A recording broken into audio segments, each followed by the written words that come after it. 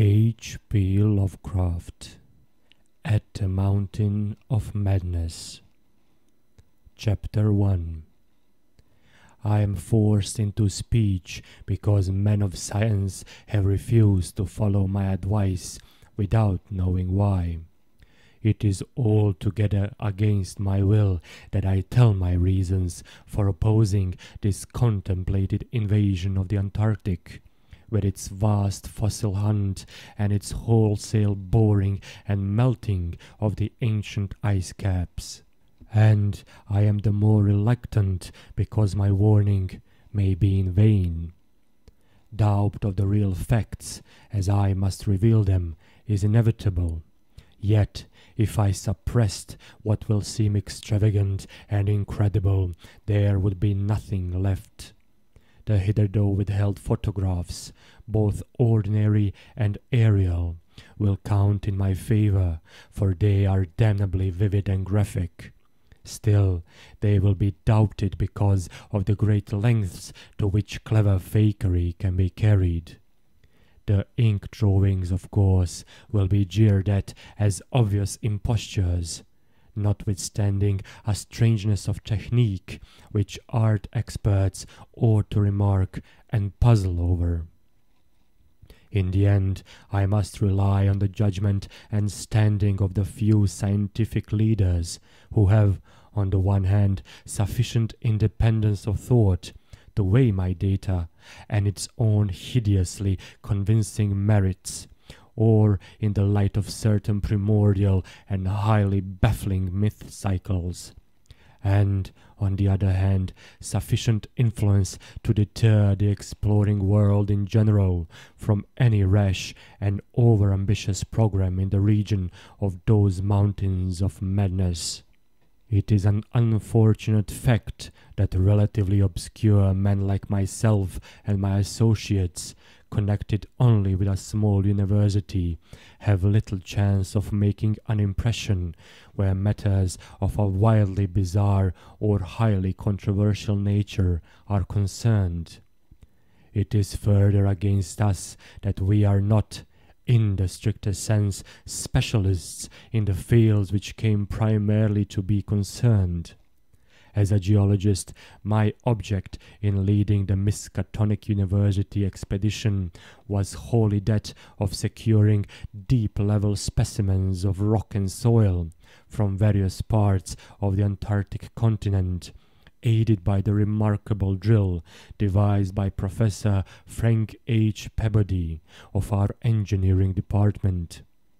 I had no wish to be a pioneer in any other field than this, but I did hope that the use of this new mechanical appliance at different points along previously explored paths would bring to light materials of a sort hitherto unreached by the ordinary methods of collection.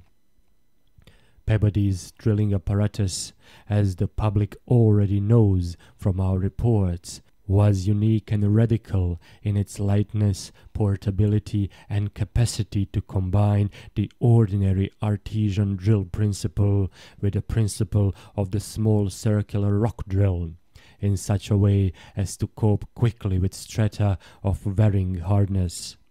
Steel head, jointed rods, gasoline motor, collapsible wooden derrick, dynamiting paraphernalia, cording, rubbish removal auger, and sectional piping for bores 5 inches wide and up to 1,000 feet deep, all formed with needed accessories no greater load than 3 7-dog sledges could carry.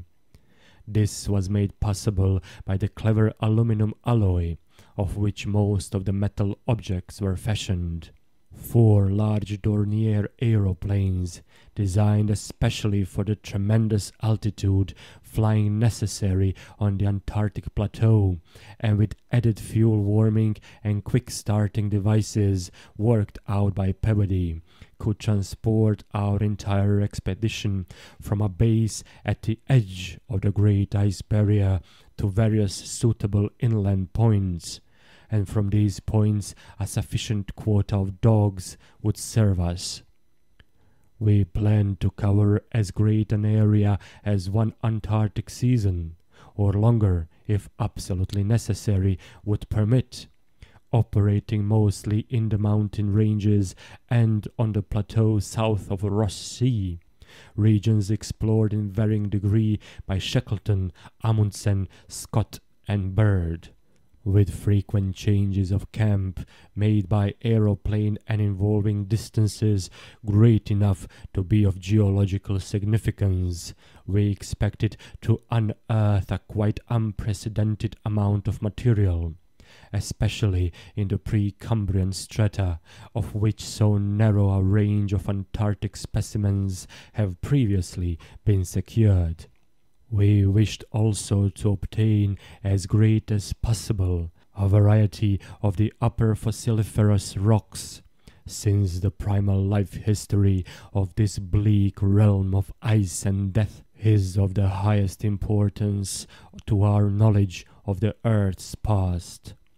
That the Antarctic continent was once temperate and even tropical, with a teeming vegetable and animal life of which the lichens, marine fauna, arachnida, and penguins of the northern edge are the only survivors, is a matter of common information, and we hope to expand that information in variety, accuracy, and detail. When a simple boring revealed fossiliferous signs, we would enlarge the aperture by blasting, in order to get specimens of suitable size and condition. Our borings of varying depth according to the promise held out by the upper soil or rock were to be confined to exposed or nearly exposed land surfaces, these inevitably being slopes and ridges because of the mile or 2 mile thickness of solid ice overlaying the lower levels. We could not afford to waste drilling the depth of any considerable amount of mere glaciation, though Peabody had worked out a plan for sinking copper electrodes in thick clusters of borings, and melting off limited areas of ice with current from a gasoline-driven dynamo. It is this plan, which we could not put into effect except experimentally on an expedition such as ours, that the coming Starkweather-Moore expedition proposes to follow, despite the warnings I have issued since our return from the Antarctic.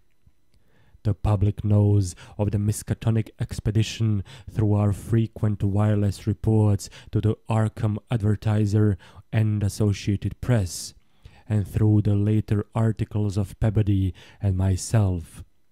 We consisted of 4 men from the university: Peabody, Lake of the biology department, Atwood of the physics department, also a meteorologist, and myself, representing geology and having nominal command, beside 16 assistants, 7 graduate students from Miskatonic, and 9 skilled mechanics. Of these 16, 12 were qualified aeroplane pilots, all but 2 of whom were competent wireless operators. 8 of them understood navigation with compass and sextant, as did Peabody, Atwood, and I. In addition, of course, our 2 ships, wooden ex-whalers reinforced for ice conditions and having auxiliary steam, were fully manned. The Nathaniel Darby Pickman Foundation, aided by a few special contributions, financed the expedition. Hence our preparations were extremely thorough, despite the absence of great publicity. The dogs, sledges, machines, camp materials, and unassembled parts of our 5 planes were delivered in Boston, and there our ships were loaded. We were marvelously well equipped for our specific purposes, and in all matters pertaining to supplies, regimen, transportation, and camp construction, we profited by the excellent example of our many recent and exceptionally brilliant predecessors. It was the unusual number and fame of these predecessors which made our own expedition, ample though it was, so little noticed by the world at large. As the newspapers told, we sailed from Boston Harbor on September the 2nd, 1930, taking a leisurely course down the coast and through the Panama Canal, and stopping at Samoa and Hobart, Tasmania, at which latter place we took on final supplies. None of our exploring party had ever been in the polar regions before. Hence, we all relied greatly on our ship captains. J.B. Douglas, commanding the brig Arkham, and serving as commander of the sea party, and Georg Thorfinsen, commanding the bark Miskatonic, both veteran whalers in Antarctic waters. As we left the inhabited world behind, the sun sank lower and lower in the north, and stayed longer and longer above the horizon each day. At about 62 degrees south latitude, we sighted our first icebergs, table-like objects with vertical sides, and just before reaching the Antarctic Circle, which we crossed on October 20th with appropriately quaint ceremonies, we were considerably troubled with field ice. The falling temperature bothered me considerably after our long voyage through the tropics, but I tried to brace up for the worst rigors to come. On many occasions, the curious atmospheric effects enchanted me vastly, these including a strikingly vivid mirage, the first I had ever seen, in which distant bergs became the battlements of unimaginable cosmic castles. Pushing through the ice, which was fortunately neither extensive nor thickly packed, we regained open water at south latitude 67 degrees, east longitude 175 degrees. On the morning of October 26th, a strong land blink appeared on the south, and before noon we all felt a thrill of excitement at beholding a vast, lofty, and snow-clad mountain chain which opened out and covered the whole vista ahead. At last we had encountered an outpost of the great unknown continent and its cryptic world of frozen death. These peaks were obviously the Admiralty Range discovered by Ross, and it would now be our task to round Cape Adare and sail down the east coast of Victoria Land to our contemplated base on the shore of McMurdo Sound at the foot of the volcano Erebus in south latitude 77 degrees 9 minutes. The last lap of the voyage was vivid and fancy-stirring. Great barren peaks of mystery loomed up constantly against the west as the low northern sun of noon, or the still lower horizon-grazing southern sun of midnight, poured its hazy reddish rays over the white snow, bluish ice and water lanes, and black bits of exposed granite slope. Through the desolate summits swept ranging, intermittent gusts of the terrible Antarctic wind, whose cadences sometimes held vague suggestions of a wild and half-sentient musical piping, with notes extending over a wide range, and which, for some subconscious mnemonic reason, seemed to me disquieting and even dimly terrible.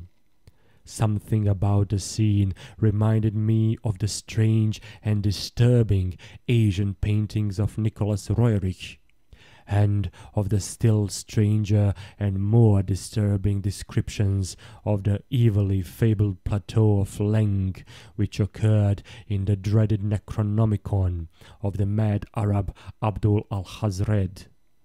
I was rather sorry, later on that I had ever looked into that monstrous book at the college library. On the 7th of November, sight of the westward range having been temporarily lost, we passed Franklin Island, and the next day descried the cones of Mount Erebus and Terror on Ross Island ahead, with a long line of the Pari Mountains beyond. There now stretched off to the east the low, white lane of the great ice barrier, rising perpendicularly to a height of 200 feet like the rocky cliffs of Quebec, and marking the end of southward navigation. In the afternoon we entered McMurdo Sound and stood off the coast in the lee of smoking Mount Erebus. The Skoriak Peak towered up some 12,700 feet against the eastern sky, like a Japanese print of the sacred Fujiyama, while beyond it rose the white, ghost-like height of Mount Terror, 10,900 feet in altitude, and now extinct as a volcano. Puffs of smoke from Erebus came intermittently, and one of the graduate assistants, a brilliant young fellow named Danforth, pointed out what looked like lava on the snowy slope, remarking that this mountain, discovered in 1840, had undoubtedly been the source of Poe's image when he wrote 7 years later, "The lavas that restlessly roll their sulphurous current down your neck in the ultimate climbs of the pole, that groan as they roll down Mount your neck in the realms of the boreal pole." Danforth was a great reader of bizarre material, and had talked a good deal of Poe. I was interested myself because of the Antarctic scene of Poe's only long story, the disturbing and enigmatical Arthur Gordon Pym. On the barren shore and on the lofty ice barrier in the background, myriads of grotesque penguins squawked and flapped their fins, while many fat seals were visible on the water, swimming or sprawling across large cakes of slowly drifting ice. Using small boats, we effected a difficult landing on Ross Island shortly after midnight on the morning of the 9th, carrying a line of cable from each of the ships, and preparing to unload supplies by means of a breeches buoy arrangement. Our sensations on first treading Antarctic soil were poignant and complex, even though at this particular point the Scott and Shackleton expeditions had preceded us. Our camp on the frozen shore below the volcano's slope was only a provisional one, headquarters being kept aboard the Arkham. We landed all our drilling apparatus, dogs, sledges, tents, provisions, gasoline tanks, experimental ice melting outfit, cameras, both ordinary and aerial, aeroplane parts, and other accessories, including 3 small portable wireless outfits, besides those in the planes, capable of communicating with the Arksum's large outfit from any part of the Antarctic continent that we would be likely to visit. The ship's outfit, communicating with the outside world, was to convey press reports to the Arkham Advertiser's powerful wireless station on the Kingsport Head, Massachusetts.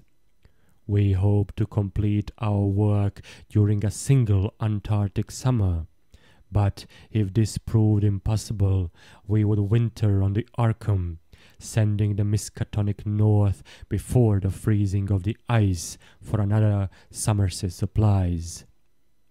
I need not repeat what the newspapers have already published about our early work, of our ascent of Mount Erebus, our successful mineral borings at several points on Ross Island, and the singular speed with which Peabody's apparatus accomplished them, even through solid rock layers. Our provisional test of the small ice-melting equipment, our perilous ascent of the Great Barrier with sledges and supplies, and our final assembling of the 5 huge aeroplanes at the camp atop the barrier. The health of our land party, 20 men and 55 Alaskan sledge dogs, was remarkable, though of course we had so far encountered no really destructive temperatures or windstorms. For the most part, the thermometer varied between 0 and 20 degrees or 25 degrees above, and our experience with New England winters had accustomed us to the rigors of this sort. The barrier camp was semi-permanent and destined to be a storage cache for gasoline, provisions, dynamite, and other supplies. Only 4 of our planes were needed to carry the actual exploring material, the 5th being left with a pilot and 2 men from the ships at the storage cache to form a means of reaching us from the Arkham, in case all our exploring planes were lost. Later, when not using all the other planes for moving apparatus, we would employ 1 or 2 in a shuttle transportation service between this cache and another permanent base on the Great Plateau from 600 to 700 miles southward, beyond Beardmore Glacier. Despite the almost unanimous account of appalling winds and tempests that poured down from the plateau, we determined to dispense with intermediate bases, taking our chances in the interest of economy and probable efficiency. Wireless reports have spoken of the breathtaking 4-hour non-stop flight of our squadron on November 21st over the lofty shelf ice, with vast peaks rising on the west and the unfathomed silences echoing to the sound of our engines. Wind troubled us only moderately, and our radio compasses helped us through the one opaque fog we encountered. When the vast rise loomed ahead between latitudes 83 degrees and 84 degrees, we knew we had reached Beardmore Glacier, the largest valley glacier in the world, and that the frozen sea was now giving place to a frowning and mountainous coastline. At last we were truly entering the white, eon-dead world of the ultimate south. Even as we realized it, we saw the peak of Mount Nansen in the eastern distance, towering up to its height of almost 15,000 feet. The successful establishment of the southern base above the glacier in latitude 86 degrees 7 minutes, east longitude 174 degrees 23 minutes, and the phenomenally rapid and effective borings and blastings made at various points reached by our sledge trips and short aeroplane flights are matters of history, as is the arduous and triumphant ascent of Mount Nansen by Peabody and 2 of the graduate students, Judney and Carroll, on December 13th to 15th. We were some 8,500 feet above sea level, and when experimental drillings revealed solid ground only 12 feet down through the snow and ice at certain points, we made considerable use of the small melting apparatus and sunk bores and performed dynamiting at many places where no previous explorer had ever thought of securing mineral specimens. The Precambrian granites and Beacon sandstones thus obtained confirmed our belief that this plateau was homogeneous, with the great bulk of the continent to the west, but somewhat different from the parts lying eastward below South America, which we then thought to form a separate and smaller continent, divided from the larger one by a frozen junction of Ross and Weddell seas, though Bird had since disproved the hypothesis. In certain of the sandstones, dynamited and chiseled after boring revealed their nature, we found some highly interesting fossil markings and fragments, notably ferns, seaweed, trilobites, crinoids, and such mollusks as linguae and gastropods, all of which seemed of real significance in connection with the region's primordial history. There was also a queer triangular, striated marking about a foot in greatest diameter, which Lake pieced together from 3 fragments of slate brought up from a deep blasted aperture. These fragments came from a point to the westward, near the Queen Alexandra Range, and Lake, as a biologist, seemed to find their curious marking unusually puzzling and provocative, though to my geological eye it looked not unlike some of the ripple effects reasonably common in the sedimentary rocks. Since slate is no more than a metamorphic formation into which a sedimentary stratum is pressed, and since the pressure itself produces odd, distorting effects on any markings which may exist, I saw no reason for extreme wonder over the striated depression. On January 6th, 1931, Lake, Peabody, Danforth, the other 6 students, and myself flew directly over the South Pole in 2 of the Great Plains, being forced down once by a sudden high wind, which, fortunately, did not develop into a typical storm. This was, as the papers have stated, one of several observation flights, during others of which we tried to discern new topographical features in areas unreached by previous explorers. Our early flights were disappointing in this latter respect, though they afforded us some magnificent examples of the richly fantastic and deceptive mirages of the polar regions, of which our sea voyage had given us some brief foretastes. Distant mountains floated in the sky as enchanted cities, and often the whole white world would dissolve into a gold, silver, and scarlet land of Dansonian dreams and adventurous expectancy under the magic of the low midnight sun. On cloudy days we had considerable trouble in flying, owing to the tendency of snowy earth and sky to merge into one mystical opalescent void, with no visible horizon to mark the junction of the two. At length we resolved to carry out our original plan of flying 500 miles eastward with all 4 exploring planes, and establishing a fresh sub-base at a point which would probably be on the smaller continental division, as we mistakenly conceived it. Geological specimens obtained there would be desirable for purposes of comparison. Our health so far had remained excellent, lime juice well offsetting the steady diet of tinned and salted food, and temperatures generally above 0, enabling us to do without our thickest furs.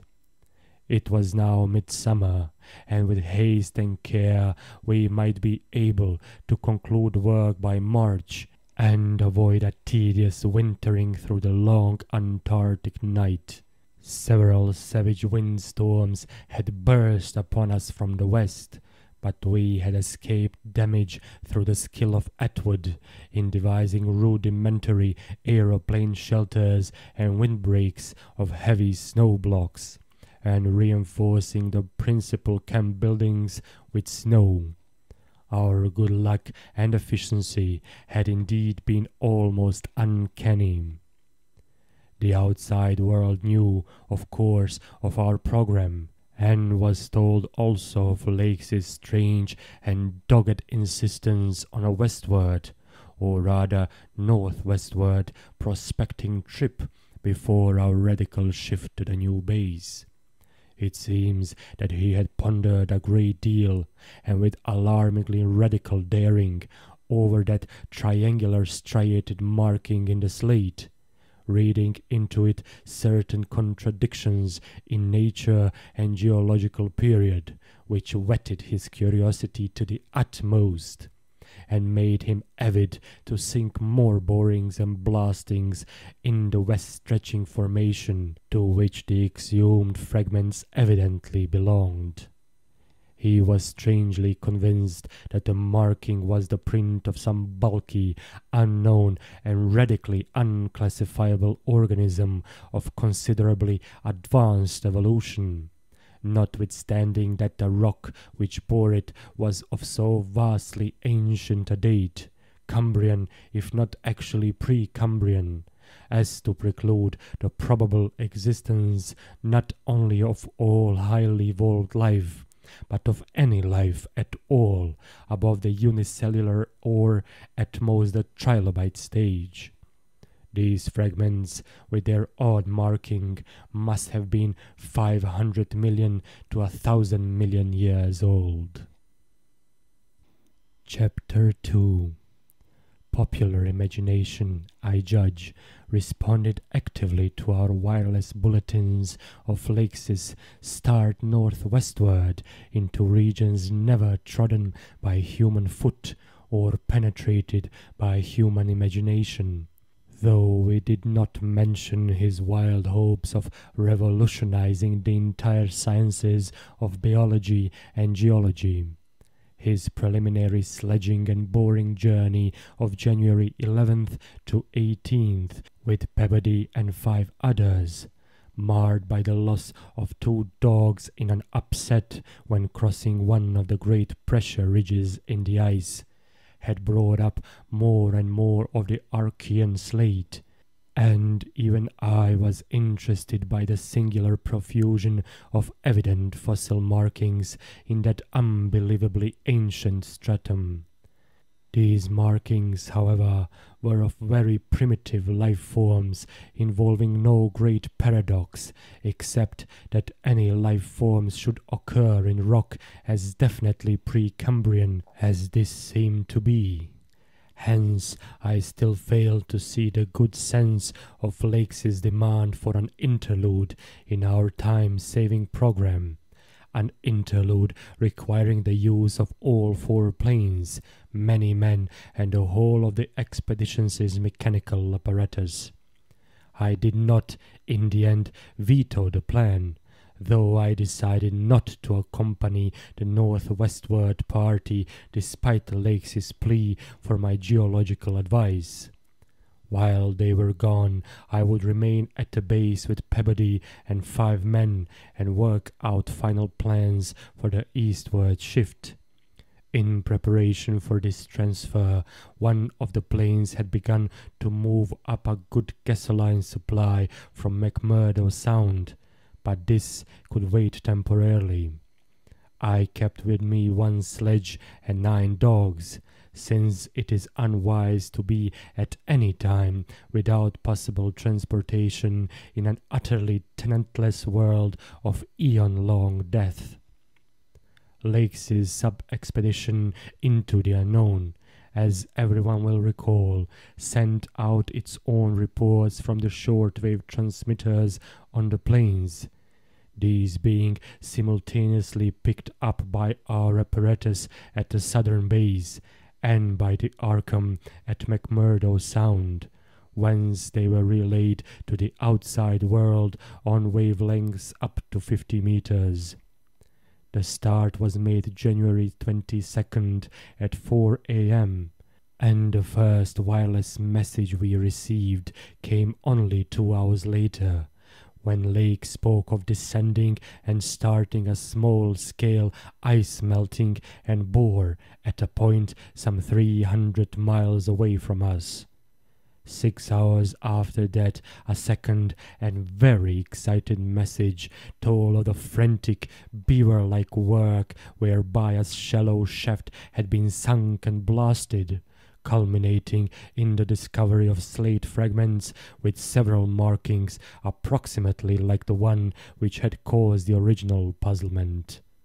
3 hours later, a brief bulletin announced the resumption of the flight in the teeth of a raw and piercing gale, and when I dispatched a message of protest against further hazards, Lake replied curtly that his new specimens made any hazard worth taking.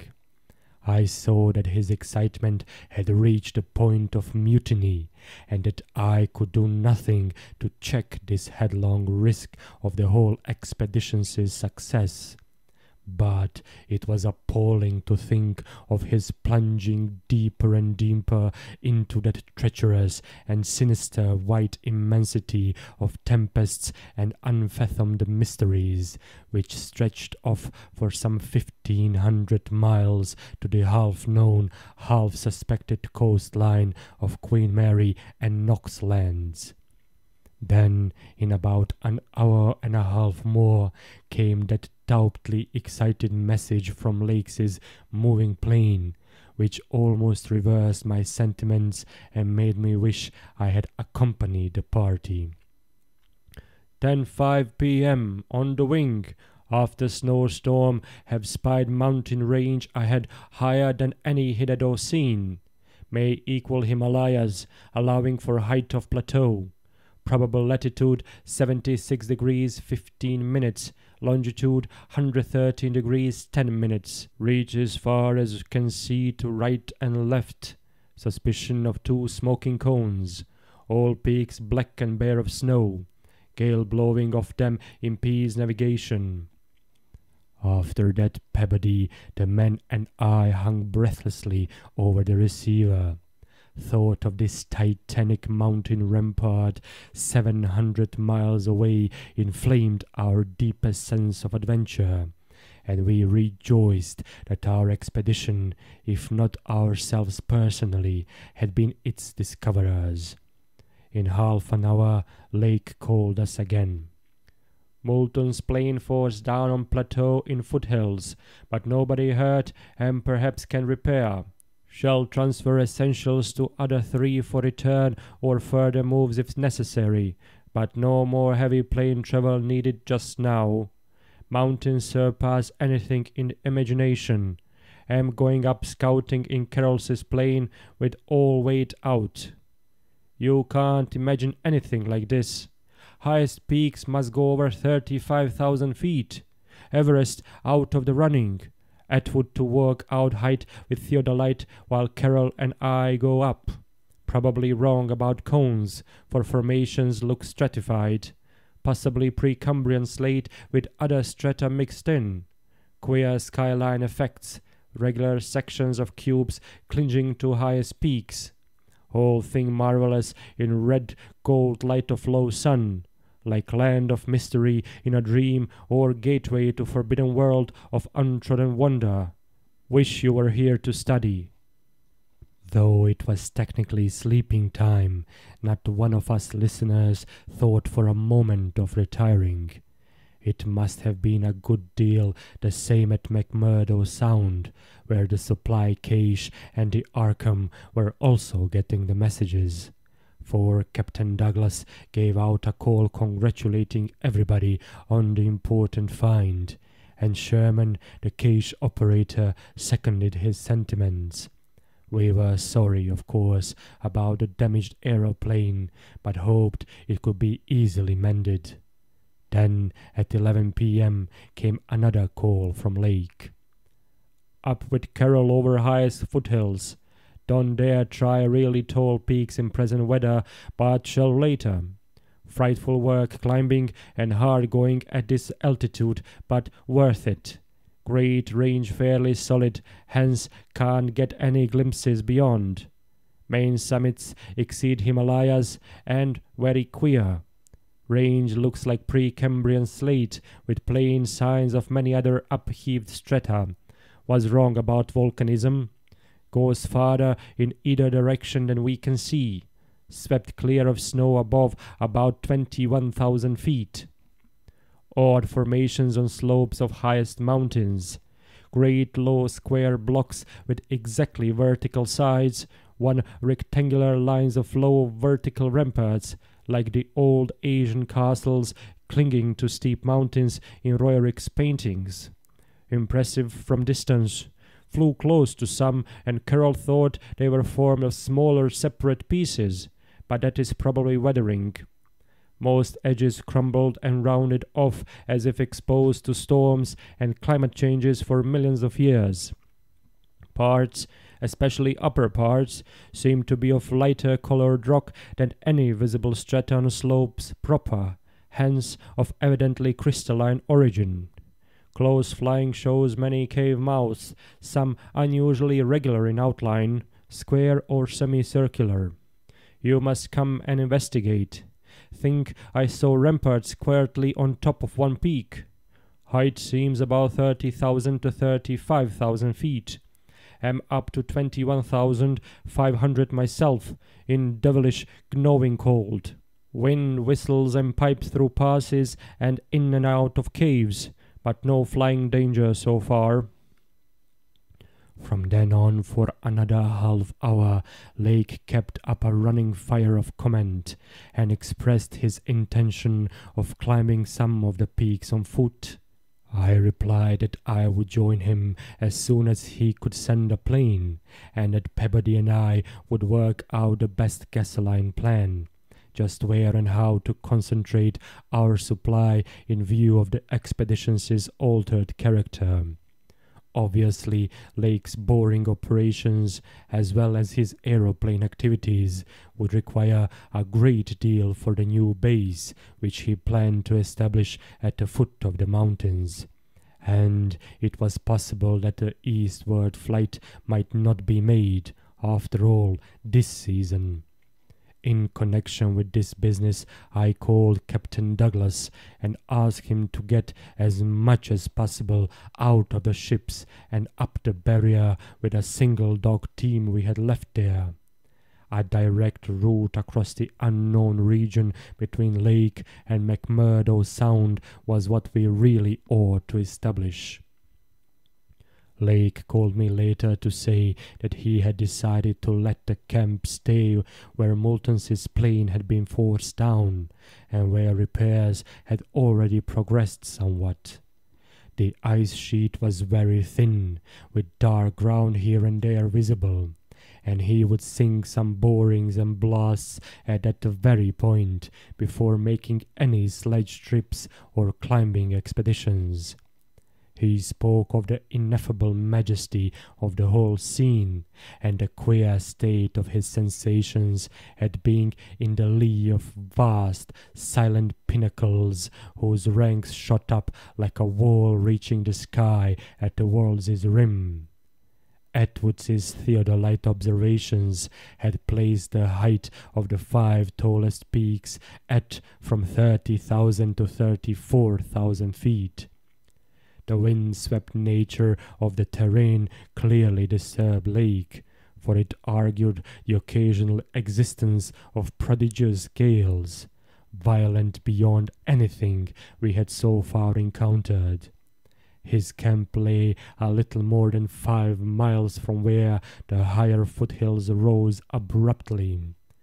I could almost trace a note of subconscious alarm in his words, fleshed across a glacial void of 700 miles, as he urged that we all hasten with the matter and get the strange new region disposed of as soon as possible.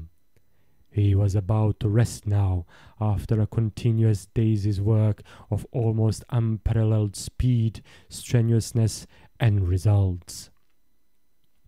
In the morning I had a 3-cornered wireless talk with Lake and Captain Douglas at their widely separated bases.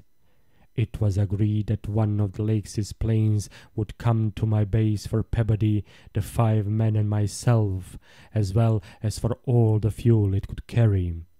The rest of the fuel question, depending on our decision about an easterly trip, could wait for a few days, since Lake had enough for immediate camp heat and borings.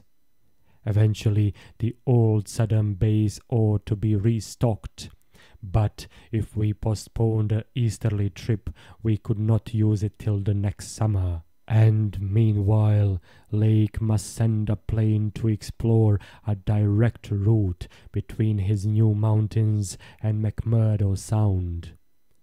Peabody and I prepared to close our base for a short or long period, as the case might be. If we wintered in the Antarctic, we could probably fly straight from Lake's base to the Arkham without returning to this spot. Some of our conical tents had already been reinforced by blocks of hard snow, and now we decided to complete the job of making a permanent village. Owing to a very liberal tent supply, Lake had with him all that his base would need, even after our arrival. I wirelessed that Peabody and I would be ready for the northwestward move after 1 day's work and 1 night's rest. Our labors, however, were not very steady after 4 p.m., for about that time Lake began sending in the most extraordinary and exciting messages. His working day had started unpropitiously, since an aeroplane survey of the nearly exposed rock surfaces showed an entire absence of those Archean and primordial strata for which he was looking, and which formed so great a part of the colossal peaks that loomed up at a tantalizing distance from the camp.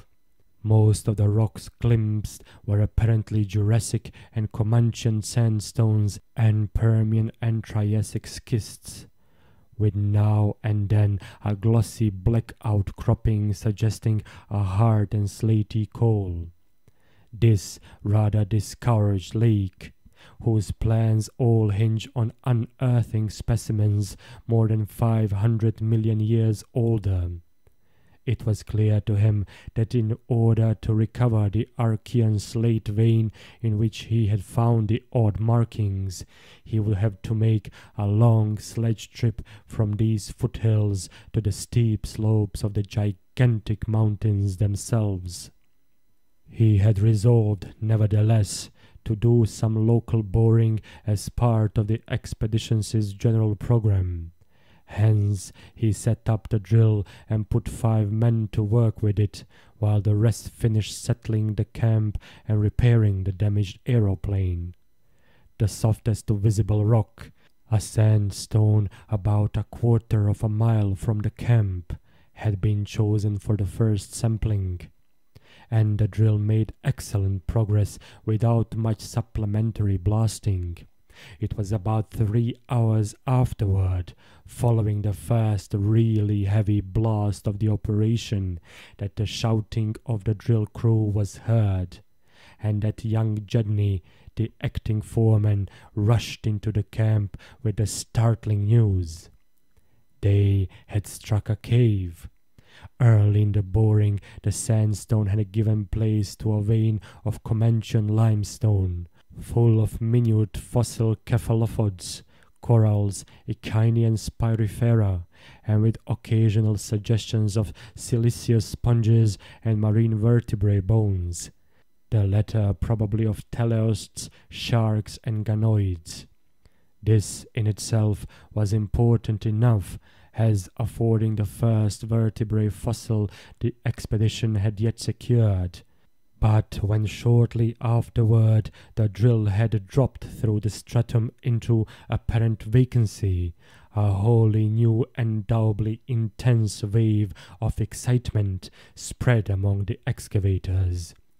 A good-sized blast had laid open the subterranean secret, and now, through a jagged aperture, perhaps 5 feet across and 3 feet thick, there yawned before the avid searchers a section of shallow limestone, hollowing worn more than 50 million years ago by the trickling groundwaters of a bygone tropic world. The hollowed layer was not more than 7 or 8 feet deep, but extended off indefinitely in all directions and had a fresh, slightly moving air, which suggested its membership in an extensive subterranean system. Its roof and floor were abundantly equipped with large stalactites and stalagmites, some of which met in columnar form. But important above all else was the vast deposit of shells and bones, which in places nearly choked the passage. Washed down from unknown jungles of Mesozoic tree ferns and fungi, and forests of tertiary cycads, fan palms and primitive angiosperms, this osseous medley contained representatives of more Cretaceous, Eocene, and other animal species than the greatest paleontologist could have counted or classified in a year. Mollusks, crustacean armor, fishes, amphibians, reptiles, birds, and early mammals, great and small, known and unknown. No wonder Judney ran back to the camp shouting, and no wonder everyone else dropped work and rushed headlong through the biting cold to where the tall derrick marked a new-found gateway to secrets of inner earth and vanished eons. When Lake had satisfied the first keen edge of his curiosity, he scribbled a message in his notebook and had young Moulton run back to the camp to dispatch it by wireless. This was my first word of the discovery, and it told of the identification of early shells, bones of ganoids and placoderms, remnants of labyrinthodonts and thecodonts, great mosasaur skull fragments, dinosaur vertebrae and armor plates, pterodactyl teeth and wing bones, Archaeopteryx debris, Miocene sharks' teeth, primitive bird skulls, and other bones of archaic mammals such as Paleotheres, Xiphodons, Eohipi, Oreodons, and Titanotheres. There was nothing as recent as a mastodon, elephant, true camel, deer, or bovine animal. Hence Lake concluded that the last deposits had occurred during the Oligocene age, and that the hollowed stratum had lain in its present dry, dead, and inaccessible state for at least 30 million years. On the other hand, a prevalence of very early life forms was singular in the highest degree, though the limestone formation was, on the evidence of such typical embedded fossils as ventriculites, positively and unmistakably Comanchean, and not a particle earlier. The free fragments in the hollow space included a surprising proportion from organisms hitherto considered as peculiar to far older periods. Even rudimentary fishes, mollusks, and corals as remote as the Silurian or Ordovician. The inevitable inference was that in this part of the world there had been a remarkable and unique degree of continuity between the life of over 300 million years ago and that of only 30 million years ago. How far this continuity had extended beyond the Oligocene age, when the cavern was closed, was of course past all speculation. In any event, the coming of the frightful ice in the Pleistocene some 500,000 years ago, a mere yesterday as compared with the age of this cavity, must have put an end to any of the primal forms which had locally managed to outlive their common terms. Lake was not content to let his first message stand, but had another bulletin written and dispatched across the snow to the camp before Moulton could get back. After that, Moulton stayed at the wireless in one of the planes, transmitting to me and to the Arkham for relaying to the outside world the frequent postscripts which Lake sent him by a succession of messengers. Those who follow the newspapers will remember the excitement created among men of science by that afternoon's reports which have finally led, after all these years, to the organization of that very Starkweather Moor expedition, which I am so anxious to dissuade from its purposes. I had better give the messages literally as Lake sent them, and as our base operator McTighe translated them from the pencil shorthand. Fowler makes discovery of highest importance in sandstone and limestone fragments from blasts. Several distinct triangular striated prints like those in Archean slate, proving that source survived from over 600 million years ago to Comanchean times, without more than moderate morphological changes and decrease in average size. Comanchean prints apparently more primitive or decadent, if anything, than older ones. Emphasize importance of discovery in press. Will mean to biology what Einstein has meant to mathematics and physics. Join up with my previous work and amplifies conclusions. Appears to indicate, as I suspected, that Earth has seen whole cycle or cycles of organic life before known one that begins with archaeozoic cells, was evolved and specialized not later than 1,000 million years ago, when planet was young and recently uninhabitable for any life forms or normal protoplasmic structure. Question arises when, where, and how development took place.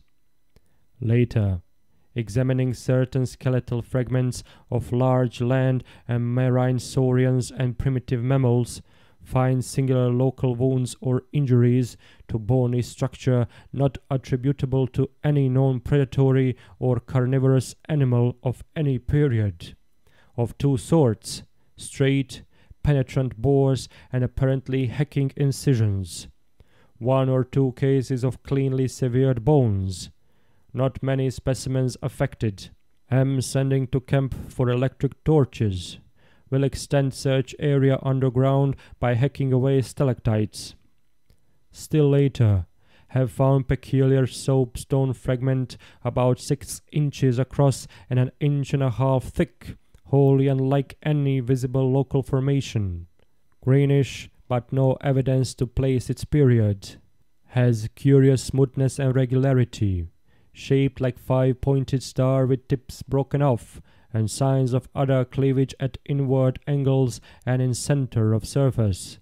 Small, smooth depression in center of unbroken surface. Arouses much curiosity as to source and weathering. Probably some freak of water action. Carroll, with magnifier, thinks he can make out additional markings of geologic significance. Groups of tiny dots in regular patterns. Dogs growing uneasy as we work, and seems to hate this soapstone. Must see if it has any peculiar odor. Will report again when Mills gets back with light and we start on underground area. 10:15 p.m. Important discovery.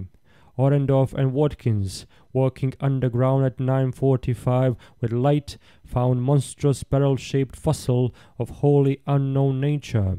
Probably vegetable unless overgrown specimen of unknown marine radiata. Tissue evidently preserved by mineral salts. Tough as leather, but astonishing flexibility retained in places. Marks of broken off parts at ends and around sides. 6 feet end to end, 3 5/10 feet central diameter, tapering to 1 foot at each end, like a barrel with 5 bulging ridges in place of staves. Lateral breakages, as of thinnish stalks, are at equator in middle of these ridges. In furrows between ridges are curious growths, combs or wings that fold up and spread out like fans, all greatly damaged but one, which gives almost 7-foot wing spread. Arrangement reminds one of certain monsters of primal myth, especially fabled elder things in Necronomicon. Their wings seem to be membranous, stretched on framework of glandular tubing, apparent minute orifices in frame tubing at wing tips, ends of body shriveled, giving no clue to interior or to what has been broken off there. Must dissect when we get back to camp. Can't decide whether vegetable or animal. Many features obviously of almost incredible primitiveness. Have set all hands cutting stalactites and looking for further specimens. Additional scarred bones found, but these must wait. Having trouble with dogs. They can't endure the new specimen and would probably tear it to pieces if we didn't keep it at a distance from them. 11:30 p.m.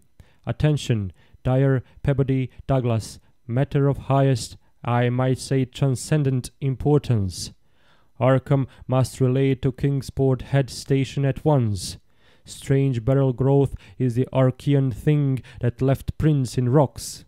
Mills, Boudreau and Fowler discovered cluster of 13 more at underground point 40 feet from aperture, mixed with curiously rounded and configured soapstone fragments smaller than one previously found, star-shaped, but no marks of breakage except at some of the points. Of organic specimen 8 apparently perfect with all appendages, have brought all to surface, leading off dogs to distance. They cannot stand the things. Give close attention to description and repeat back for accuracy. Papers must get this right. Objects are 8 feet long all over. 6 foot, 5 ridged barrel torso, 3 5/10 feet central diameter, 1 foot end diameters. Dark gray, flexible, and infinitely tough. 7-foot membranous wings of same color, found folded, spread out of furrows between ridges. Wing framework tubular or glandular, of lighter gray, with orifices at wing tips. Spread wings have serrated edge. Around equator, one at central apex of each of the 5 vertical, stave-like ridges are 5 systems of light gray flexible arms or tentacles, found tightly folded to torso but expansible to maximum length of over 3 feet, like arms of primitive crinoid. Single stalks, 3 inches diameter, branch after 6 inches into 5 substalks, each of which branches after 8 inches into small, tapering tentacles or tendrils, giving each stalk a total of 25 tentacles. At top of torso blunt, bulbous neck of lighter gray, with gill-like suggestions, holds yellowish 5-pointed starfish-shaped apparent head, covered with 3-inch wiry cilia of various prismatic colors. Head thick and puffy, about 2 feet point to point, with 3-inch flexible yellowish tubes projecting from each point, slit in exact center of top probably breeding aperture. At end of each tube is spherical expansion, where yellowish membrane rolls back on handling to reveal glassy red iris globe, evidently an eye.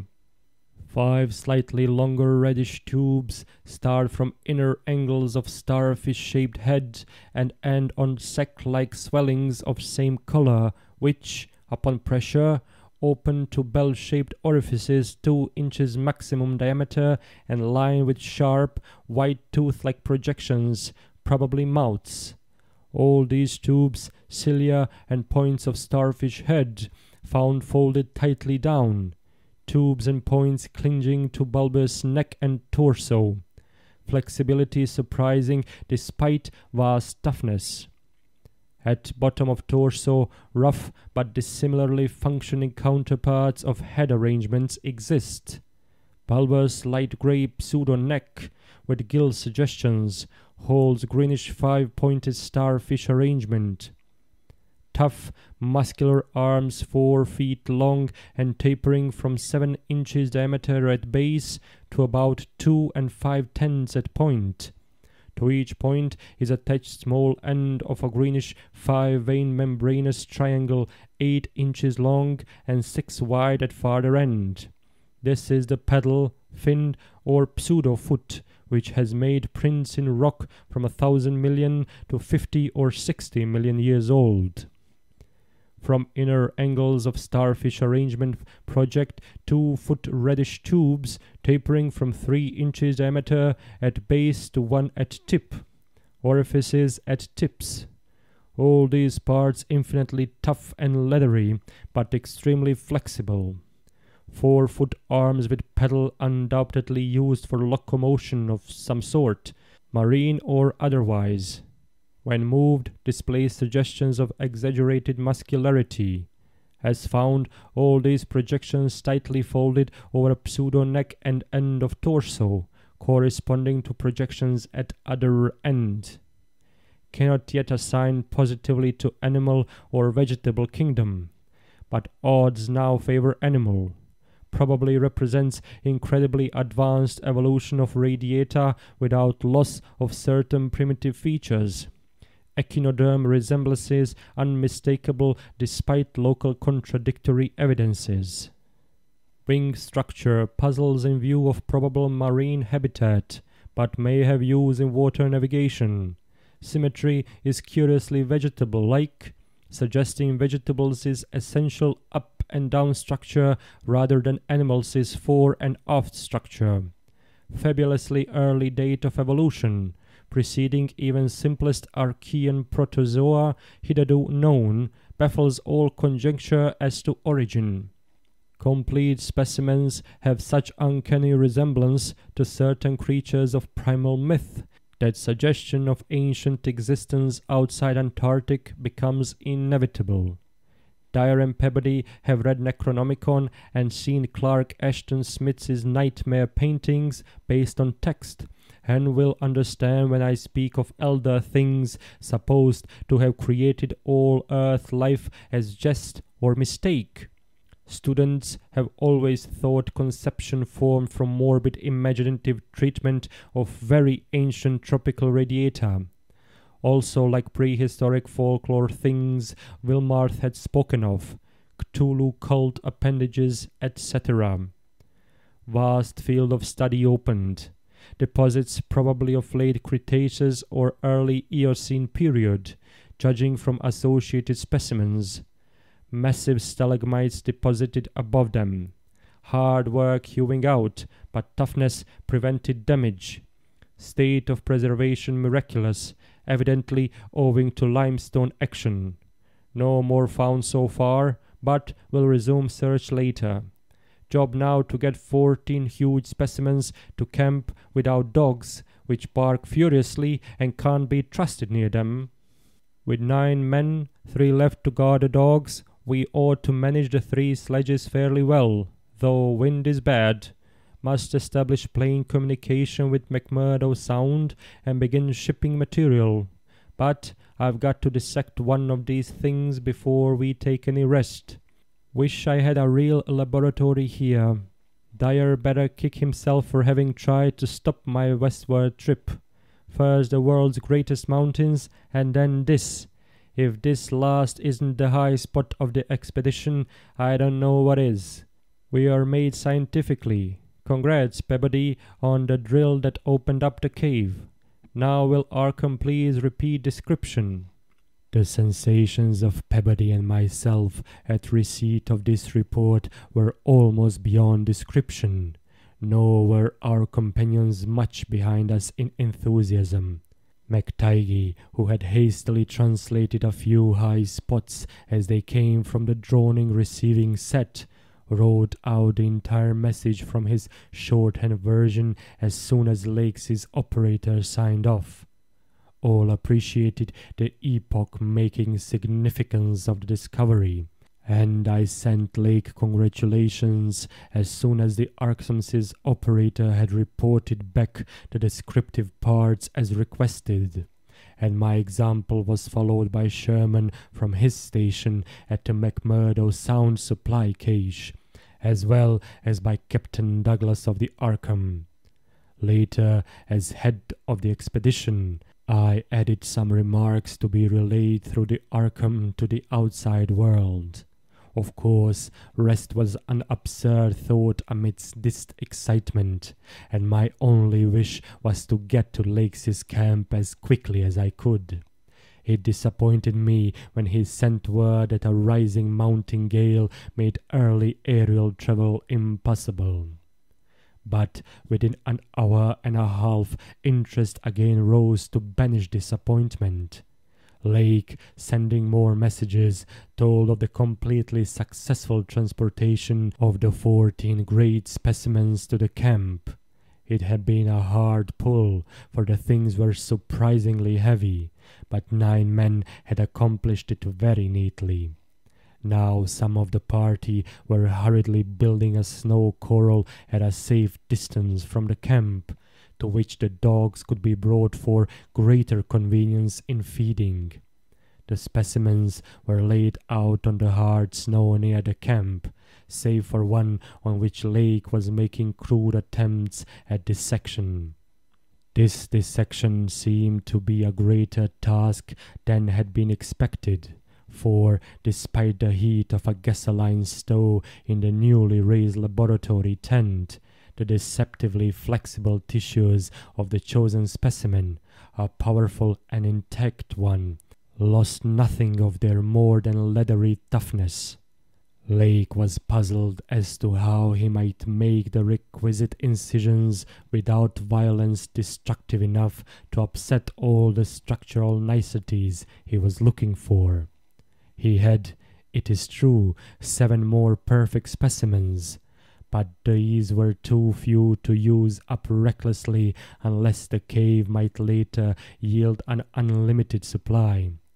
Accordingly, he removed a specimen and dragged in one which, though having remnants of a starfish arrangements at both ends, was badly crushed and partly disrupted along one of the great torso furrows. Results, quickly reported over the wireless, were baffling and provocative indeed. Nothing like delicacy or accuracy was possible with instruments hardly able to cut the anomalous tissue, but the little that was achieved left us all awed and bewildered. Existing biology would have to be wholly revised, for this thing was no product of any cell growth science knows about.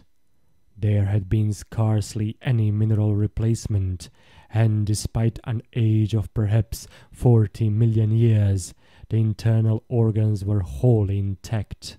The leathery, undeteriorative, and almost indestructible quality was an inherent attribute of the thing's form of organization, and pertained to some Paleogean cycle of invertebrate evolution utterly beyond our powers of speculation. At first, all that Lake found was dry, but as the heated tent produced its thawing effect, organic moisture of pungent and offensive odor was encountered toward the thing's uninjured side. It was not blood, but a thick, dark green fluid apparently answering the same purpose. By the time Lake reached this stage, all 37 dogs had been brought to the still uncompleted corral near the camp, and even at that distance set up a savage barking and show of restlessness at the acrid, diffusive smell. Far from helping to place the strange entity, this provisional dissection merely deepened its mystery. All guesses about its external members had been correct, and on the evidence of these one could hardly hesitate to call the thing animal. But internal inspection brought up so many vegetable evidences that the lake was left hopelessly at sea. It had digestion and circulation, and eliminated waste matter through the reddish tubes of its starfish-shaped base. Curiously, one would say that its respiration apparatus handled oxygen rather than carbon dioxide, and there were odd evidences of air storage chambers and methods of shifting respiration from the external orifice to at least 2 other fully developed breathing systems, gills and pores. Clearly, it was amphibian, and probably adapted to long airless hibernation periods as well. Vocal organs seemed present in connection with the main respiratory system, but they presented anomalies beyond immediate solution. Articulate speech, in the sense of syllable utterance, seemed barely conceivable, but musical piping notes covering a wide range were highly probable. The muscular system was almost prematurely developed. The nervous system was so complex and highly developed as to leave Lake aghast. Though excessively primitive and archaic in some respects, the thing had a set of ganglial centers and connectives arguing the very extremes of specialized development. Its 5-lobed brain was surprisingly advanced, and there were signs of a sensory equipment, served in part through the wiry cilia on the head, involving factors alien to any other terrestrial organism. Probably it has more than 5 senses, so that its habits could not be predicted from any existing analogy. It must, Lake thought, have been a creature of keen sensitiveness and delicately differentiated functions in its primal world, much like the ants and bees of today. It reproduced like the vegetable cryptogams, especially the Pterodipta, having spore cases at the tips of the wings and evidently developing from a thallus or prothallus. But to give it a name at this stage was mere folly. It looked like a radiate, but was clearly something more. It was partly vegetable, but had 3/4 of the essentials of animal structure. That it was marine in origin, its symmetrical contour and certain other attributes clearly indicated. Yet one could not be exact as to the limit of its later adaptations. The wings, after all, held a persistent suggestion of the aerial. How it could have undergone its tremendously complex evolution on a new-born Earth in time to leave prints in Archean rocks was so far beyond conception as to make Lake whimsically recall the primal myths about the great old ones, who filtered down from the stars and concocted Earth life as a joke or mistake, and the wild tales of cosmic hill things from outside, told by a folklorist colleague in the Miskatonic's English department. Naturally, he considered the possibility of the Precambrian prints having been made by a less evolved ancestor of the present specimens, but quickly rejected this too facile theory upon considering the advanced structural qualities of the older fossils. If anything, the later contours showed decadence rather than higher evolution. The size of the pseudo-feet had decreased, and the whole morphology seemed coarsened and simplified.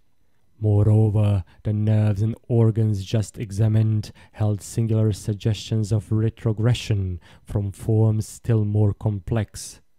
Atrophied and vestigial parts were surprisingly prevalent.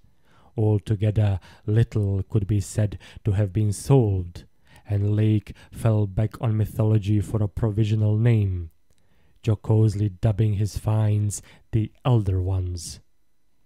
At about 2:30 a.m., having decided to postpone further work and get a little rest, he covered the dissected organism with tarpaulin, emerged from the laboratory tent, and studied the intact specimens with renewed interest. The ceaseless Antarctic sun had begun to limber up their tissue a trifle, so that the head points and tubes of 2 or 3 showed signs of unfolding. But Lake did not believe there was any danger of immediate decomposition in the almost sub-zero air. He did, however, move all the undissected specimens close together and throw a spare tent over them in order to keep off the direct solar rays. That would also help to keep their possible scent away from the dogs, whose hostile unrest was really becoming a problem, even at their substantial distance and behind the higher and higher snow walls, which an increased quota of the men were hastening to raise around their quarters. He had to weigh down the corners of the tent cloth with heavy blocks of snow to hold it in place amidst the rising gale, for the Titan Mountains seemed about to deliver some gravely severe blasts. Early apprehensions about sudden Antarctic winds were revived, and under Atwoods's supervision precautions were taken to bank the tents, new dog corral, and crude aeroplane shelters with snow on the mountainward side. These latter shelters began with hard snow blocks during odd moments, were by no means as high as they should have been, and Lake finally detached all hands from other tasks to work on them. It was after 4 when Lake at last prepared to sign off and advised us all to share the rest period his outfit would take when the shelter walls were a little higher. He held some friendly chat with Peabody over the ether and repeated his praise of the really marvelous drills that had helped him make his discovery. Atwood also sent greetings and praises. I gave Lake a warm word of congratulations, owning up that he was right about the western trip, and we all agreed to get in touch by wireless at 10 in the morning. If the gale was then over, Lake would send a plane for the party at my base. Just before retiring, I dispatched a final message to the Arkham with instructions about toning down the day's news for the outside world, since the full details seemed radical enough to rouse a wave of incredulity until further substantiated. Chapter 3. None of us, I imagine, slept very heavily or continuously that morning. Both the excitement of Lake's discovery and the mounting fury of the wind were against such a thing. So savage was the blast, even where we were, that we could not help wondering how much worse it was at Lake's camp, directly under the vast unknown peaks that bred and delivered it. McTighe was awake at 10 o'clock and tried to get Lake on the wireless, as agreed, but some electrical condition in the disturbed air to the westward seemed to prevent communication. We did, however, get to Arkham, and Douglas told me that he had likewise been vainly trying to reach Lake. He had not known about the wind, for very little was blowing at McMurdo Sound, despite its persistent rage where we were.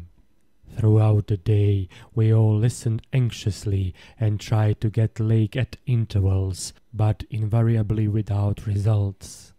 About noon, a positive frenzy of wind stampeded out of the west, causing us to fear for the safety of our camp.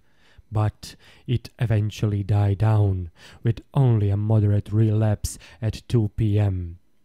After 3 o'clock it was very quiet, and we redoubled our efforts to get Lake.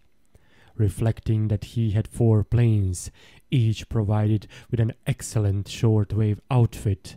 We could not imagine any ordinary accident capable of crippling all his wireless equipment at once. Nevertheless, the stony silence continued, and when we thought of the delirious force the wind must have had in his locality, we could not help making the more direful conjectures. By 6 o'clock, our fears had become intense and definite, and after a wireless consultation with Douglas and Thorfinson, I resolved to take steps toward investigation. The 5th aeroplane, which we had left at the McMurdo Sound supply cache with Sherman and 2 sailors, was in good shape and ready for instant use, and it seemed that the very emergency for which it had been saved was now upon us. I got Sherman by wireless and ordered him to join me with the plane and the 2 sailors at the southern base as quickly as possible, the air conditions being apparently highly favorable. We then talked over the personnel of the coming investigation party, and decided that we would include all hands, together with the sledge and dogs which I had kept with me. Even so great a load would not be too much for one of the huge planes built to our special orders for heavy machinery transportation.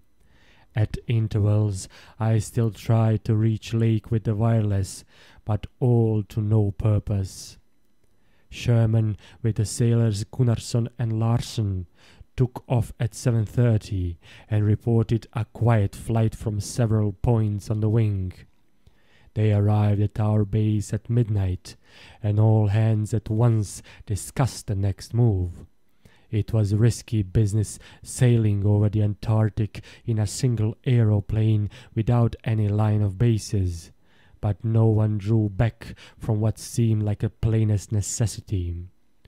We turned in at 2 o'clock for a brief rest after some preliminary loading of the plane, but were up again in 4 hours to finish the loading and packing.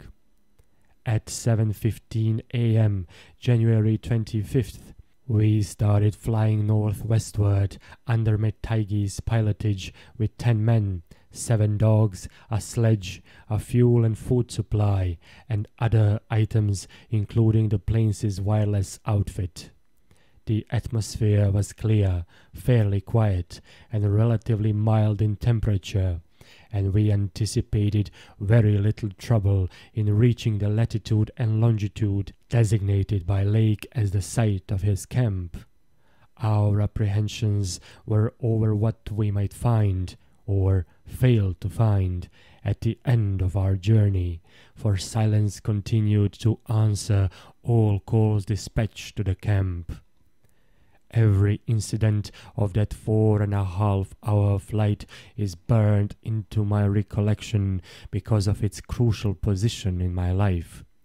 It marked my loss, at the age of 54, of all that peace and balance which the normal mind possesses through its accustomed conception of external nature and nature's laws. Thenceforward, the 10 of us, but the student Denford and myself above all others, were to face a hideously amplified world of lurking horrors which nothing can erase from our emotions, and which we would refrain from sharing with mankind in general if we could. The newspapers have printed the bulletins we sent from the moving plane, telling of our non-stop course, our 2 battles with treacherous upper air gales, our glimpse of the broken surface where Lake had sunk his mid-journey shaft 3 days before, and our sight of a group of those strange fluffy snow cylinders noted by Amundsen and Bird as rolling in the wind across the endless leagues of frozen plateau. There came a point, though, when our sensations could not be conveyed in any words the press would understand, and a later point when we had to adapt an actual rule of strict censorship. The sailor Larsen was first to spy the jagged line of witch-like cones and pinnacles ahead, and his shouts sent everyone to the windows of the great cabined plane. Despite our speed, they were very slow in gaining prominence. Hence, we knew that they must be infinitely far off, and visible only because of their abnormal height. Little by little, however, they rose grimly into the western sky, allowing us to distinguish various bare, bleak, blackish summits, and to catch the curious sense of fantasy which they inspired as seen in the reddish Antarctic light against the provocative background of iridescent ice dust clouds. In the whole spectacle there was a persistent, pervasive hint of stupendous secrecy and potential revelation. It was as if these stark nightmare spires marked the pylons of a frightful gateway into forbidden spheres of dream and complex gulfs of remote time, space, and ultra-dimensionality. I could not help feeling that they were evil things, mountains of madness whose farther slopes looked out over some accursed ultimate abyss. That seething half-luminous cloud background held ineffable suggestions of a vague, ethereal beyondness far more than terrestrially spatial, and gave appalling reminders of the utter remoteness, separateness, desolation, and eon-long death of this untrodden and unfathomed austral world. It was young Danforth who drew our notice to the curious regularities of the higher mountain skyline, regularities like clinging fragments of perfect cubes, which Lake had mentioned in his messages, and which indeed justified his comparison with the dream-like suggestions of primordial temple ruins on cloudy Asian mountaintops so subtly and strangely painted by Roerich. There was indeed something hauntingly Roerich-like about this whole unearthly continent of mountainous mystery. I had felt it in October when we first caught sight of Victoria Land, and I felt it afresh now. I felt, too, another wave of uneasy consciousness of Archean mythical resemblances, of how disturbingly this lethal realm corresponded to the evilly famed plateau of Leng in the primal writings. Mythologists have placed Leng in Central Asia, but the racial memory of man, or of his predecessors, is long, and it may well be that certain tales have come down from lands and mountains and temples of horror earlier than Asia, and earlier than any human world we know. A few daring mystics have hinted at the pre-Pleistocene origin for the fragmentary Pnakotic manuscripts, and have suggested that the devotees of Tsathoggua were as alien to mankind as Tsathoggua itself. Leng, wherever in space or time it might brood, was not a region I would care to be in or near, nor did I relish the proximity of a world that had ever bred such ambiguous and Archean monstrosities as those Lake had just mentioned. At the moment I felt sorry that I had ever read the abhorred Necronomicon, or talked so much with that unpleasantly erudite folklorist Wilmarth at the university. This mood undoubtedly served to aggravate my reaction to the bizarre mirage which burst upon us from the increasingly opalescent zenith as we drew near the mountains and began to make out the cumulative undulations of the foothills. I had seen dozens of polar mirages during the preceding weeks, some of them quite as uncanny and fantastically vivid as the present example. But this one had a wholly novel and obscure quality of menacing symbolism, and I shuddered as the seething labyrinth of fabulous walls and towers and minarets loomed out of the troubled ice vapors above our heads. The effect was that of a cyclopean city of no architecture known to man or to human imagination, with vast aggregations of night-black masonry embodying monstrous perversions of geometrical laws. There were truncated cones, sometimes terraced or fluted, surmounted by tall cylindrical shafts here and there bulbously enlarged and often capped with tiers of thinnish scalloped discs, and strange beetling table-like constructions suggesting piles of multitudinous rectangular slabs or circular plates, or 5 pointed stars with each one overlapping the one beneath. There were composite cones and pyramids, either alone or surmounting cylinders or cubes, or flatter truncated cones and pyramids, and occasional needle-like spires in curious clusters of 5. All of these febrile structures seemed knit together by tubular bridges crossing from one to the other at various dizzy heights, and the implied scale of the whole was terrifying and oppressive in its sheer gigantism. The general type of mirage was not unlike some of the wilder forms observed and drawn by the Arctic whaler Scoresby in 1820, but at this time and place, with those dark, unknown mountain peaks soaring stupendously ahead, that anomalous elder world discovery in our minds, and the pall of probable disaster enveloping the greater part of our expedition, we all seemed to find in it a taint of latent malignity and infinitely evil portent. I was glad when the mirage began to break up, though in the process the various nightmare turrets and cones assumed distorted, temporary forms of even vaster hideousness.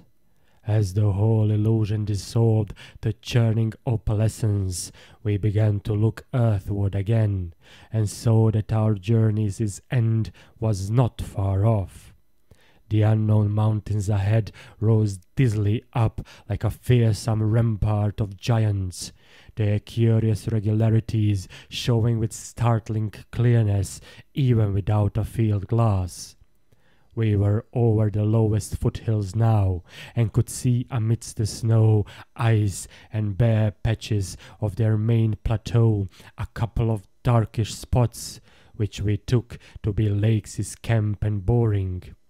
The higher foothills shot up between 5 and 6 miles away, forming a range almost distinct from the terrifying line of more than Himalayan peaks beyond them.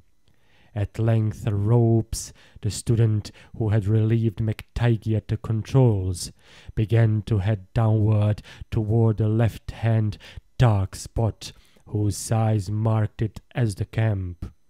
As he did so, McTighe sent out the last uncensored wireless message the world was to receive from our expedition. Everyone, of course, has read the brief and unsatisfying bulletins of the rest of our Antarctic sojourn.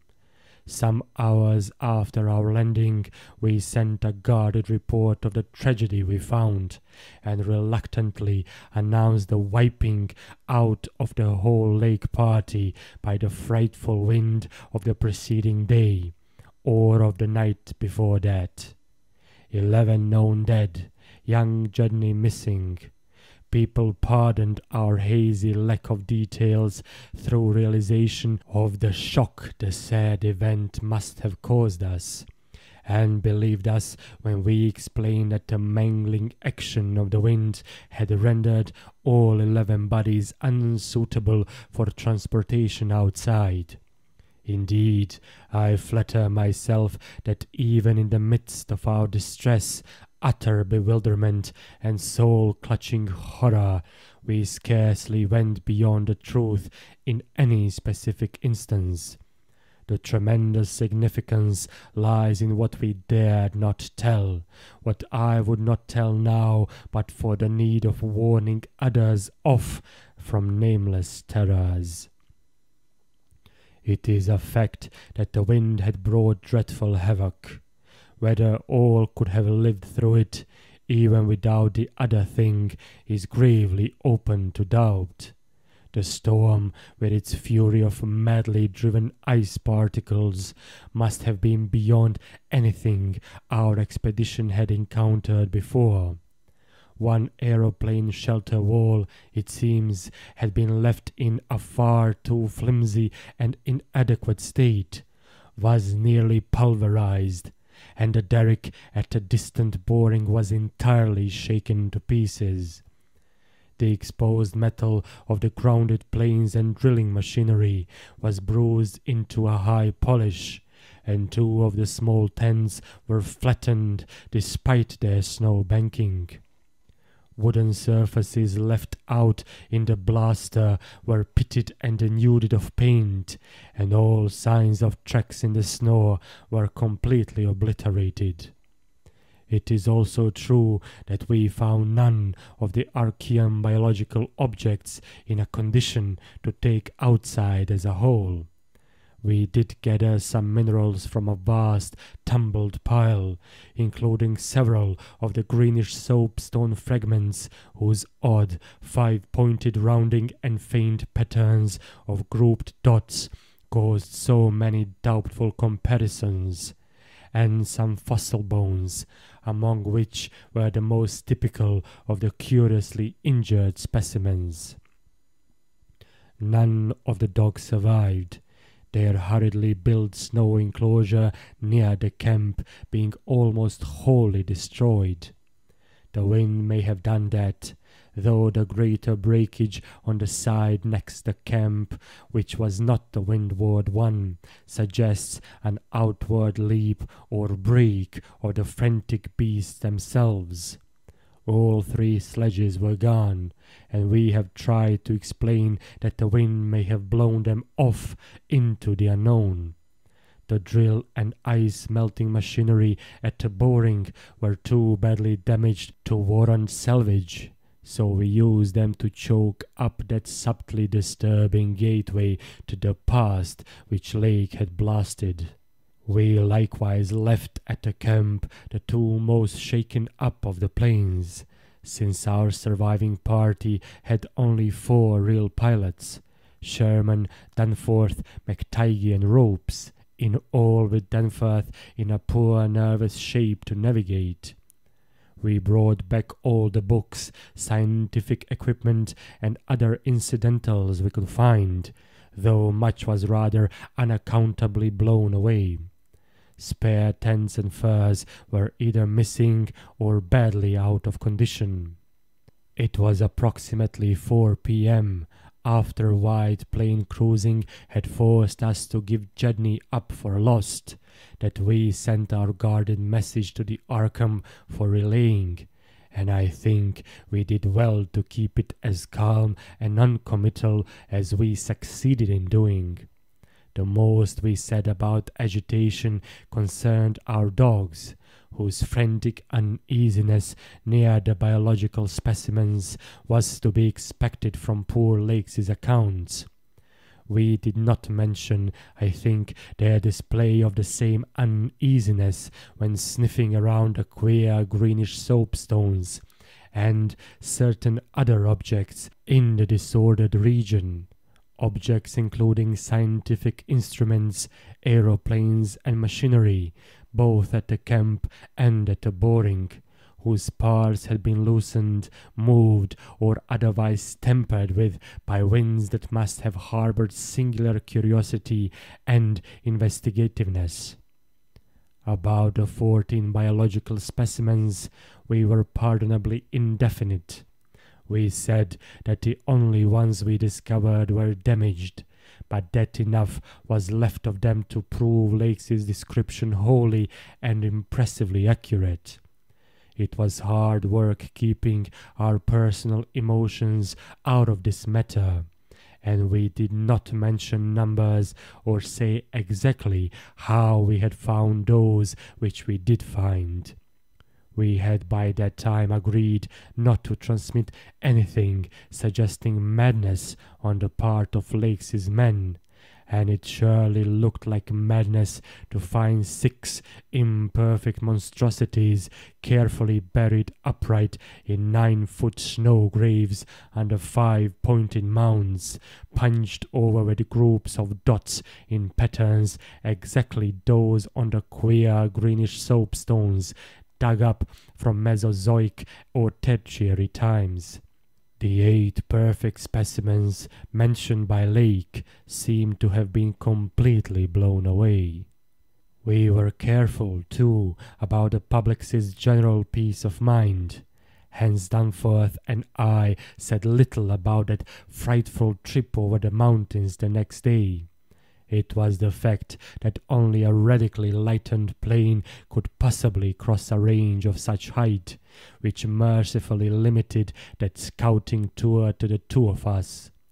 On our return at 1 a.m., Danforth was close to hysterics, but kept an admirably stiff upper lip.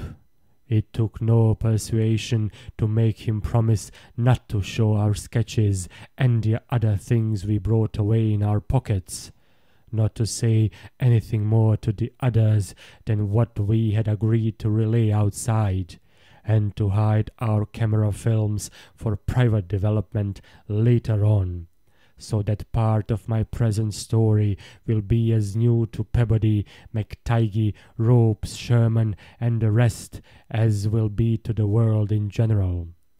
Danforth is closer-mouthed than I, for he saw, or thinks he saw, one thing he will not tell even me. As all know, our report included a tale of a hard ascent, a confirmation of Lakes' opinion that the great peaks are of Archean slate, and other very primal crumpled strata unchanged since at least middle Comanchean times.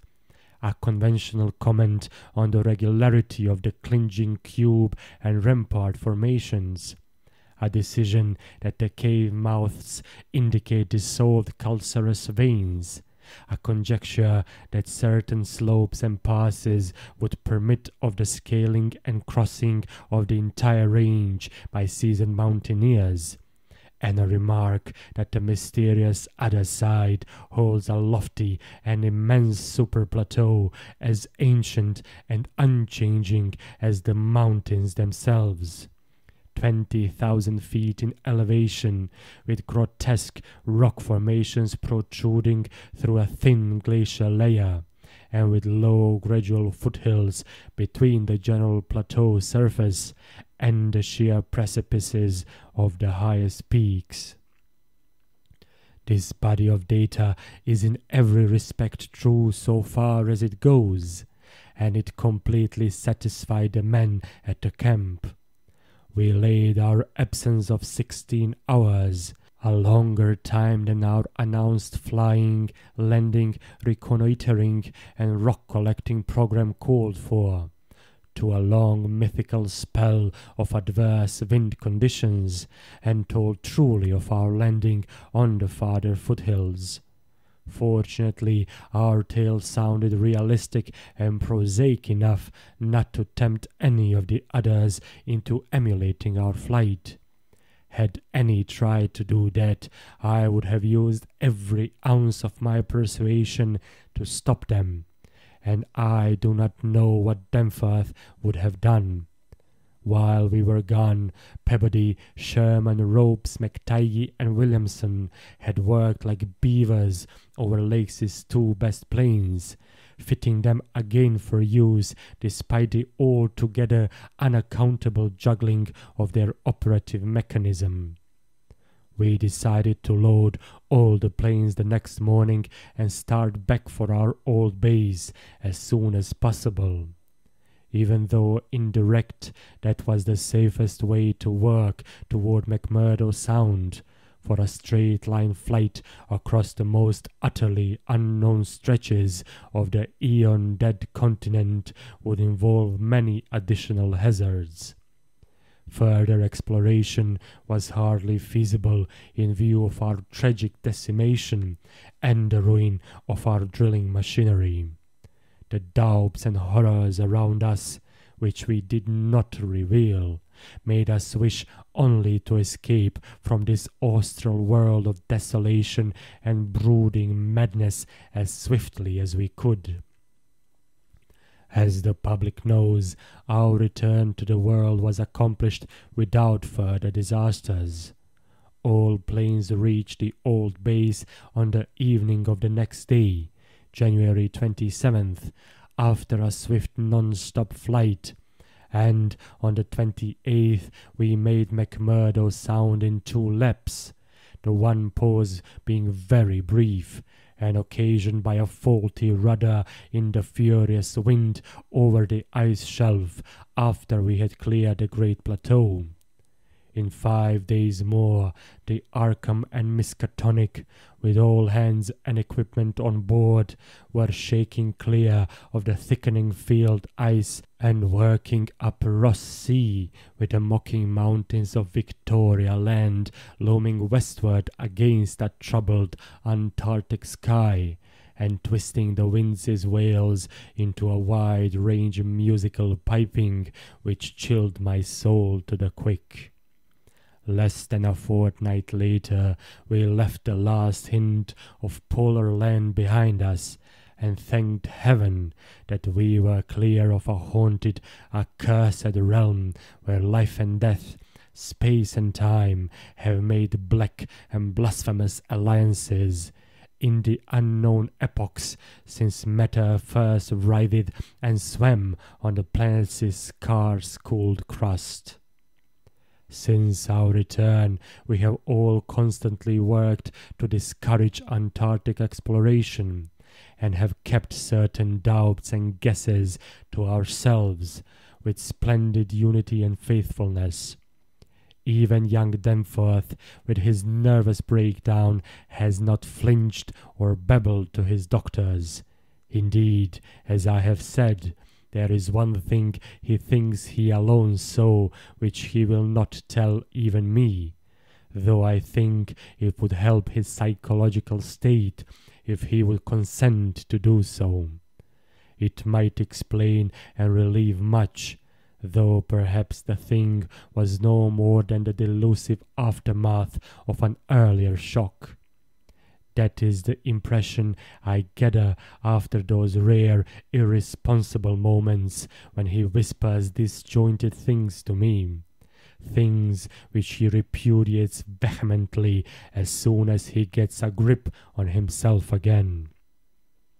It will be hard work deterring others from the great white South, and some of our efforts may directly harm our cause by drawing inquiring notice.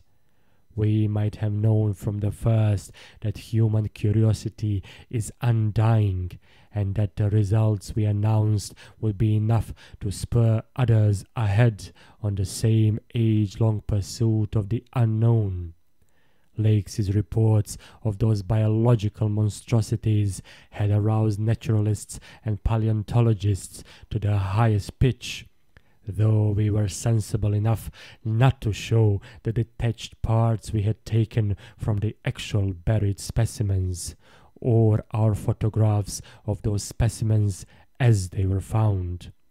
We also refrained from showing the more puzzling of the scarred bones and greenish soapstones, while Danforth and I have closely guarded the pictures we took or drew on the super-plateau across the range, and the crumpled things we smoothed, studied in terror, and brought away in our pockets. But now that Starkweather Moor party is organizing, and with a thoroughness far beyond anything our outfit attempted. If not dissuaded, they will get to the innermost nucleus of the Antarctic and melt and bore till they bring up that which we know may end the world. So I must break through all reticences at last, even about that ultimate, nameless thing beyond the mountains of madness.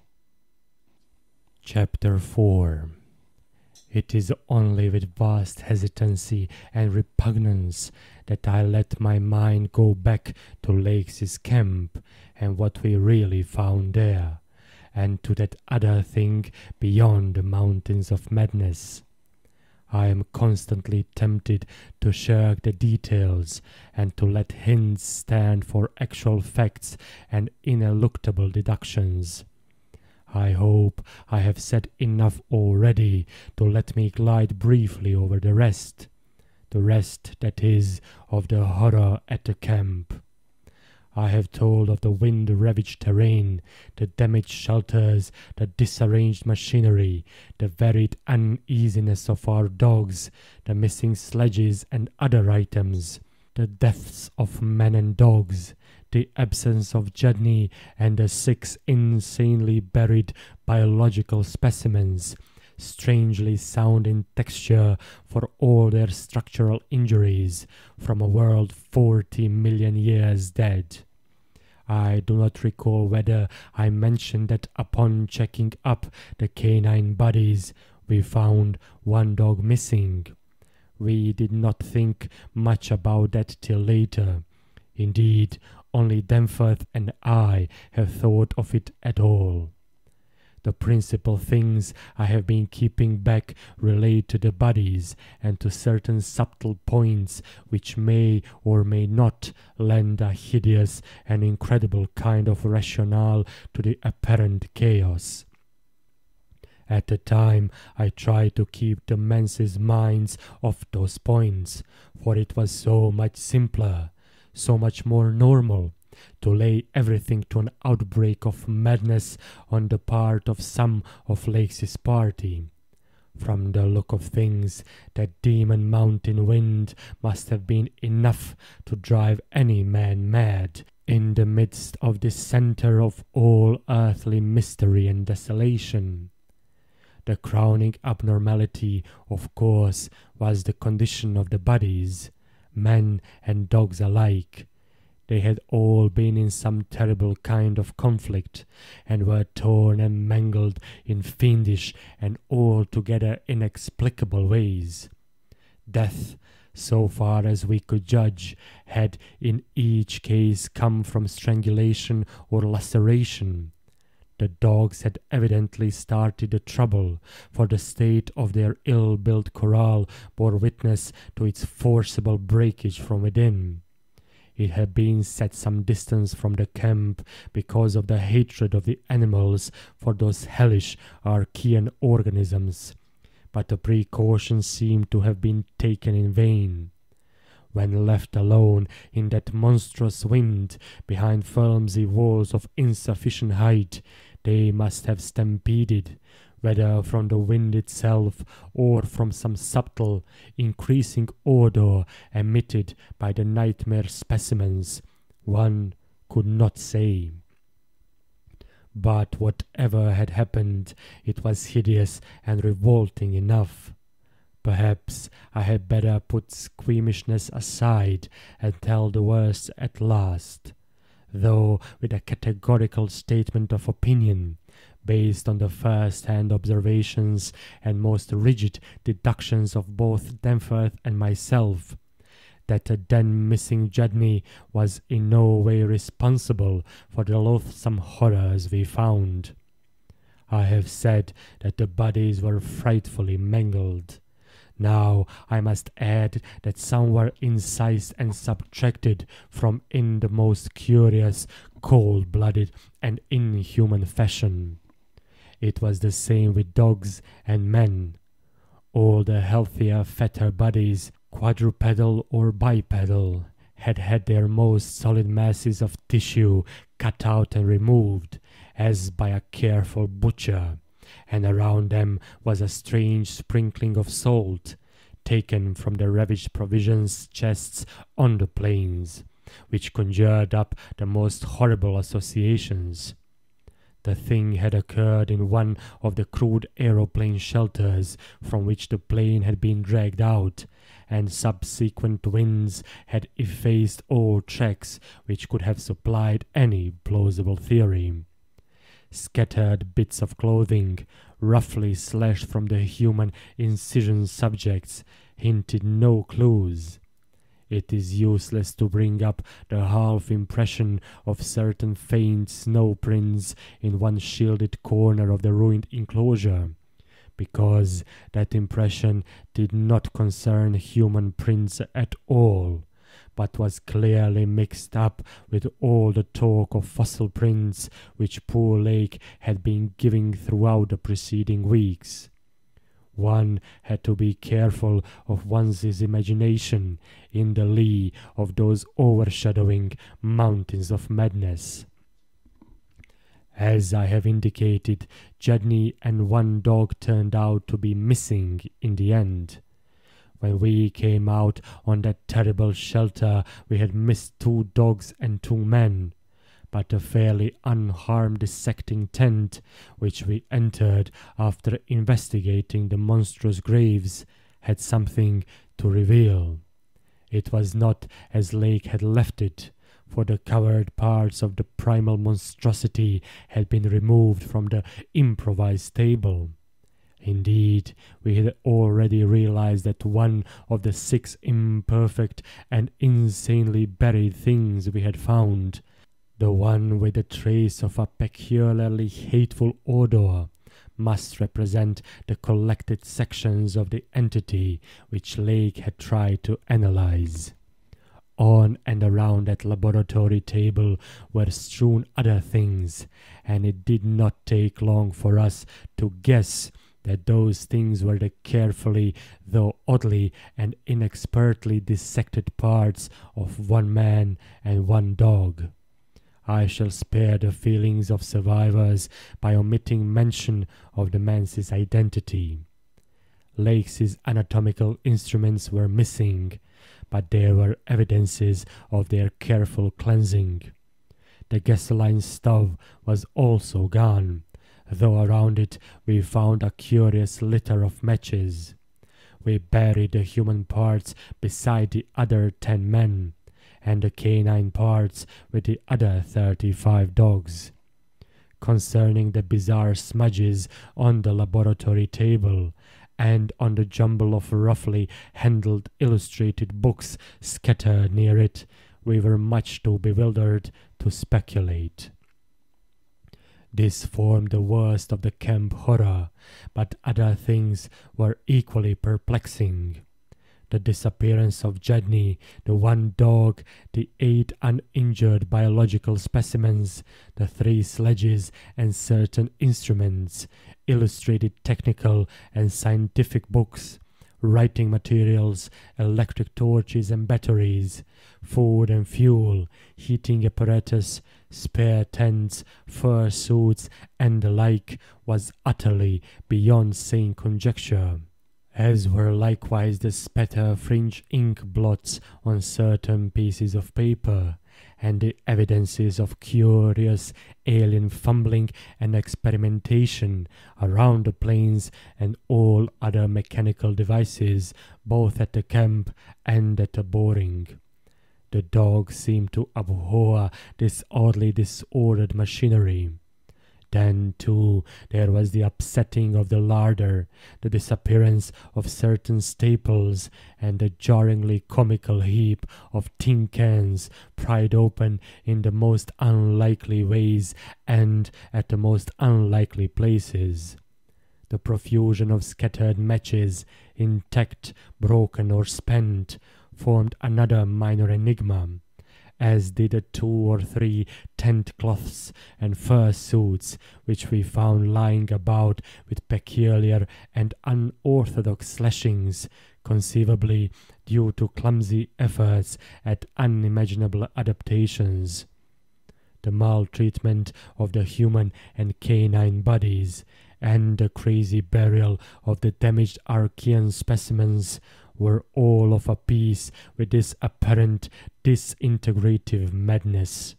In view of just such an eventuality as the present one, we carefully photographed all the main evidences of insane disorder at the camp, and shall use the prints to buttress our pleas against the departure of the proposed Starkweather Moor expedition.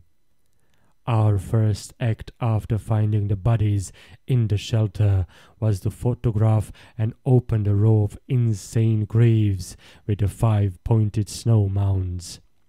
We could not help noticing the resemblance of these monstrous mounds, with their clusters of grouped dots, to poor Lakes' descriptions of the strange greenish soapstones. And when we came on some of the soapstones themselves in the great mineral pile, we found the likeness very close indeed. The whole general formation, it must be made clear, seemed abominably suggestive of the starfish head of the Archean entities, and we agreed that the suggestion must have worked potently upon the synthesized minds of Lakes' overwrought party. For madness, centering in Jedni as the only possible surviving agent, was the explanation spontaneously adopted by everybody so far as spoken utterance was concerned, though I will not be so naive as to deny that each of us may have harbored wild guesses which sanity forbade him to formulate completely. Sherman, Peabody, and McTighe made an exhaustive aeroplane cruise over all the surrounding territory in the afternoon, sweeping the horizon with field glasses in quest of Jedni and of the various missing things, but nothing came to light.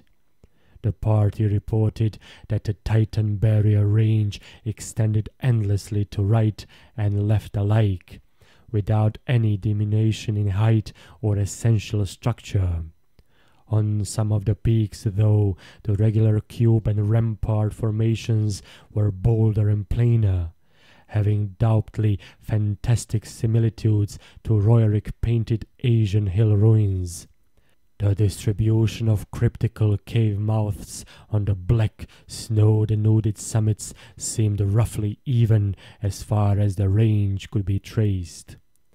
In spite of all the prevailing horrors, we were left with enough sheer scientific zeal and adventurousness to wander about the unknown realm beyond those mysterious mountains.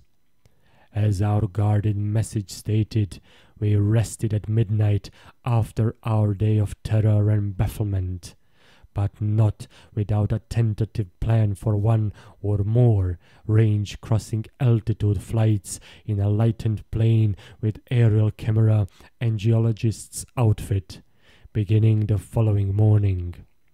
It was decided that Danforth and I tried first, and we awakened at 7 a.m., intending an early flight. However, heavy winds, mentioned in our brief bulletin to the outside world, delayed our start till nearly 9 o'clock. I have already repeated the non-committal story we told the men at camp, and relayed outside, after our return 16 hours later. It is now my terrible duty to amplify this account by filling in the merciful blanks with hints of what we really saw in the hidden transmontane world, hints of the revelations which have finally driven Danforth to a nervous collapse. I wish he would add a really frank word about the thing which he thinks he alone saw, even though it was probably a nervous delusion, and which was perhaps the last straw that put him where he is. But he is firm against that. All I can do is to repeat his later disjointed whispers about what set him shrieking as the plane soared back through the wind-tortured mountain pass after that real and tangible shock which I shared. This will form my last word. If the plain signs of surviving elder horrors in what I disclose be not enough to keep others from meddling with the inner Antarctic, or at least from prying too deeply beneath the surface of that ultimate waste of forbidden secrets and inhuman eon-cursed desolation, the responsibility for unnameable and perhaps immeasurable evils will not be mine. Danforth and I, studying the notes made by Peabody in his afternoon flight, and checking up with a sextant, had calculated that the lowest available pass in the range lay somewhat to the right of us, within sight of camp, and about 23,000 or 24,000 feet above sea level. For this point, then, we first headed in the lightened plain as we embarked on our flight of discovery. The camp itself, on foothills which sprang from a high continental plateau, was some 12,000 feet in altitude. Hence, the actual height increase necessary was not so vast as it might seem. Nevertheless, we were acutely conscious of the rarefied air and intense cold as we rose, for on account of visibility conditions, we had to leave the cabin windows open. We were dressed, of course, in our heaviest furs. As we drew near the forbidding peaks, dark and sinister above the line of crevasse-riven snow and interstitial glaciers, we noticed more and more the curiously regular formations clinging to the slopes, and thought again of the strange Asian paintings of Nicholas Roerich. The ancient and wind-weathered rock strata fully verified all of Lakes' bulletins, and proved that these pinnacles had been towering up in exactly the same way since a surprisingly early time in Earth's history, perhaps over 50 million years. How much higher they had once been, it was futile to guess, but everything about this strange region pointed to obscure atmospheric influences unfavorable to change, and calculated to retard the unusual climatic processes of rock disintegration. But it was the mountainside tangle of regular cubes, ramparts, and cave mouths which fascinated and disturbed us most. I studied them with a field glass and took aerial photographs while Danforth drove, and at times I relieved him at the controls, though my aviation knowledge was purely an amateur's, in order to let him use the binoculars. We could easily see that much of the material of the things was a lightish Archean quartzite, unlike any formation visible over broad areas of the general surface, and that their regularity was extreme and uncanny to an extent which poor Lake had scarcely hinted. As he had said, their edges were crumbled and rounded from untold eons of savage weathering, but their preternatural solidity and tough material had saved them from obliteration. Many parts, especially those closest to the slopes, seemed identical in substance with the surrounding rock surface. The whole arrangement looked like the ruins of Machu Picchu in the Andes, or the primal foundation walls of Kish, as dug up by the Oxford Field Museum expedition in 1929. And both Danforth and I obtained that occasional impression of separate cyclopean blocks which Lake had attributed to his flight companion Carroll. How to account for such things in this place was frankly beyond me, and I felt queerly humbled as a geologist.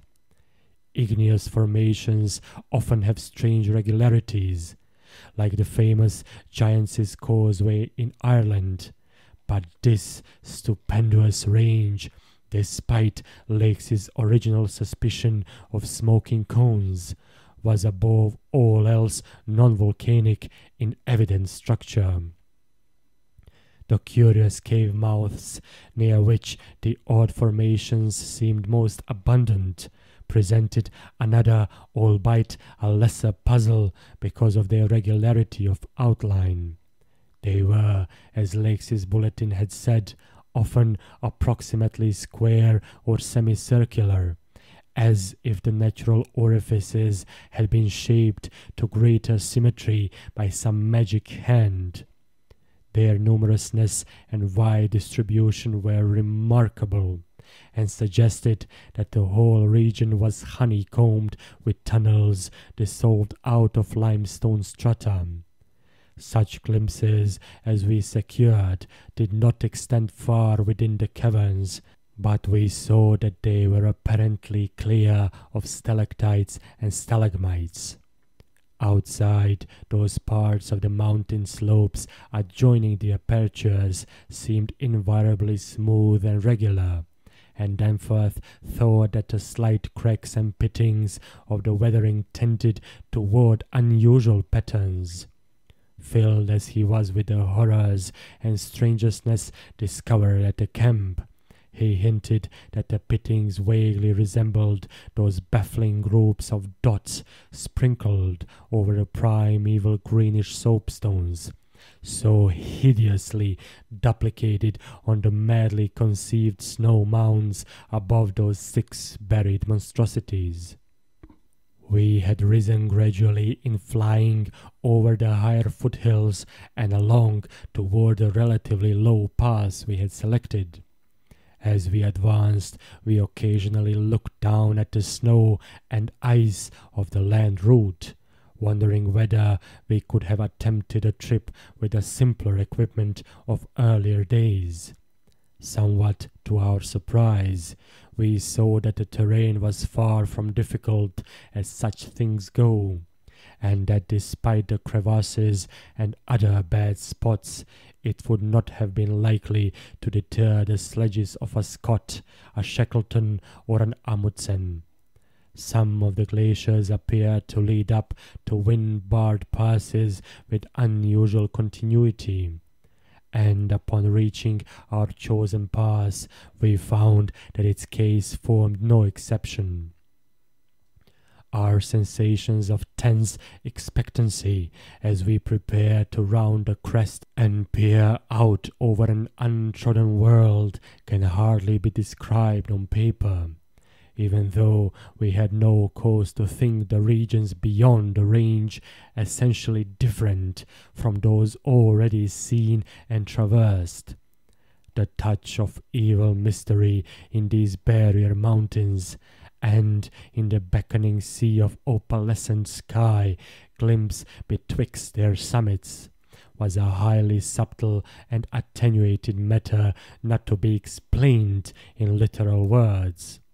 Rather was it an affair of vague psychological symbolism and aesthetic association, a thing mixed up with exotic poetry and paintings, and with archaic myths lurking in shunned and forbidden volumes.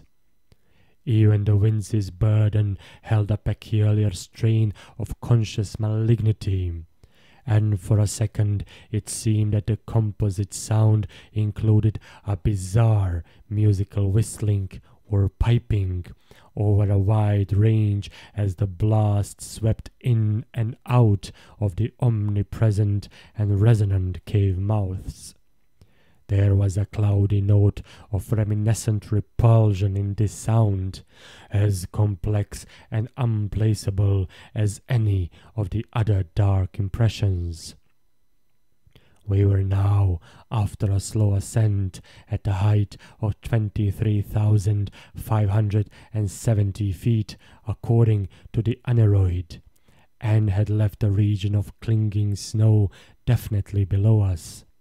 Up here were only dark, bare rock slopes and the start of rough, ribbed glaciers. But with those provocative cubes, ramparts, and echoing cave mouths to add a portent of the unnatural, the fantastic, and the dreamlike. Looking along the line of high peaks, I thought I could see the one mentioned by poor Lake, with a rampart exactly on top.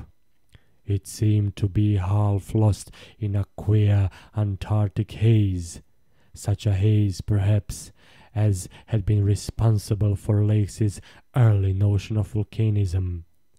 The pass loomed directly before us, smooth and wind-swept between its jagged and malignly frowning pylons.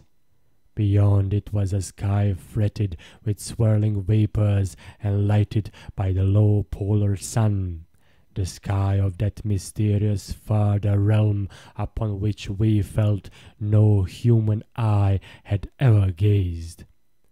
A few more feet of altitude, and we would behold that realm.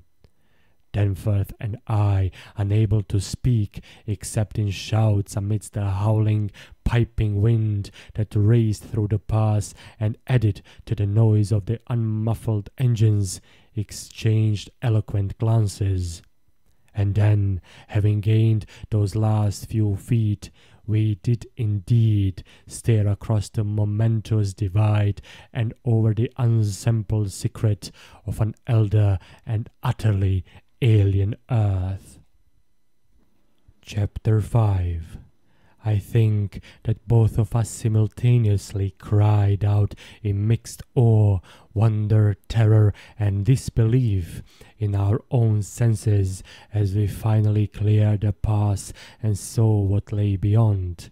Of course, we must have had some natural theory in the back of our heads to steady our faculties for the moment. Probably we thought of such things as the grotesquely weathered stones of the Garden of the Gods in Colorado, or the fantastically symmetrical wind-carved rocks of the Arizona desert. Perhaps we even half thought the sight of mirage like that we had seen the morning before, on first approaching those mountains of madness. We must have had some such normal notions to fall back upon as our eyes swept that limitless, tempest-scarred plateau and grasped the almost endless labyrinth of colossal, regular, and geometrically eurythmic stone masses, which reared their crumbled and pitted crests above a glacial sheet not more than 40 or 50 feet deep at its thickest, and in places obviously thinner. The effect of the monstrous sight was indescribable, for some fiendish violation of known natural law seemed certain at the outset. Here, on a hellishly ancient tableland fully 20,000 feet high, and in a climate deadly to habitation since a pre-human age not less than 500,000 years ago, there stretched nearly to the vision's limit a tangle of orderly stone, which only the desperation of mental self-defense could possibly attribute to any but conscious and artificial cause. We had previously dismissed, so far as serious thought was concerned, any theory that the cubes and ramparts of the mountain sides were other than natural in origin. How could they be otherwise, when man himself could scarcely have been differentiated from the great apes at the time when this region succumbed to the present unbroken reign of glacial death?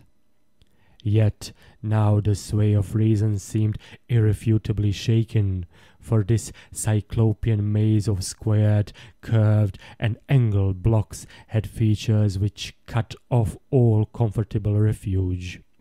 It was, very clearly the blasphemous city of the mirage in stark, objective, and ineluctable reality. That damnable portent had had a material basis after all.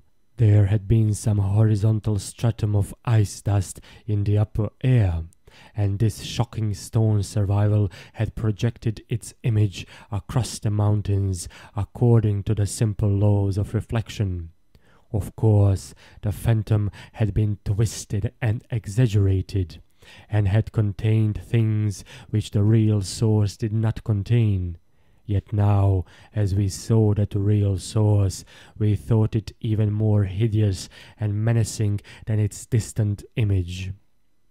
Only the incredible, unhuman massiveness of these vast stone towers and ramparts had saved the frightful things from utter annihilation in the hundreds of thousands, perhaps millions of years it had brooded there amidst the blast of a bleak upland. Corona mundi, roof of the world.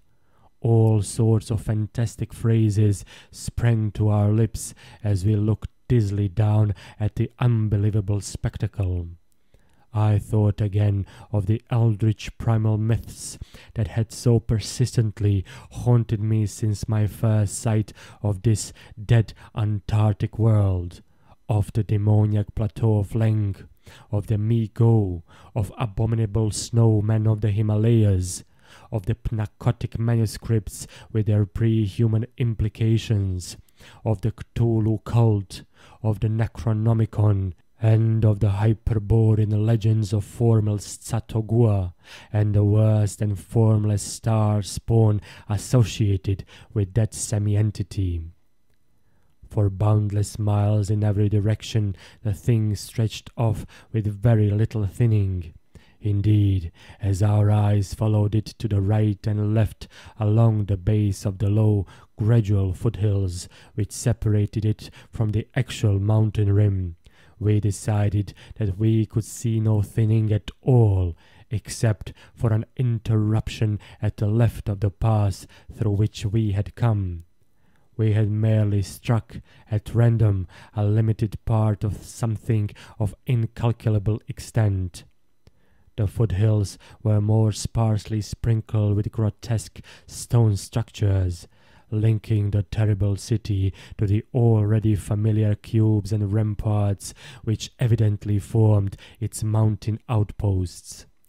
These latter, as well as the queer cave mouths, were as thick on the inner as on the outer sides of the mountains.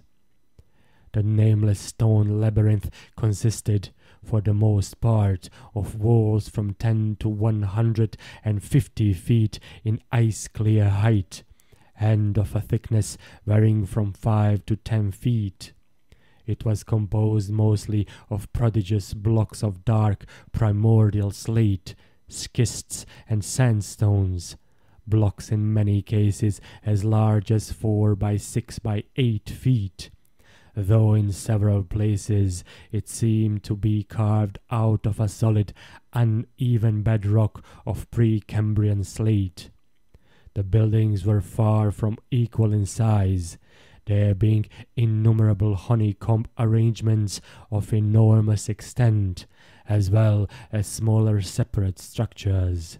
The general shape of these things tended to be conical, pyramidal, or terraced, though there were many perfect cylinders, perfect cubes, clusters of cubes, and other rectangular forms, and a peculiar sprinkling of angled edifices whose 5-pointed ground plan roughly suggested modern fortifications. The builders had made constant and expert use of the principle of the arch, and domes had probably existed in the city's heyday. The whole tangle was monstrously weathered, and the glacial surface from which the towers projected was strewn with fallen blocks and immemorial debris. Where the glaciation was transparent, we could see the lower parts of the gigantic piles, and we noticed the ice-preserved stone bridges which connected the different towers at varying distances above the ground. On the exposed walls we could detect the scarred places where other and higher bridges of the same sort had existed. Closer inspection revealed countless largish windows, some of which were closed with shutters of a petrified material, originally wood, though most gaped open in a sinister and menacing fashion. Many of the ruins, of course, were roofless, and with uneven though wind-rounded upper edges, whilst others, of a more sharply conical or pyramidal model, or else protected by higher surrounding structures, preserved intact outlines despite the omnipresent crumbling and pitting. With a field glass we could barely make out what seemed to be sculptural decorations in horizontal bands, decorations including those curious groups of dots whose presence on the ancient soapstones now assumed a vastly larger significance. In many places the buildings were totally ruined, and the ice sheet deeply riven from various geologic causes. In other places the stonework was worn down to the very level of the glaciation. One broad swath, extending from the plateau's interior to a cleft in the foothills about a mile to the left of the pass we had traversed, was wholly free from buildings. It probably represented, we concluded, the course of some great river which in tertiary times, millions of years ago, had poured through the city and into some prodigious subterranean abyss of the Great Barrier Range. Certainly this was above all a region of caves, gulfs, and underground secrets beyond human penetration. Looking back to our sensations and recalling our dazedness at viewing this monstrous survival from eons we had thought pre-human, I can only wonder that we preserved a semblance of equilibrium, which we did. Of course, we knew that something, chronology, scientific theory, or our own consciousness, was woefully awry. Yet we kept enough poise to guide the plane, observe many things quite minutely, and take a careful series of photographs which may yet serve both us and the world in good stead. In my case, ingrained scientific habit may have helped, for above all my bewilderment and sense of menace, there burned a dominant curiosity to fathom more of this age-old secret, to know what sort of beings had built and lived in this incalculably gigantic place, and what relation to the general world of its time or of other times so unique a concentration of life could have had. For this place could be no ordinary city. It must have formed the primary nucleus and center of some archaic and unbelievable chapter of Earth's history, whose outward ramifications, recalled only dimly in the most obscure and distorted myths, had vanished utterly amidst the chaos of terrene convulsions long before any human race we know had shambled out of apedom. Here sprawled a Paleogean megalopolis, compared with which the fabled Atlantis and Lemuria, Comorium and Uzuldarum, and Olathok in the land of Lomar are recent things of today, not even of yesterday. A megalopolis ranking with such whispered pre-human blasphemies as Valusia, Rillier, Ib in the land of Nar, and the nameless city of Arabia Deserta. As we flew above that tangle of stark Titan towers, my imagination sometimes escaped all bounds and roved aimlessly in realms of fantastic associations.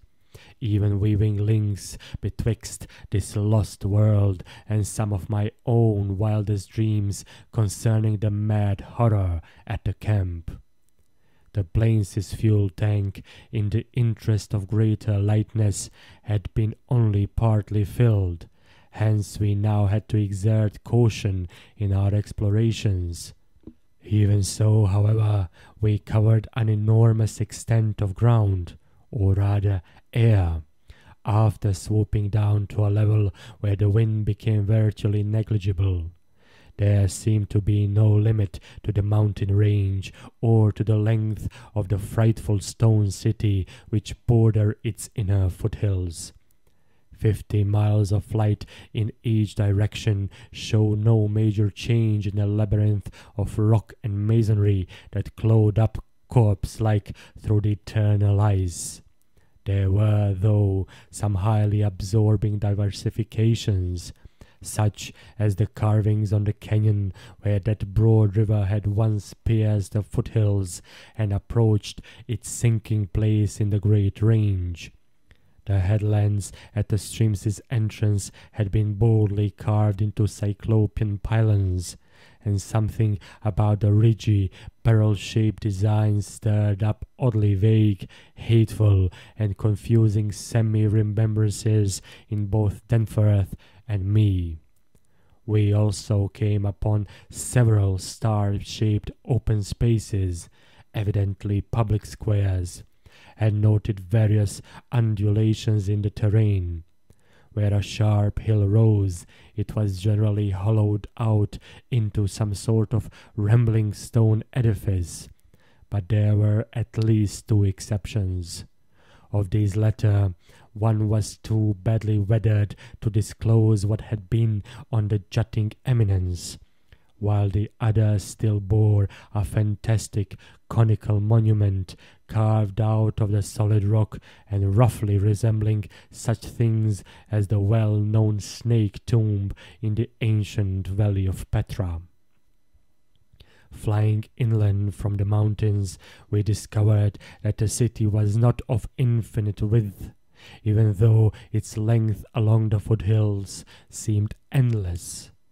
After about 30 miles, the grotesque stone buildings began to thin out, and in 10 more miles we came to an unbroken waste virtually without signs of sentient artifice. The course of the river beyond the city seemed marked by a broad, depressed line, while the land assumed a somewhat greater ruggedness, seeming to slope slightly upward as it receded in the mist-hazed west. So far we had made no landing, yet to leave the plateau without an attempt at entering some of the monstrous structures would have been inconceivable. Accordingly, we decided to find a smooth place on the foothills near our navigable pass, there grounding the plane and preparing to do some exploration on foot. Though these gradual slopes were partly covered with a scattering of ruins, low flying soon disclosed an ampler number of possible landing places. Selecting that nearest to the pass, since our flight would be across the great range and back to camp, we succeeded about 12:30 p.m. in effecting a landing on a smooth, hard snow field wholly devoid of obstacles and well adapted to a swift and favorable takeoff later on. It did not seem necessary to protect the plane with a snow banking for so brief a time, and in so comfortable an absence of high winds at this level. Hence, we merely saw that the landing skis were safely lodged, and that the vital parts of the mechanism were guarded against the cold. For our foot journey, we discarded the heaviest of our flying furs, and took with us a small outfit consisting of pocket compass, hand camera, light provisions, voluminous notebooks and paper, geologist's hammer and chisel, specimen bags, coil of climbing rope, and powerful electric torches with extra batteries. This equipment having been carried in the plane on the chance that we might be able to effect a landing, take ground pictures, make drawings and topographical sketches, and obtain rock specimens from some bare slope, outcropping, or mountain cave. Fortunately, we had a supply of extra paper to tear up, place in a spare specimen bag, and use on the ancient principle of hare and hounds for marking our course in any interior mazes we might be able to penetrate. This had been brought in case we found some cave system with air quiet enough to allow such a rapid and easy method in place of the usual rock-chipping method of trailblazing. Walking cautiously downhill over the crusted snow towards the stupendous stone labyrinth that loomed against the opalescent west, we felt almost as keen a sense of imminent marvels as we had felt on approaching the unfathomed mountain pass 4 hours previously. True, we had become visually familiar with the incredible secret concealed by the barrier peaks. Yet the prospect of actually entering primordial walls reared by conscious beings perhaps millions of years ago, before any known race of men could have existed, was nonetheless awesome and potentially terrible in its implications of cosmic abnormality. Though the thinness of the air at this prodigious altitude made exertion somewhat more difficult than usual, both Danforth and I found ourselves bearing up very well, and felt equal to almost any task which might fall to our lot. It took only a few steps to bring us to a shapeless ruin-worn level with the snow, while 10 or 15 rods farther on there was a huge, roofless rampart, still complete in its gigantic 5-pointed outline and rising to an irregular height of 10 or 11 feet. For this latter we headed, and when at last we were actually able to touch its weathered cyclopean blocks, we felt that we had established an unprecedented and almost blasphemous link with forgotten eons normally closed to our species. This rampart, shaped like a star and perhaps 300 feet from point to point, was built of Jurassic sandstone blocks of irregular size, averaging 6 by 8 feet in surface. There was a row of arched loopholes or windows about 4 feet wide and 5 feet high, spaced quite symmetrically along the points of the star and at its inner angles, and with the bottoms about 4 feet from the glaciated surface.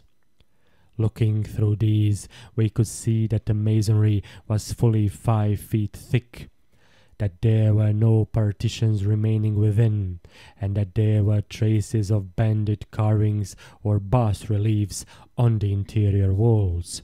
Facts we had indeed guessed before when flying low over this rampart and others like it.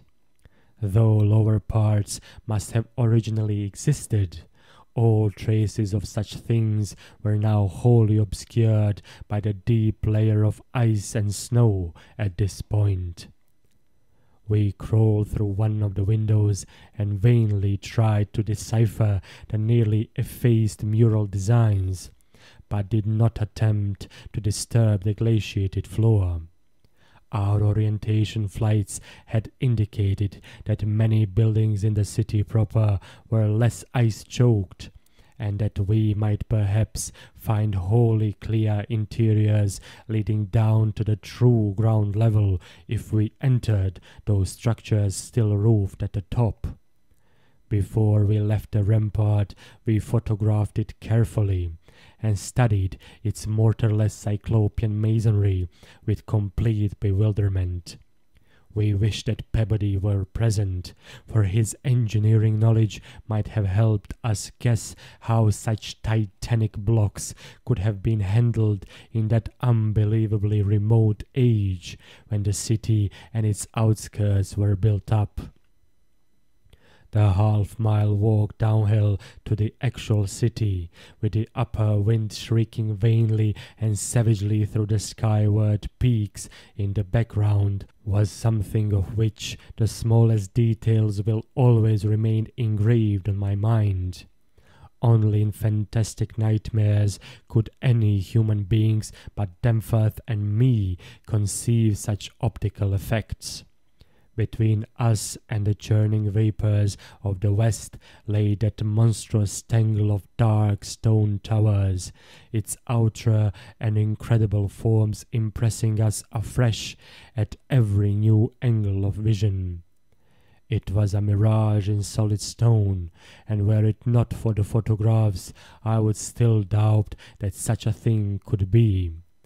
The general type of masonry was identical with that of the rampart we had examined, but the extravagant shapes which this masonry took in its urban manifestations were past all description.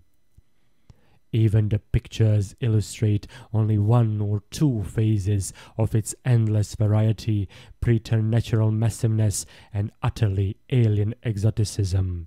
There were geometrical forms for which an Euclid would scarcely find a name, cones of all degrees of irregularity and truncation, terraces of every sort of provocative disproportion, shafts with odd bulbous enlargements, broken columns in curious groups, and five-pointed or five-ridged arrangements of mad grotesqueness. As we drew nearer, we could see beneath certain transparent parts of the ice sheet, and detect some of the tubular stone bridges that connected the crazily sprinkled structures at various heights. Of orderly streets there seemed to be none, the only broad open swath being a mile to the left, where the ancient river had doubtless flowed through the town into the mountains. Our field glasses showed the external horizontal bands of nearly effaced sculptures and dot groups to be very prevalent, and we could half imagine what the city must once have looked like, even though most of the roofs and tower tops had necessarily perished.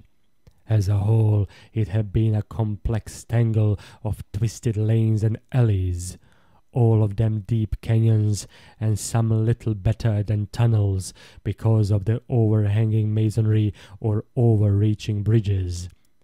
Now, outspread below us, it loomed like a dream fantasy against the westward mist through whose northern end the low, reddish Antarctic sun of early afternoon was struggling to shine. And when, for a moment, that sun encountered a denser obstruction and plunged the scene into temporary shadow, the effect was subtly menacing in a way I can never hope to depict. Even the faint howling and piping of the unfelt wind in the great mountain passes behind us took on a wilder note of purposeful malignity. The last stage of our descent to the town was unusually steep and abrupt, and a rock outcropping at the edge where the great change led us to think that an artificial terrace had once existed there. Under the glaciation, we believed there must be a flight of steps or its equivalent. When at last we plunged into the town itself, clambering over fallen masonry and shrinking from the oppressive nearness and dwarfing height of omnipresent crumbling and pitted walls, our sensations again became such that I marvel at the amount of self-control we retained. Danforth was frankly jumpy, and began making some offensively irrelevant speculations about the horror at the camp, which I resented all the more because I could not help sharing certain conclusions forced upon us by many features of this morbid survival from nightmare antiquity.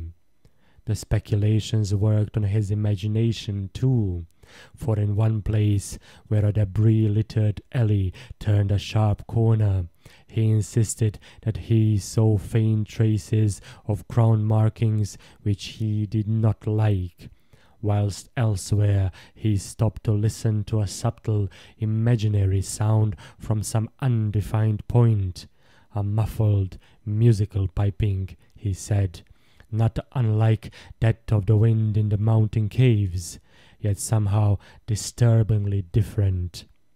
The ceaseless five-pointedness of the surrounding architecture and of the few distinguishable mural arabesques had a dimly sinister suggestiveness we could not escape, and gave us a touch of terrible subconscious certainty concerning the primal entities which had reared and dwelt in this unhallowed place.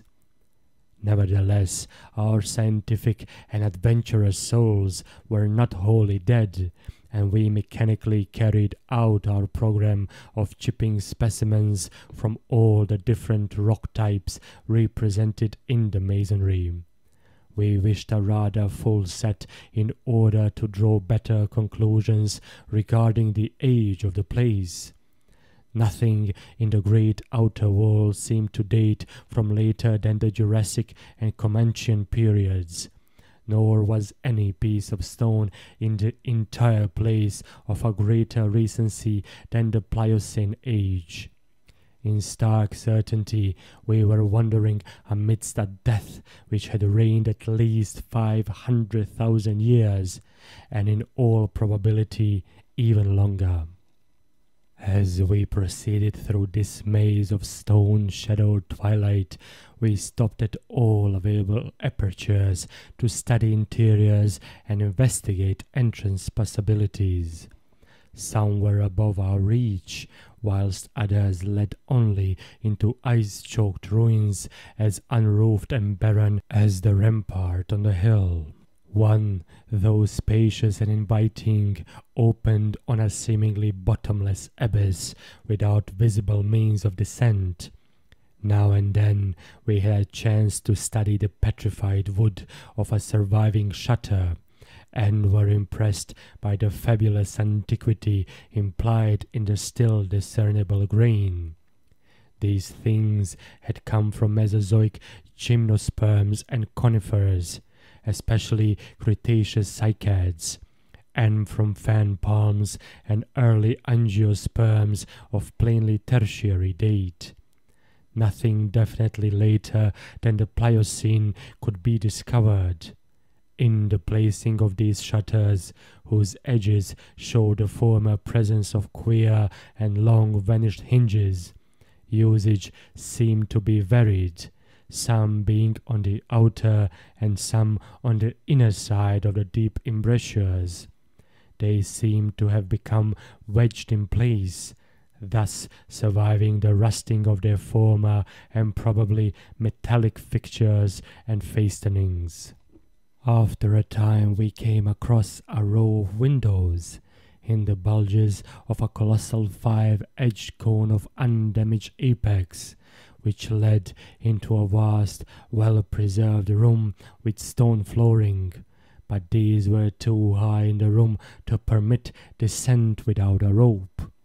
We had a rope with us, but did not wish to bother with this 20-foot drop unless obliged to, especially in this thin plateau air where great demands were made upon the heart action. This enormous room was probably a hall or concourse of some sort, and our electric torches showed bold, distinct, and potentially startling sculptures arranged around the walls in broad, horizontal bands separated by equally broad strips of conventional arabesques. We took careful note of this spot, planning to enter here unless a more easily gained interior were encountered. Finally, though, we did encounter exactly the opening we wished, an archway about 6 feet wide and 10 feet high, marking the former end of an aerial bridge which had spanned an alley about 5 feet above the present level of glaciation. These archways, of course, were flush with upper-story floors, and in this case one of the floors still existed. The building thus accessible was a series of rectangular terraces on our left facing westward. That across the alley where the other archway yawned was a decrepit cylinder with no windows and with a curious bulge about 10 feet above the aperture.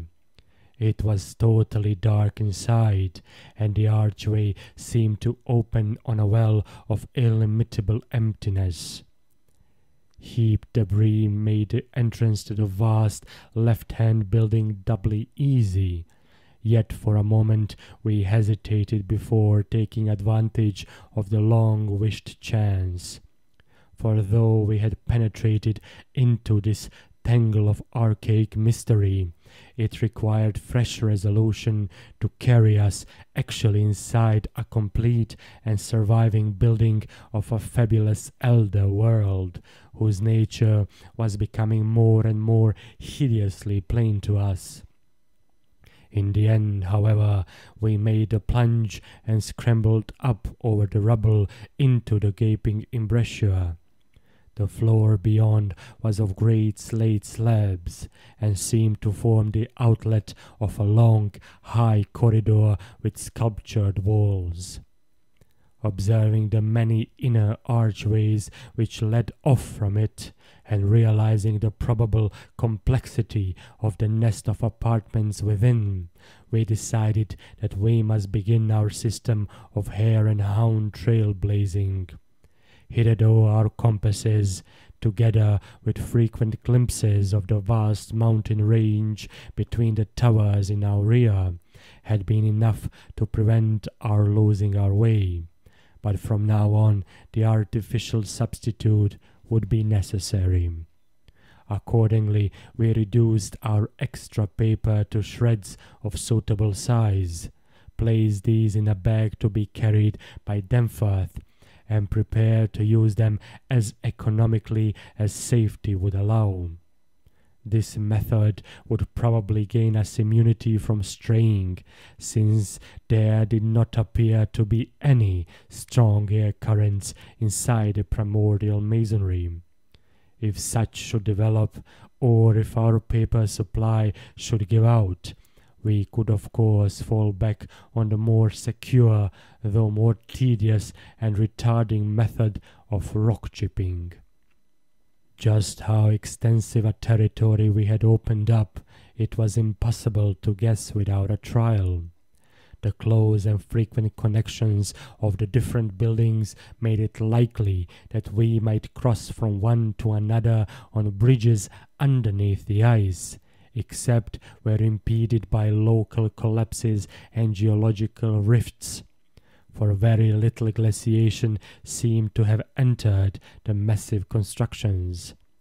Almost all the areas of transparent ice had revealed the submerged windows as tightly shuttered, as if the town had been left in that uniform state until the glacial sheet came to crystallize the lower part for all succeeding time. Indeed, one gained a curious impression that this place had been deliberately closed and deserted in some dim, bygone aeon, rather than overwhelmed by any sudden calamity or even gradual decay. Had the coming of the ice been foreseen, and had a nameless population left en masse to seek a less doomed abode? The precise physiographic conditions attending the formation of the ice sheet at this point would have to wait for later solution. It had not, very plainly, been a grinding drive. Perhaps the pressure of accumulated snows had been responsible, and perhaps some flood from the river or from the bursting of some ancient glacial dam in the Great Range had helped to create the special state now observable. Imagination could conceive almost anything in connection with this place. Chapter 6. It would be cumbrous to give a detailed, consecutive account of our wanderings inside that cavernous, aeon-dead honeycomb of primal masonry, that monstrous lair of elder secrets which now echoed for the first time after uncounted epochs to the tread of human feet. This is especially true because so much of the horrible drama and revelation came from a mere study of the omnipresent mural carvings.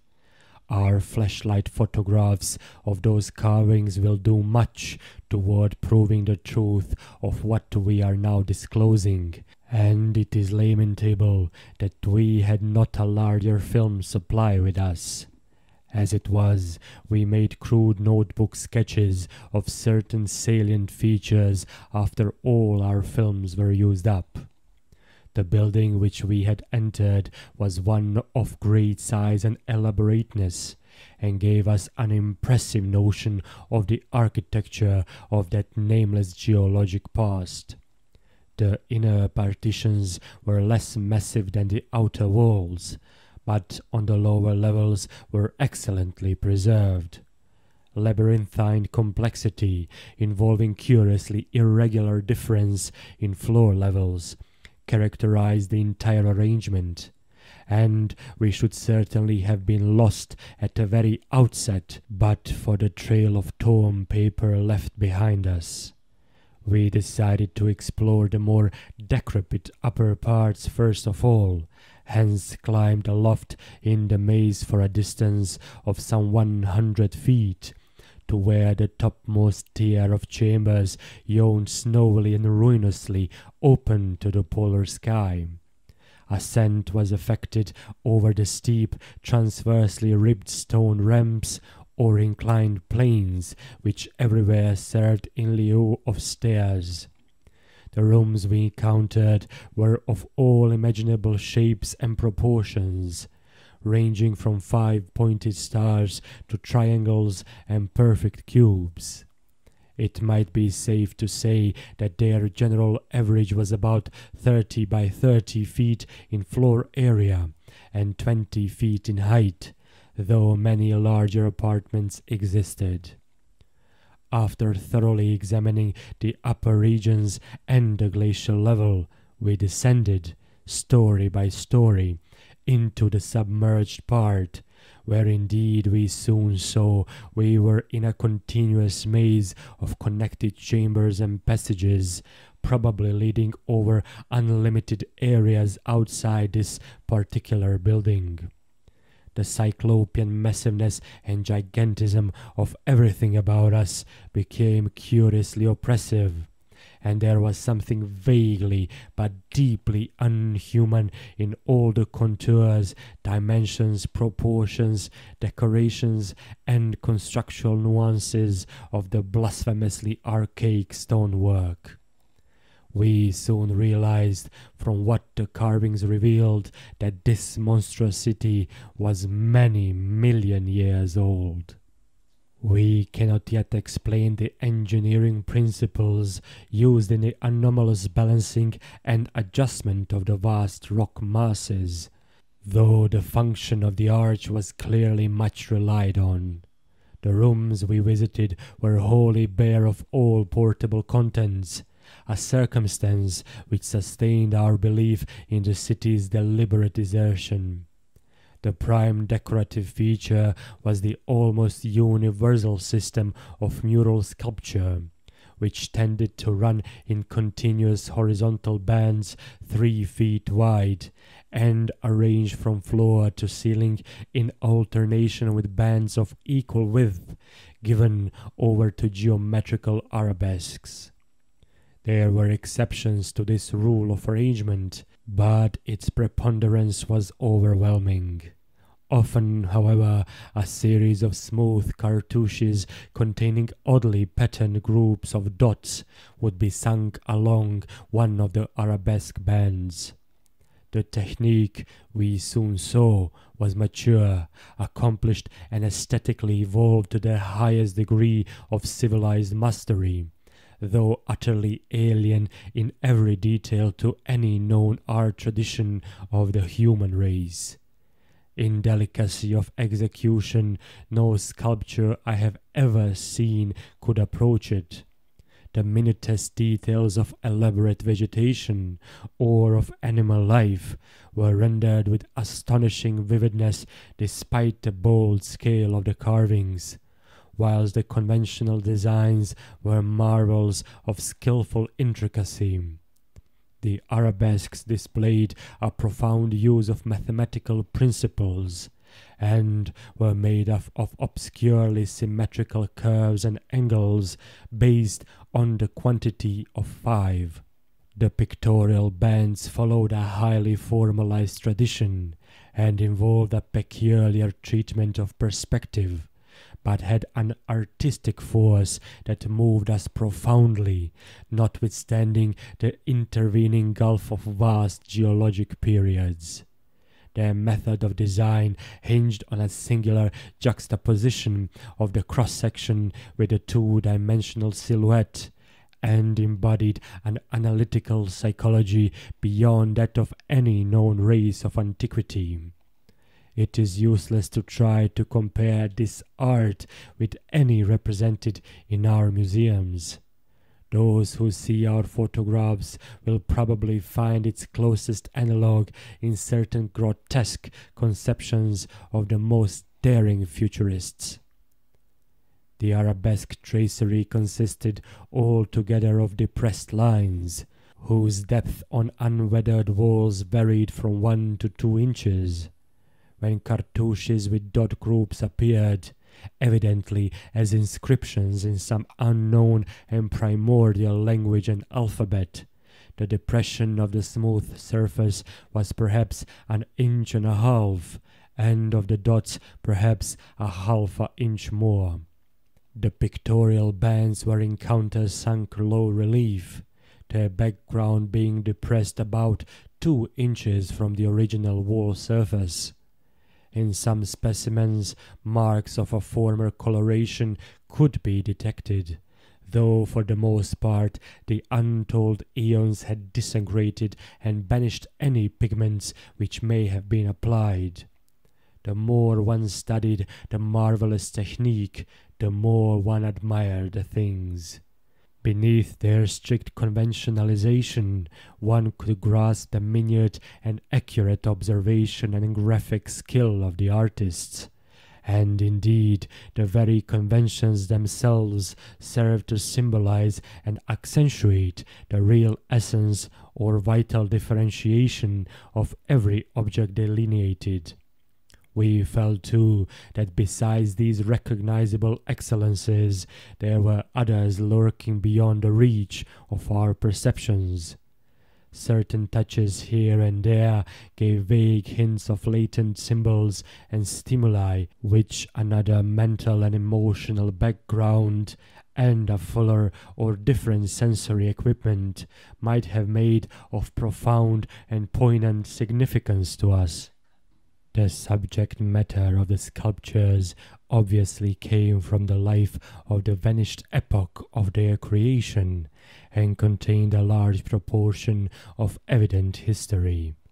It is this abnormal historic mindedness of the primal race, a chance circumstance operating through coincidence miraculously in our favor, which made the carving so awesomely informative to us, and which caused us to place their photography and transcription above all other considerations. In certain rooms, the dominant arrangement was varied by the presence of maps, astronomical charts, and other scientific designs of an enlarged scale. These things giving a naive and terrible corroboration to what we gathered from the pictorial friezes and addos. In hinting at what the whole revealed, I can only hope that my account will not arouse a curiosity greater than sane caution on the part of those who believe me at all. It would be tragic if any were to be allured to that realm of death and horror by the very warning meant to discourage them. Interrupting these sculptured walls were high windows and massive 12-foot doorways, both now and then retaining the petrified wooden planks, elaborately carved and polished, of the actual shutters and doors. All metal fixtures had long ago vanished, but some of the doors remained in place and had to be forced aside as we progressed from room to room. Window frames with odd, transparent panes, mostly elliptical, survived here and there, though in no considerable quantity. There were also frequent niches of great magnitude, generally empty, but once in a while containing some bizarre object carved from green soapstone which was either broken or perhaps held too inferior to warrant removal. Other apertures were undoubtedly connected with bygone mechanical facilities, heating, lighting, and the like, of a sort suggested in many of the carvings. Ceilings tended to be plain, but had sometimes been inlaid with green soapstone or other tiles, mostly fallen now. Floors were also paved with such tiles, though plain stonework predominated. As I have said, all furniture and other movables were absent, but the sculptures gave a clear idea of the strange devices which had once filled these tomb-like echoing rooms. Above the glacial sheet the floors were generally thick with detritus, litter and debris, but farther down this condition decreased.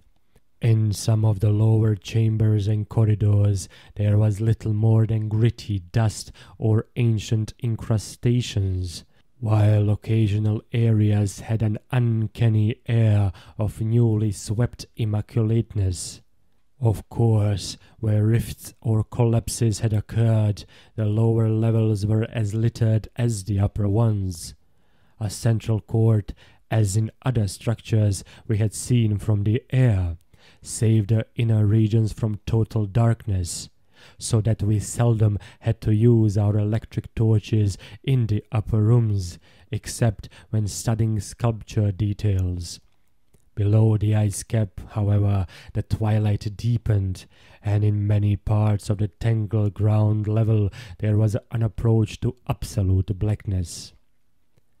To form even a rudimentary idea of our thoughts and feelings as we penetrated this aeon-silent maze of unhuman masonry, one must correlate a hopelessly bewildering chaos of fugitive moods, memories, and impressions.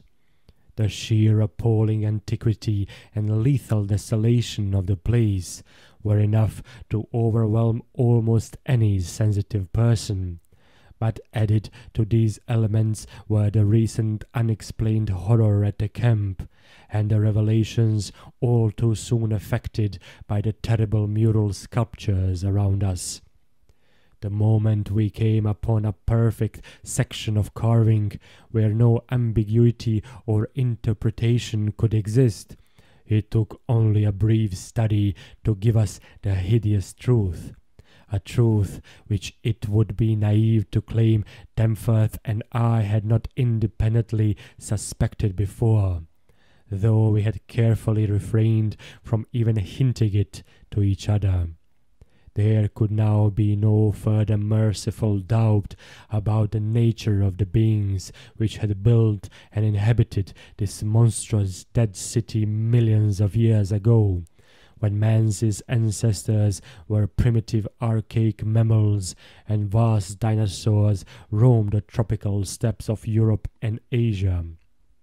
We had previously clung to a desperate alternative and insisted, each to himself that the omnipresence of the five-pointed motifs meant only some cultural or religious exaltation of the archaean natural object, which had so patently embodied the quality of five-pointedness, as the decorative motifs of Minoan Crete exalted the sacred bull, those of Egypt the scarabæus, those of Rome the wolf and the eagle, and those of various savage tribes some chosen totem animal. But this lone refuge was now stripped from us, and we were forced to face definitely the reason-shaking realization which the reader of these pages had doubtless long ago anticipated. I can scarcely bear to write it down in black and white even now, but perhaps that will not be necessary. The things once rearing and dwelling in this frightful masonry in the age of dinosaurs were not indeed dinosaurs, but far worse. Mere dinosaurs were new and almost brainless objects, but the builders of the city were wise and old, and had left certain traces in rocks even then laid down well nigh 1,000 million years. Rocks laid down before the true life of Earth had advanced beyond plastic groups of cells. Rocks laid down before the true life of Earth had existed at all. They were the makers and enslavers of that life, and above all doubt the originals of the fiendish elder myths, which things like the Pnakotic manuscripts and the Necronomicon affrightedly hint about. They were the great old ones that had filtered down from the stars when Earth was young, the beings whose substance an alien evolution had shaped, and whose powers were such as this planet had never bred. And to think that only the day before, Danforth and I had actually looked upon fragments of their millennially fossilized substance, and that poor Lake and his party had seen their complete outlines. It is of course impossible for me to relate in proper order the stages by which we picked up what we know of that monstrous chapter of pre-human life. After the first shock of the certain revelation, we had to pause a while to recuperate, and it was fully 3 o'clock before we got started on our actual tour of systematic research. The sculptures in the building we entered were of relatively late date, perhaps 2 million years ago, as checked up by geological, biological, and astronomical features, and embodied an art which would be called decadent in comparison with that of specimens we found in older buildings after crossing bridges under the glacial sheet.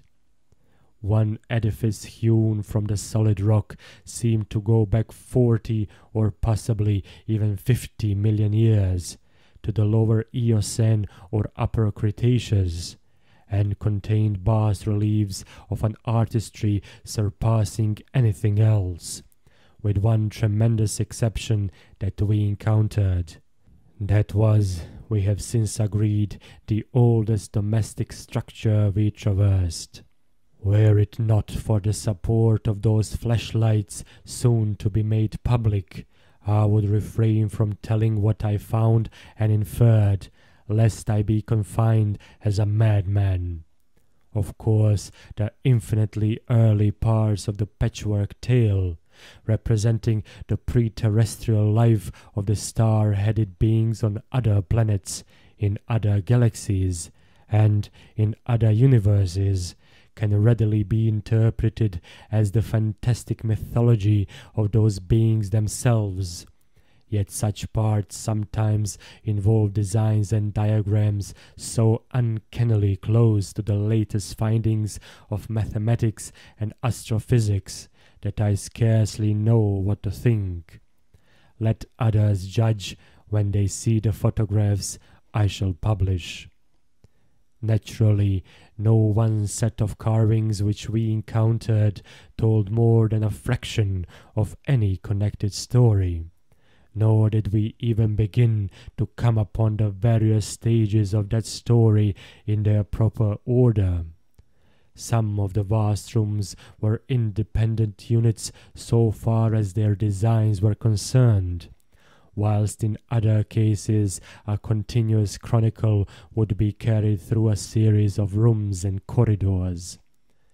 The best of the maps and diagrams were on the walls of a frightful abyss below even the ancient ground level, a cavern perhaps 200 feet square and 60 feet high, which had almost undoubtedly been an educational center of some sort.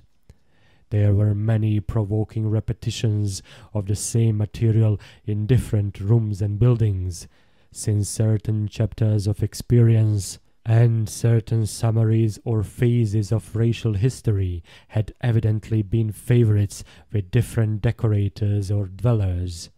Sometimes, though, variant versions of the same theme proved useful in settling debatable points and filling up gaps. I still wonder that we deduced so much in the short time at our disposal. Of course, we even now have only the barest outline, and much of that was obtained later on from a study of the photographs and sketches we made. It may be the effect of this later study, the revived memories and vague impressions acting in conjunction with his general sensitiveness, and with that final supposed horror glimpse whose essence he will not reveal even to me, which has been the immediate source of Danforth's present breakdown.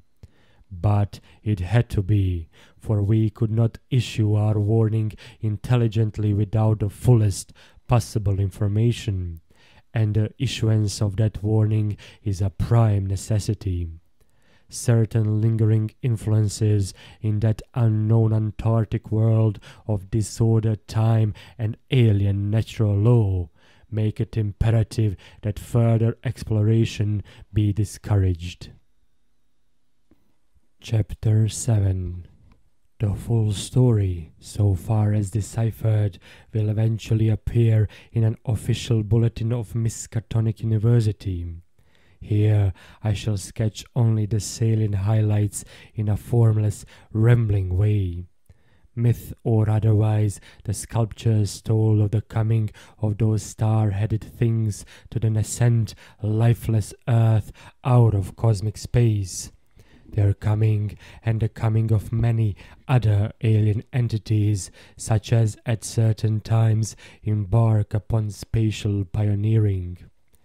They seemed able to traverse the interstellar ether on their vast membranous wings, thus oddly confirming some curious hill folklore long ago told me by an antiquarian colleague.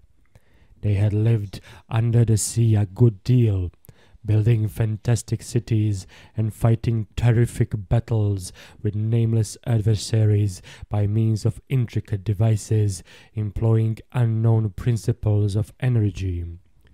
Evidently, their scientific and mechanical knowledge far surpassed men's today, though they made use of its more widespread and elaborate forms only when obliged to.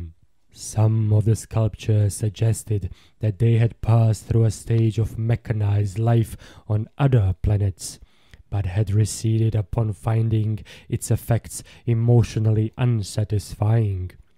Their preternatural toughness of organization and simplicity of natural wants made them peculiarly able to live on a high plane without the more specialized fruits of artificial manufacture, and even without garments, except for occasional protection against the elements. It was under the sea, at first for food and later for other purposes, that they first created earth life, using available substances according to long-known methods. The more elaborate experiments came after the annihilation of various cosmic enemies. They had done the same thing on other planets, having manufactured not only necessary foods, but certain multicellular protoplasmic masses capable of molding their tissues into all sorts of temporary organs under hypnotic influence, and thereby forming ideal slaves to perform the heavy work of the community. These viscous masses were without doubt what Abdul al-Hazred whispered about as the Shoggoths in his frightful Necronomicon, though even that mad Arab had not hinted that any existed on earth except in the dreams of those who had chewed a certain alkaloid herb. When the star-headed old ones on this planet had synthesized their simple food forms and bred a good supply of Shoggoths, they allowed other cell groups to develop into other forms of animal and vegetable life for sundry purposes, extirpating any whose presence became troublesome. With the aid of the Shoggoths, whose expansions could be made to lift prodigious weights, the small, low cities under the sea grew to vast and imposing labyrinths of stone, not unlike those which later rose on land. Indeed, the highly adaptable old ones had lived much on land in other parts of the universe, and probably retained many traditions of land construction. As we study the architecture of all these sculptured Paleogean cities, including that whose eon-dead corridors we were even then traversing, we were impressed by a curious coincidence which we have not yet tried to explain, even to ourselves. The tops of the buildings, which in the actual city around us had, of course, been weathered into shapeless ruins ages ago, were clearly displayed in the bas-reliefs, and showed vast clusters of needle-like spires, delicate finials on certain cone and pyramid apexes, and tiers of thin, horizontal scalloped discs capping cylindrical shafts.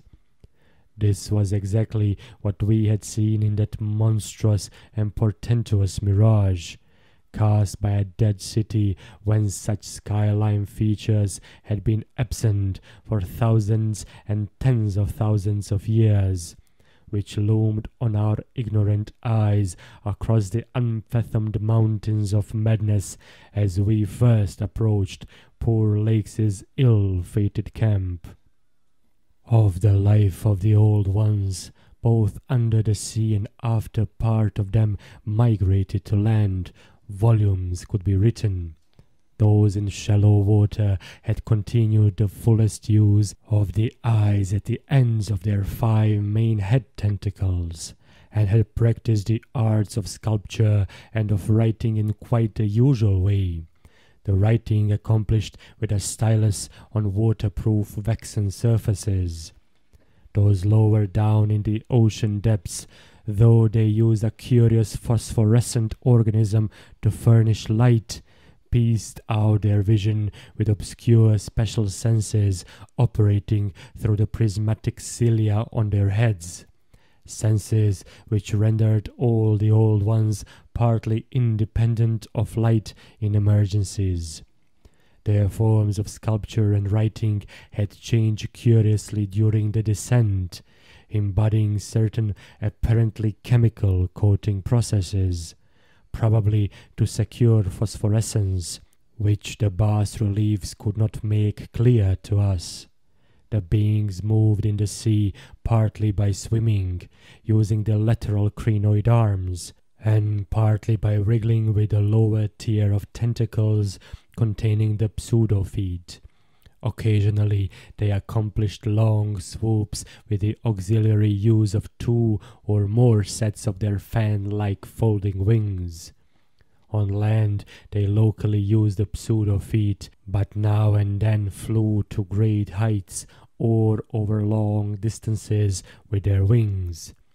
The many slender tentacles into which the crinoid arms branched were infinitely delicate, flexible, strong and accurate in muscular nervous coordination, ensuring the utmost skill and dexterity in all artistic and other manual operations. The toughness of the things was almost incredible. Even the terrific pressure of the deepest sea bottoms appeared powerless to harm them. Very few seemed to die at all except by violence, and their burial places were very limited. The fact that they cover their vertically inhumed dead with 5-pointed inscribed mounds set up thoughts in Danforth and me which made a fresh pause and recuperation necessary after the sculptures revealed it. The beings multiplied by means of spores, like vegetable pteridophytes, as Lake had suspected, but owing to their prodigious toughness and longevity and consequent lack of replacement needs, they did not encourage the large-scale development of new prothalia except when they had new regions to colonize. The young matured swiftly and received an education evidently beyond any standard we can imagine. The prevailing intellectual and aesthetic life was highly evolved and produced a tenaciously enduring set of customs and institutions, which I shall describe more fully in my coming monograph. These varied slightly according to sea or land residence, but had the same foundations and essentials. Though able, like vegetables, to derive nourishment from inorganic substances, they vastly preferred organic and especially animal food. They ate uncooked marine life under the sea, but cooked their viands on land. They hunted game and raised meat herds, slaughtering with sharp weapons whose odd marks on certain fossil bones our expedition had noted. They resisted all ordinary temperatures marvelously, and in their natural state could live in water down to freezing. When the great chill of the Pleistocene drew on, however, nearly 1,000,000 years ago, the land dwellers had to resort to special measures, including artificial heating, until at last the deadly cold appears to have driven them back into the sea. For their prehistoric flights through cosmic space, legend said, they absorbed certain chemicals and became almost independent of eating, breathing, or heat conditions. But by the time of the Great Cold, they had lost track of the method. In any case, they could not have prolonged the artificial state indefinitely without harm. Being non-pairing and semi-vegetable in structure, the old ones had no biological basis for the family phase of mammal life, but seemed to organize large households on the principles of comfortable space utility and, as we deduce from the pictured occupations and diversions of co-dwellers, congenial mental association. In furnishing their homes, they kept everything in the center of the huge rooms, leaving all the wall spaces free for decorative treatment. Lighting, in the case of the land inhabitants, was accomplished by a device probably electrochemical in nature. Both on land and underwater, they use curious tables, chairs, and couches like cylindrical frames, for they rested and slept upright with folded-down tentacles, and racks for hinged sets of dotted surfaces forming their books. Government was evidently complex and probably socialistic, though no certainties in this regard could be deduced from the sculptures we saw. There was extensive commerce, both local and between different cities, certain small, flat counters, 5-pointed and inscribed, serving as money. Probably the smaller of the various greenish soapstones found by our expedition were pieces of such currency. Though the culture was mainly urban, some agriculture and much stock raising existed. Mining and a limited amount of manufacturing were also practiced. Travel was very frequent, but permanent migration seemed relatively rare, except for the vast colonizing movements by which the race expanded. For personal locomotion, no external aid was used, since in land, air, and water movement alike the old ones seemed to possess excessively vast capacities for speed. Loads, however, were drawn by beasts of burden, shoggoths under the sea, and a curious variety of primitive vertebrates in the later years of land existence. These vertebrates, as well as an infinity of other life forms, animal and vegetable, marine, terrestrial, and aerial, were the products of unguided evolution acting on life cells made by the old ones, but escaping beyond their radius of attention. They had been suffered to develop unchecked because they had not come in conflict with the dominant beings. Bothersome forms, of course, were mechanically exterminated. It interested us to see in some of the very last and most decadent sculptures a shambling primitive mammal, used sometimes for food and sometimes as an amusing buffoon by the land dwellers, whose vaguely simian and human foreshadowings were unmistakable.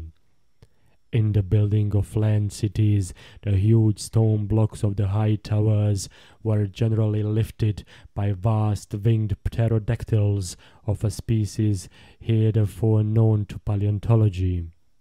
The persistence with which the old ones survived various geologic changes and convulsions of the earth's crust was little short of miraculous. Though few or none of their first cities seem to have remained beyond the Archean age, there was no interruption in their civilization or in the transmission of their records.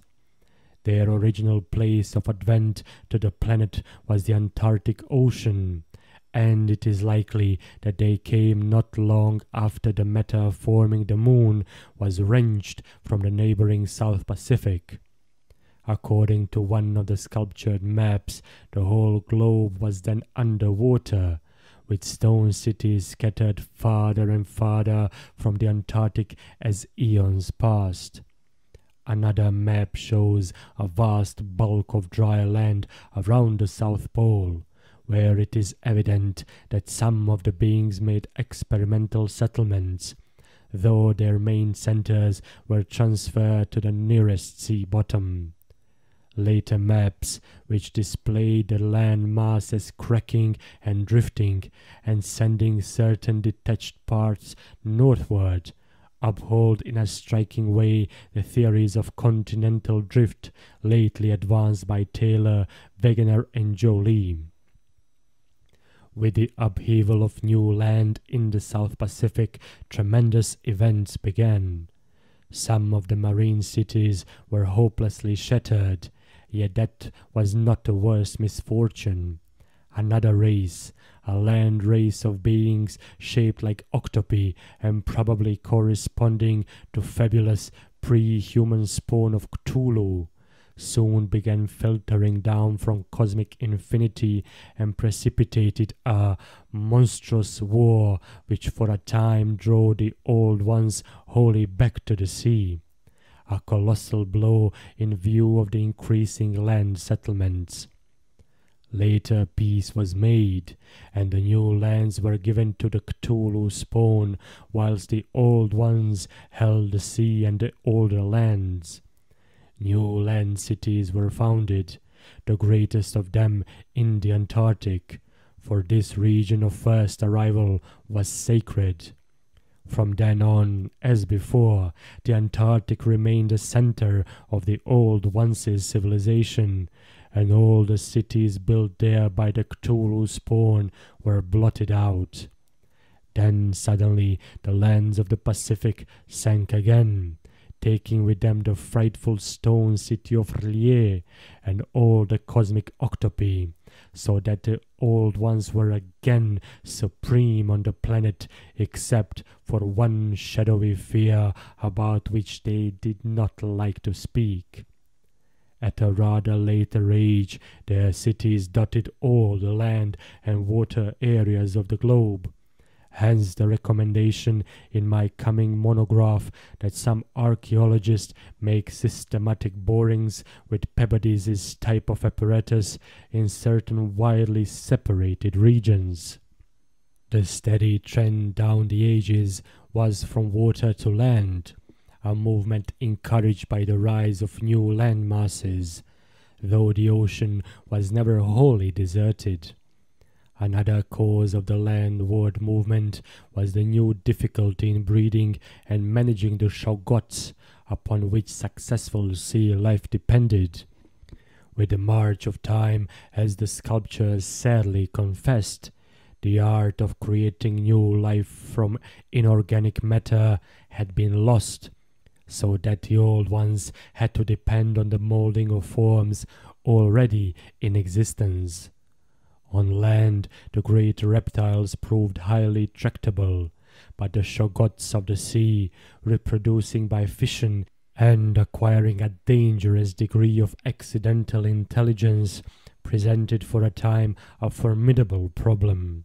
They had always been controlled through the hypnotic suggestions of the Old Ones, and had modeled their tough plasticity into various useful temporarily limbs and organs. But now their self-modeling powers were sometimes exercised independently, and in various imitative forms implanted by past suggestion.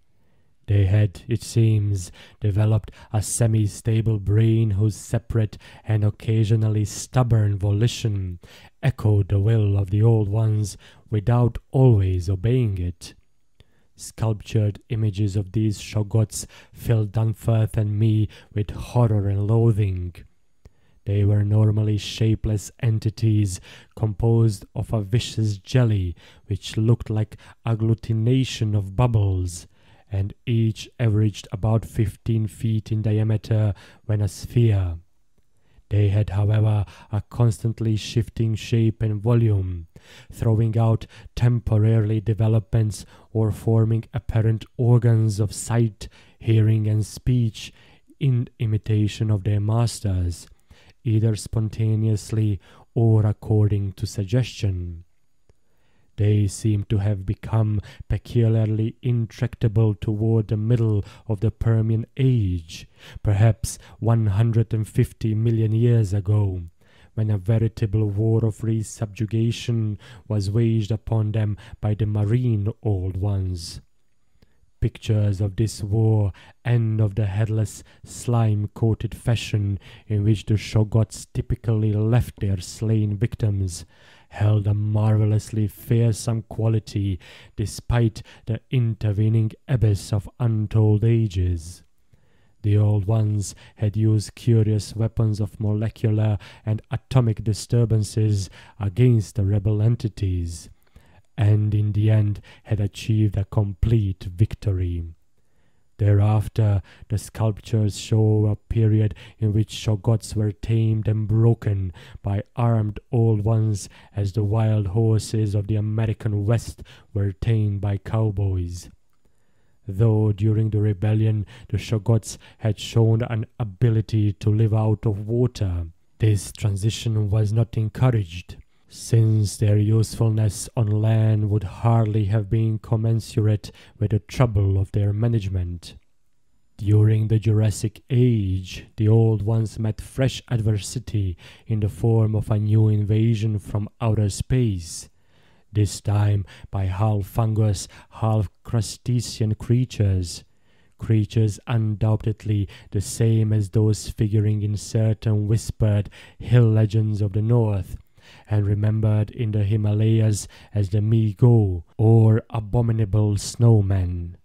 To fight these beings, the Old Ones attempted, for the first time since their terrene advent, to sally forth again into the planetary ether, but despite all traditional preparations, found it no longer possible to leave the Earth's atmosphere. Whatever the old secret of interstellar travel had been, it was now definitely lost to the race. In the end, the Mi-go drove the Old Ones out of all the northern lands, though they were powerless to disturb those in the sea. Little by little, the slow retreat of the elder race to their original Antarctic habitat was beginning. It was curious to note from the pictured battles that both the Cthulhu spawn and the Mi-go seemed to have been composed of matter more widely different from that which we know than was the substance of the Old Ones. They were able to undergo transformations and reintegrations impossible for their adversaries, and seem therefore to have originally came from even remoter gulfs of the cosmic space.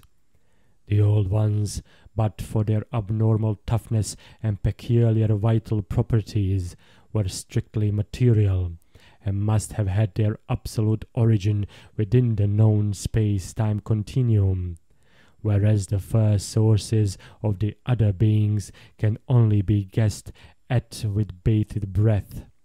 All this, of course, assuming that the non-terrestrial linkages and the anomalies ascribed to the invading foes are not pure mythology. Conceivably, the Old Ones might have invented a cosmic framework to account for their occasional defeats, since historical interest and pride obviously form their chief psychological element.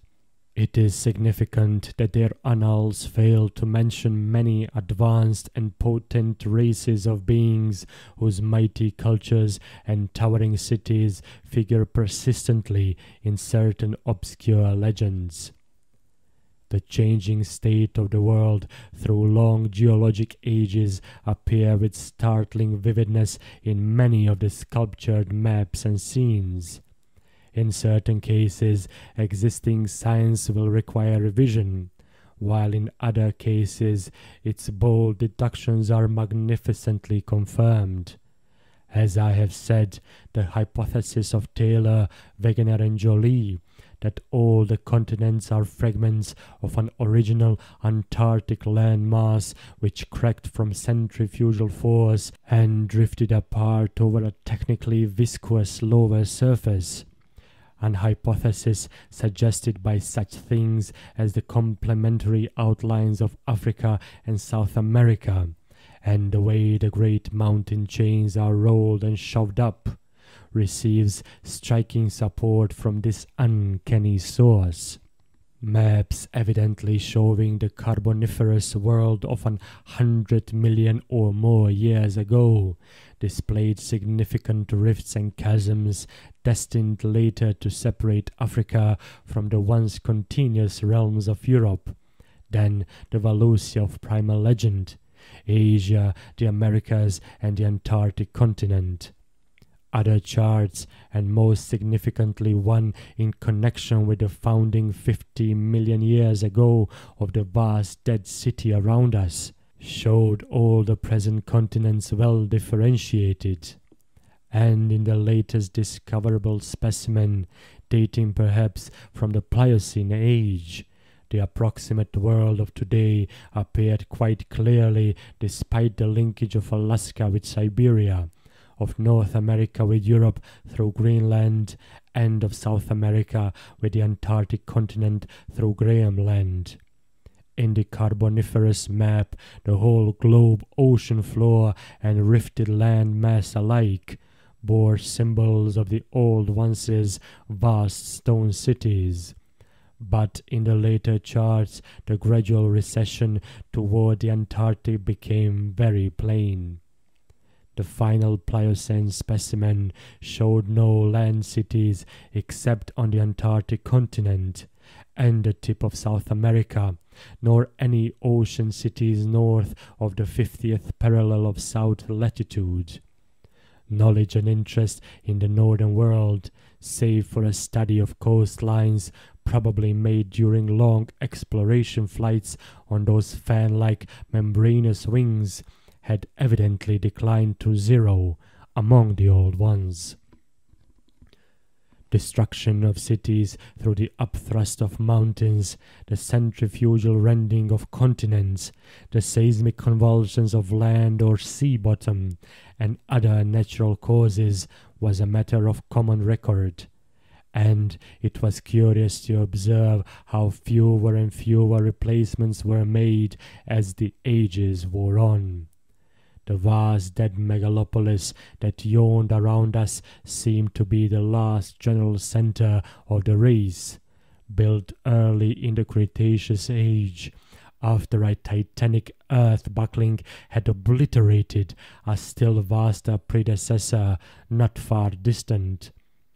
It appeared that this general region was the most sacred spot of all, where reputedly the first old ones had settled on a primal sea bottom.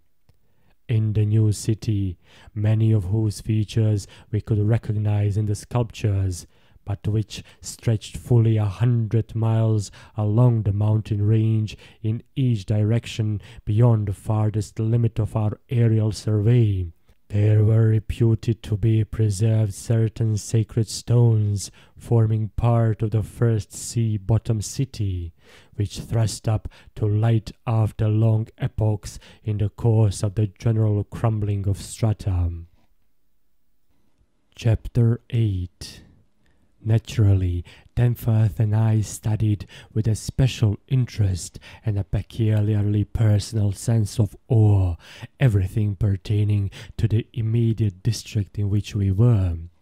Of this local material there was naturally a vast abundance, and on the tangled ground level of the city we were lucky enough to find a house of very late date, whose walls, though somewhat damaged by a neighboring rift, contained sculptures of decadent workmanship carrying the story of the region much beyond the period of the Pliocene map whence we derived our last general glimpse of the pre-human world.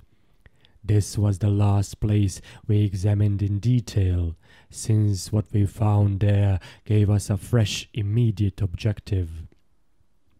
Certainly we were in one of the strangest, weirdest, and most terrible of all the corners of the earth's globe. Of all existing lands, it was infinitely the most ancient. The conviction grew upon us that this hideous upland must indeed be the fabled nightmare plateau of Leng, which even the mad author of the Necronomicon was reluctant to discuss. The great mountain chain was tremendously long, starting as a low range at Luitpold Land on the east coast of Weddell Sea, and virtually crossing the entire continent. That really high part stretched in a mighty arc from about latitude 82 degrees, east longitude 60 degrees, to latitude 70 degrees, east longitude 115 degrees, with its concave side toward our camp and its seaward end in the region of that long ice-locked coast, whose hills were glimpsed by Wilkes and Mawson at the Antarctic Circle. Yet even more monstrous exaggerations of nature seemed disturbingly close at hand. I have said that these peaks are higher than the Himalayas, but the sculptures forbid me to say that they are Earth's highest.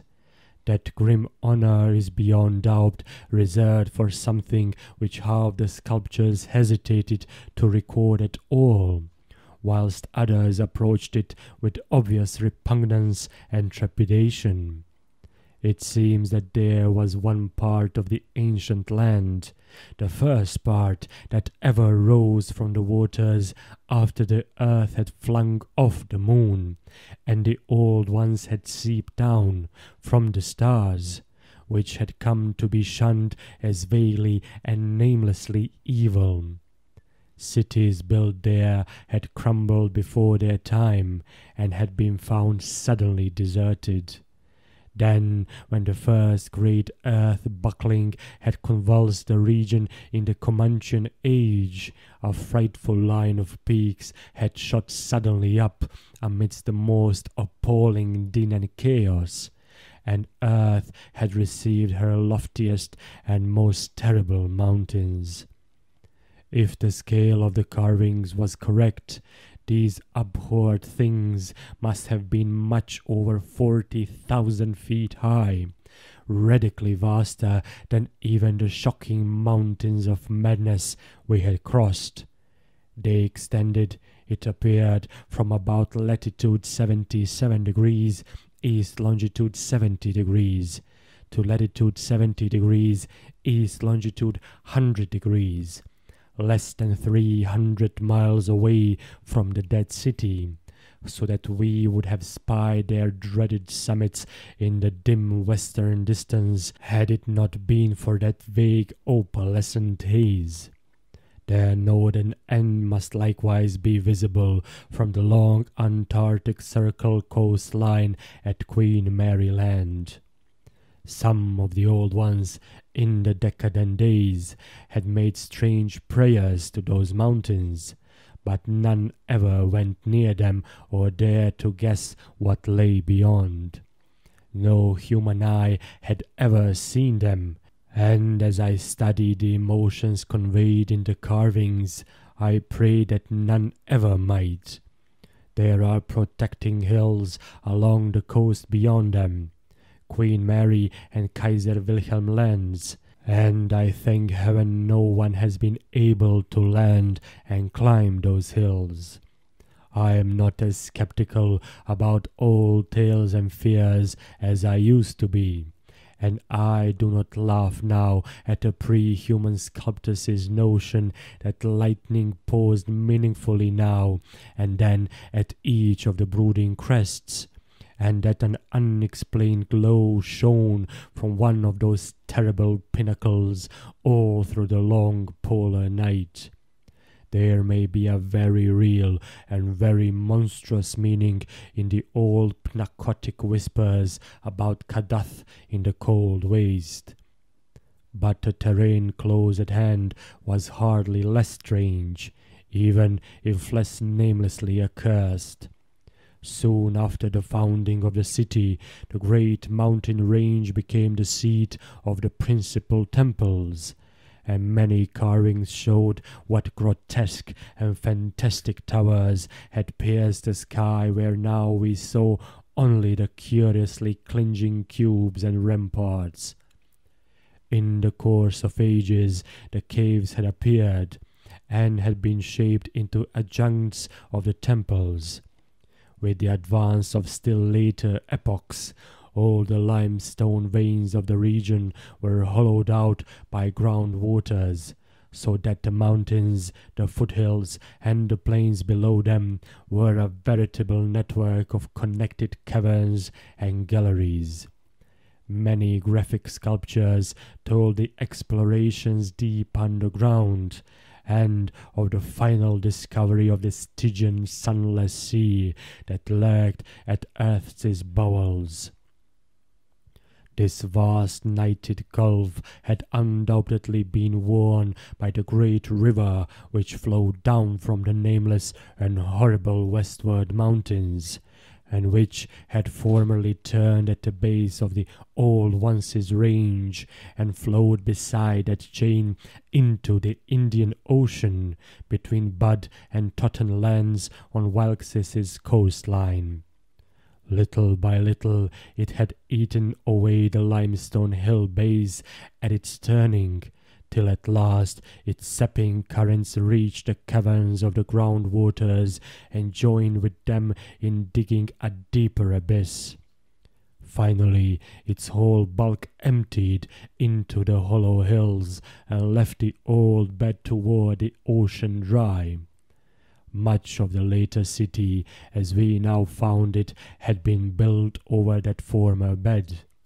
The old ones, understanding what had happened, and exercising their always keen artistic sense, had carved into ornate pylons those headlands of the foothills where the great stream began its descent into eternal darkness.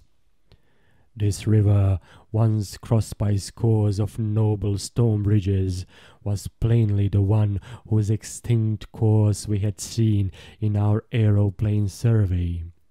Its position in different carvings of the city helped us to orient ourselves to the scene as it had been at various stages of the Regency's age-long, eon-dead history, so that we were able to sketch a hasty but careful map of the salient features, squares, important buildings, and the like, for guidance in further explorations.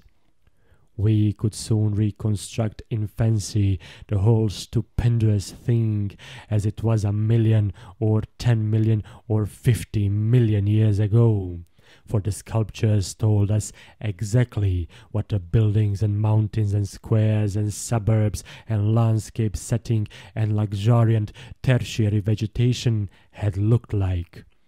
It must have had a marvelous and mystic beauty, and as I thought of it, I almost forgot the clammy sense of sinister oppression with which the city's inhuman age and massiveness and deadness and remoteness and glacial twilight had choked and weighted on my spirit. Yet, according to certain carvings, the denizens of that city had themselves known the clutch of oppressive terror, for there was a sombre and recurrent type of scene in which the old ones were shown in the act of recoiling affrightedly from some object, never allowed to appear in the design, found in the great river and indicated as having been washed down through waving, vine-draped cycad forests from those horrible westward mountains. It was only in the one late-built house with the decadent carvings that we obtained any foreshadowing of the final calamity leading to the city's desertion. Undoubtedly, there must have been many sculptures of the same age elsewhere, even allowing for the slackened energies and aspiration of a stressful and uncertain period. Indeed, very certain evidence of the existence of others came to us shortly afterward, but this was the first and only set we directly encountered. We meant to look farther later on, but as I have said, immediate conditions dictated another present objective. There would, though, have been a limit, for after all hope of a long future occupancy of the place had perished among the old ones, there could not but have been a complete cessation of mural decoration. The ultimate blow, of course, was the coming of the great cold, which once held most of the earth in thrall, and which has never departed from the ill-fated poles. The great cold that, at the world's other extremity, put an end to the fabled lands of Lomar and Hyperborea. Just when this tendency began in the Antarctic, it would be hard to say in terms of exact years. Nowadays, we set the beginning of the general glacial periods at a distance of about 500,000 years from the present, but at the poles the terrible scourge must have commenced much earlier. all quantitative estimates are partly guesswork, but it is quite likely that the decadent sculptures were made considerably less than 1,000,000 years ago, and that the actual desertion of the city was complete long before the conventional opening of the Pleistocene, 500,000 years ago, as reckoned in terms of the Earth's whole surface. In the decadent sculptures there were signs of thinner vegetation everywhere, and of a decreased country life on the part of the old ones. Heating devices were shown in the houses, and winter travellers were represented as muffled in protective fabrics. Then we saw a series of cartouches, the continuous band arrangement being frequently interrupted in these late carvings, depicting a constantly growing migration to the nearest refuge of greater warmth, some fleeing to cities under the sea off the faraway coast, and some clambering down through networks of limestone caverns in the hollow hills to the neighboring black abyss of subterranean waters. In the end, it seems to have been the neighboring abyss which received the greatest colonization. This was partly due, no doubt, to the traditional sacredness of this special region, but may have been more conclusively determined by the opportunities it gave for continuing the use of the great temples on the honeycombed mountains, and for retaining the vast land city as a place of summer residence and base of communication with various minds. The linkage of old and new abodes was made more effective by means of several gradings and improvements along the connecting routes, including the chiseling of numerous direct tunnels from the ancient metropolis to the Black Abyss, sharply down-pointing tunnels whose mouths we carefully drew, according to our most thoughtful estimates, on the guide map we were compiling.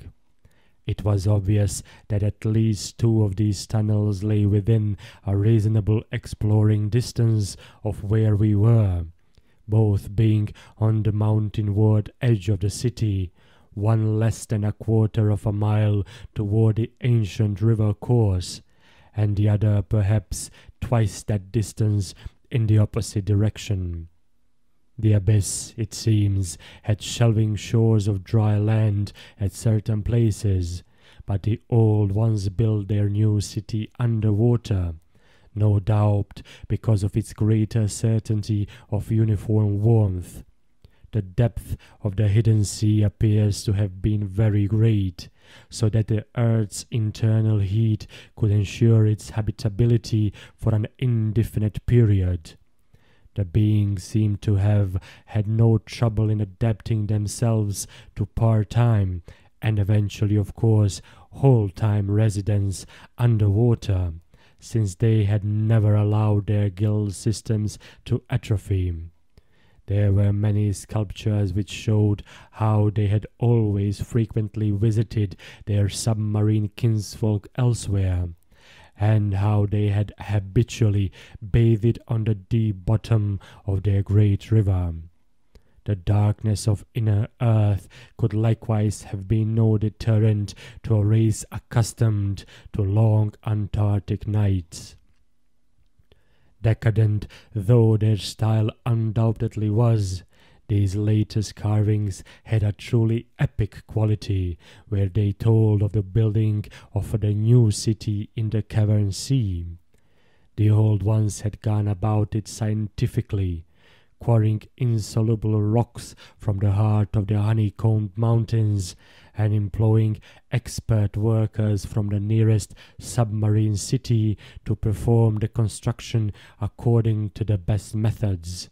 These workers brought with them all that was necessary to establish the new venture: shoggoth tissue from which to breed stone lifters and subsequent beasts of burden for the cavern city, and other protoplasmic matter to mold into phosphorescent organisms for lighting purposes. At last a mighty metropolis rose on the bottom of that Stygian sea, its architecture much like that of the city above, and its workmanship displaying relatively little decadence because of the precise mathematical element inherent in building operations. The newly bred Shoggoths grew to enormous size and singular intelligence, and were represented as taking and executing orders with marvelous quickness. They seemed to converse with the old ones by mimicking their voices, a sort of musical piping over a wide range. If poor Lakes's dissection had indicated aright, and to work more from spoken commands than from hypnotic suggestions as in earlier times. They were, however, kept in admirable control.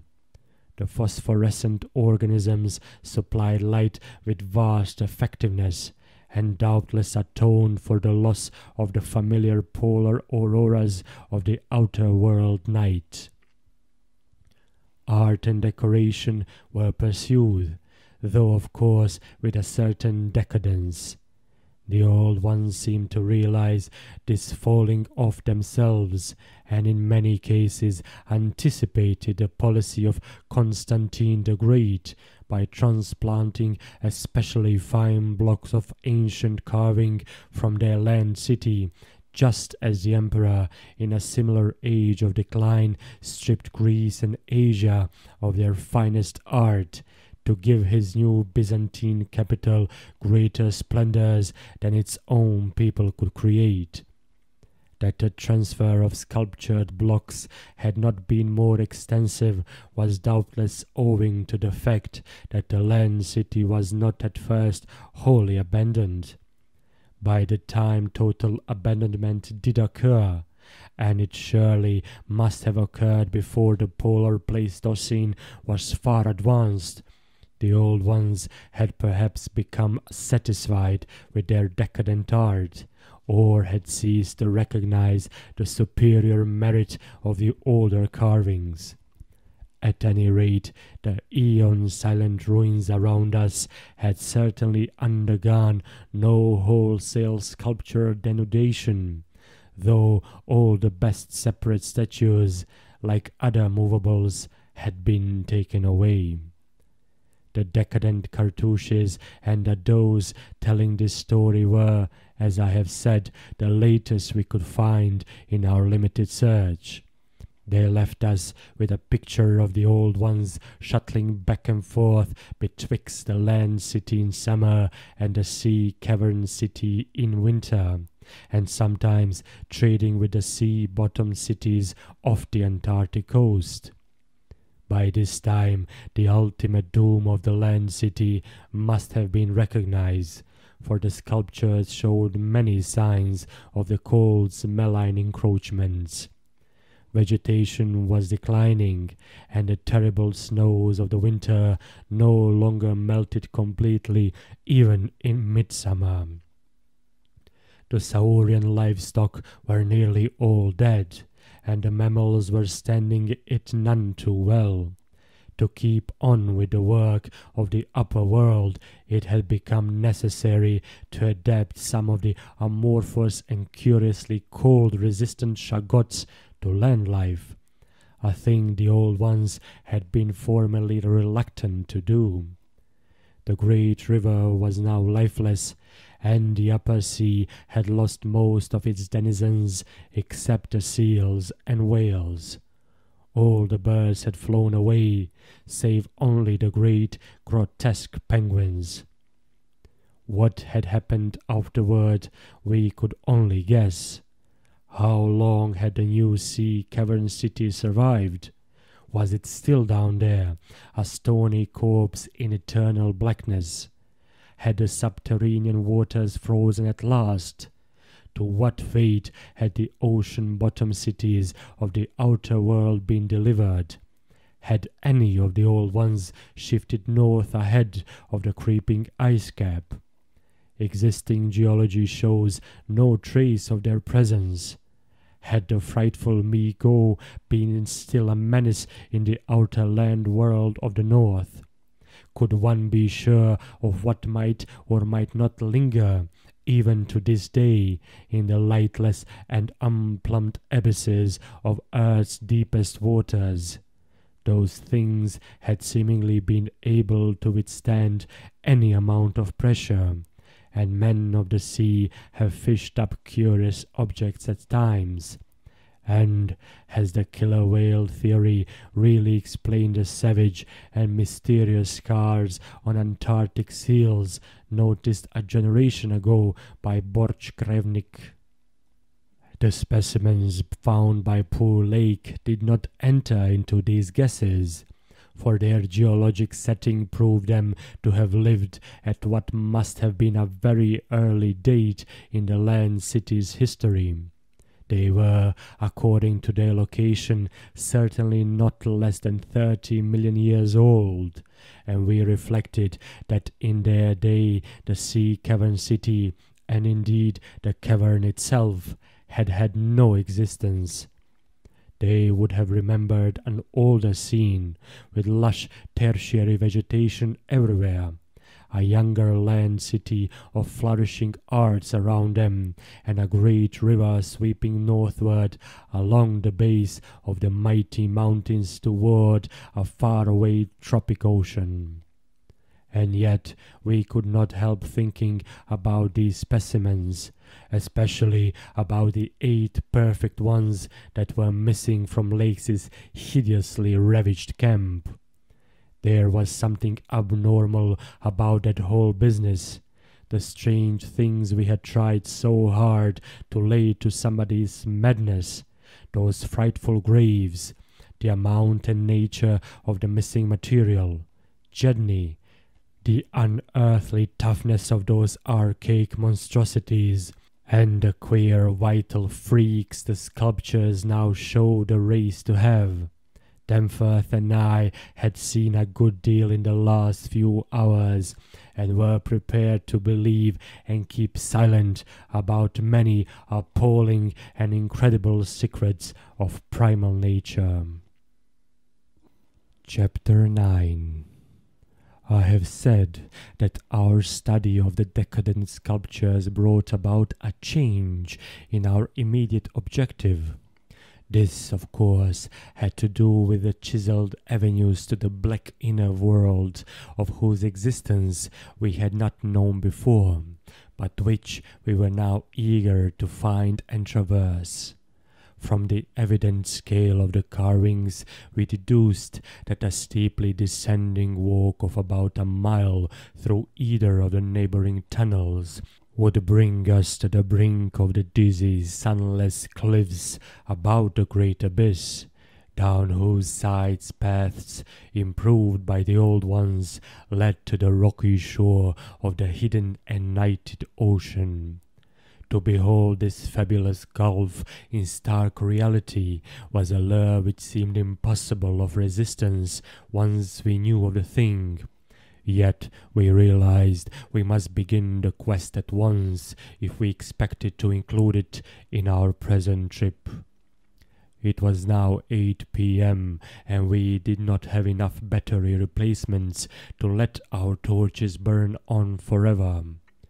We had done so much studying and copying below the glacial level that our battery supplies had had at least 5 hours of nearly continuous use, and despite a special dry cell formula, would obviously be good for only about 4 more, though by keeping one torch unused, except for especially interesting or difficult places, we might manage to eke out a safe margin beyond that.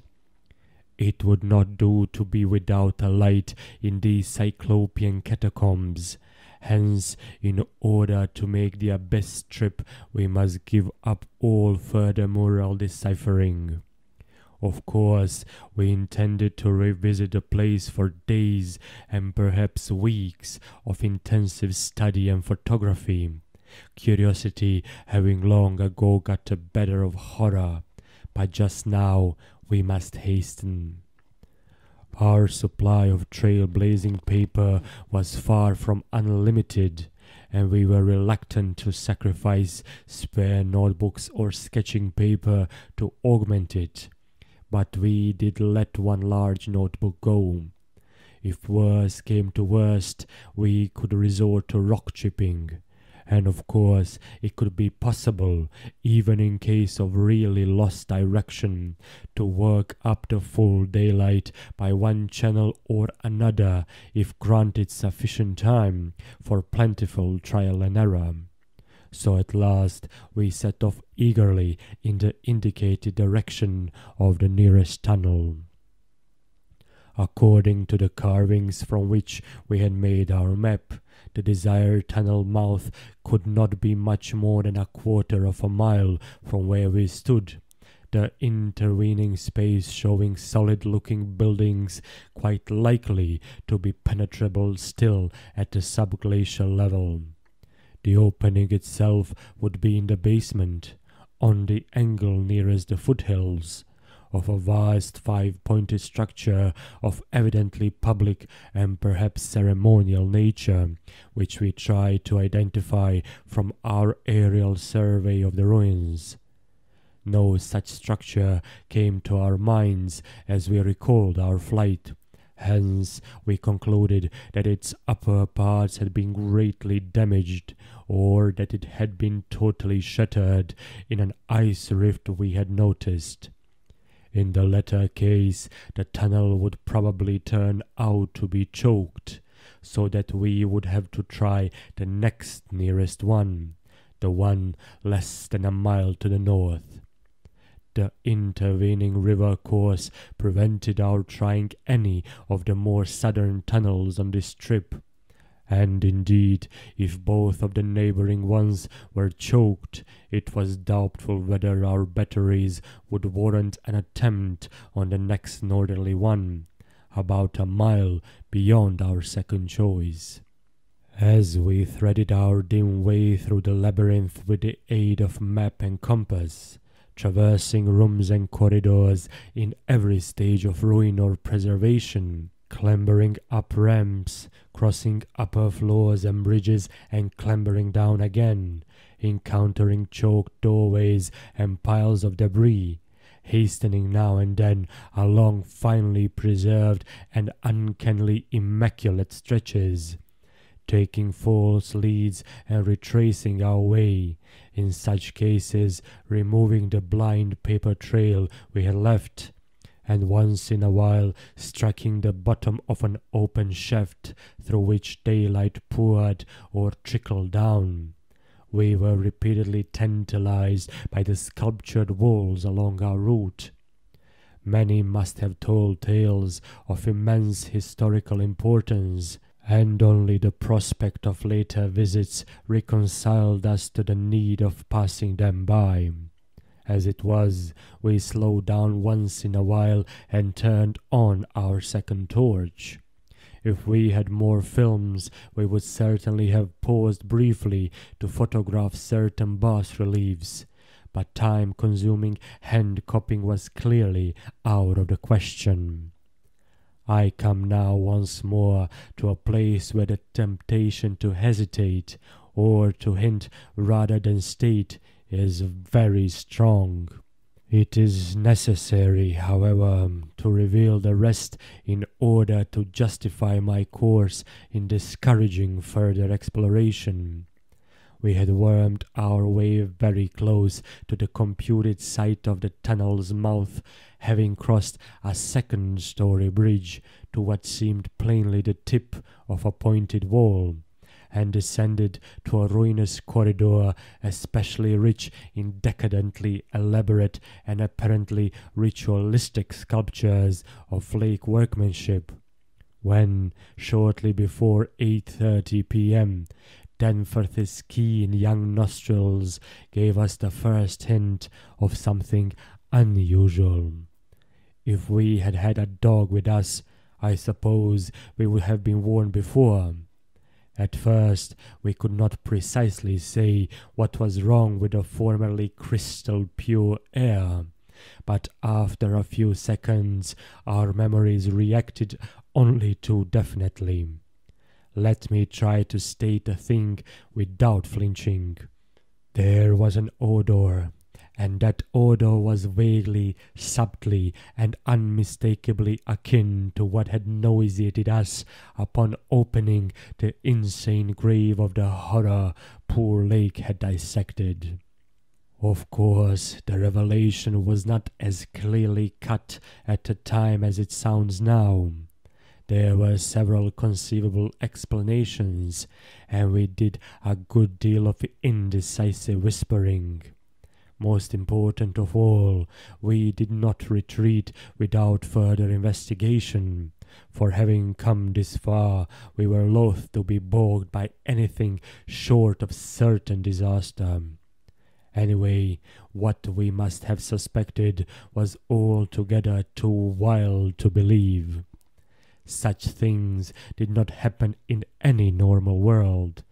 It was probably sheer irrational instinct which made us dim our single torch, tempted no longer by the decadent and sinister sculptures that leered menacingly from the oppressive walls, and which softened our progress to a cautious tiptoeing and crawling over the increasingly littered floor and heaps of debris.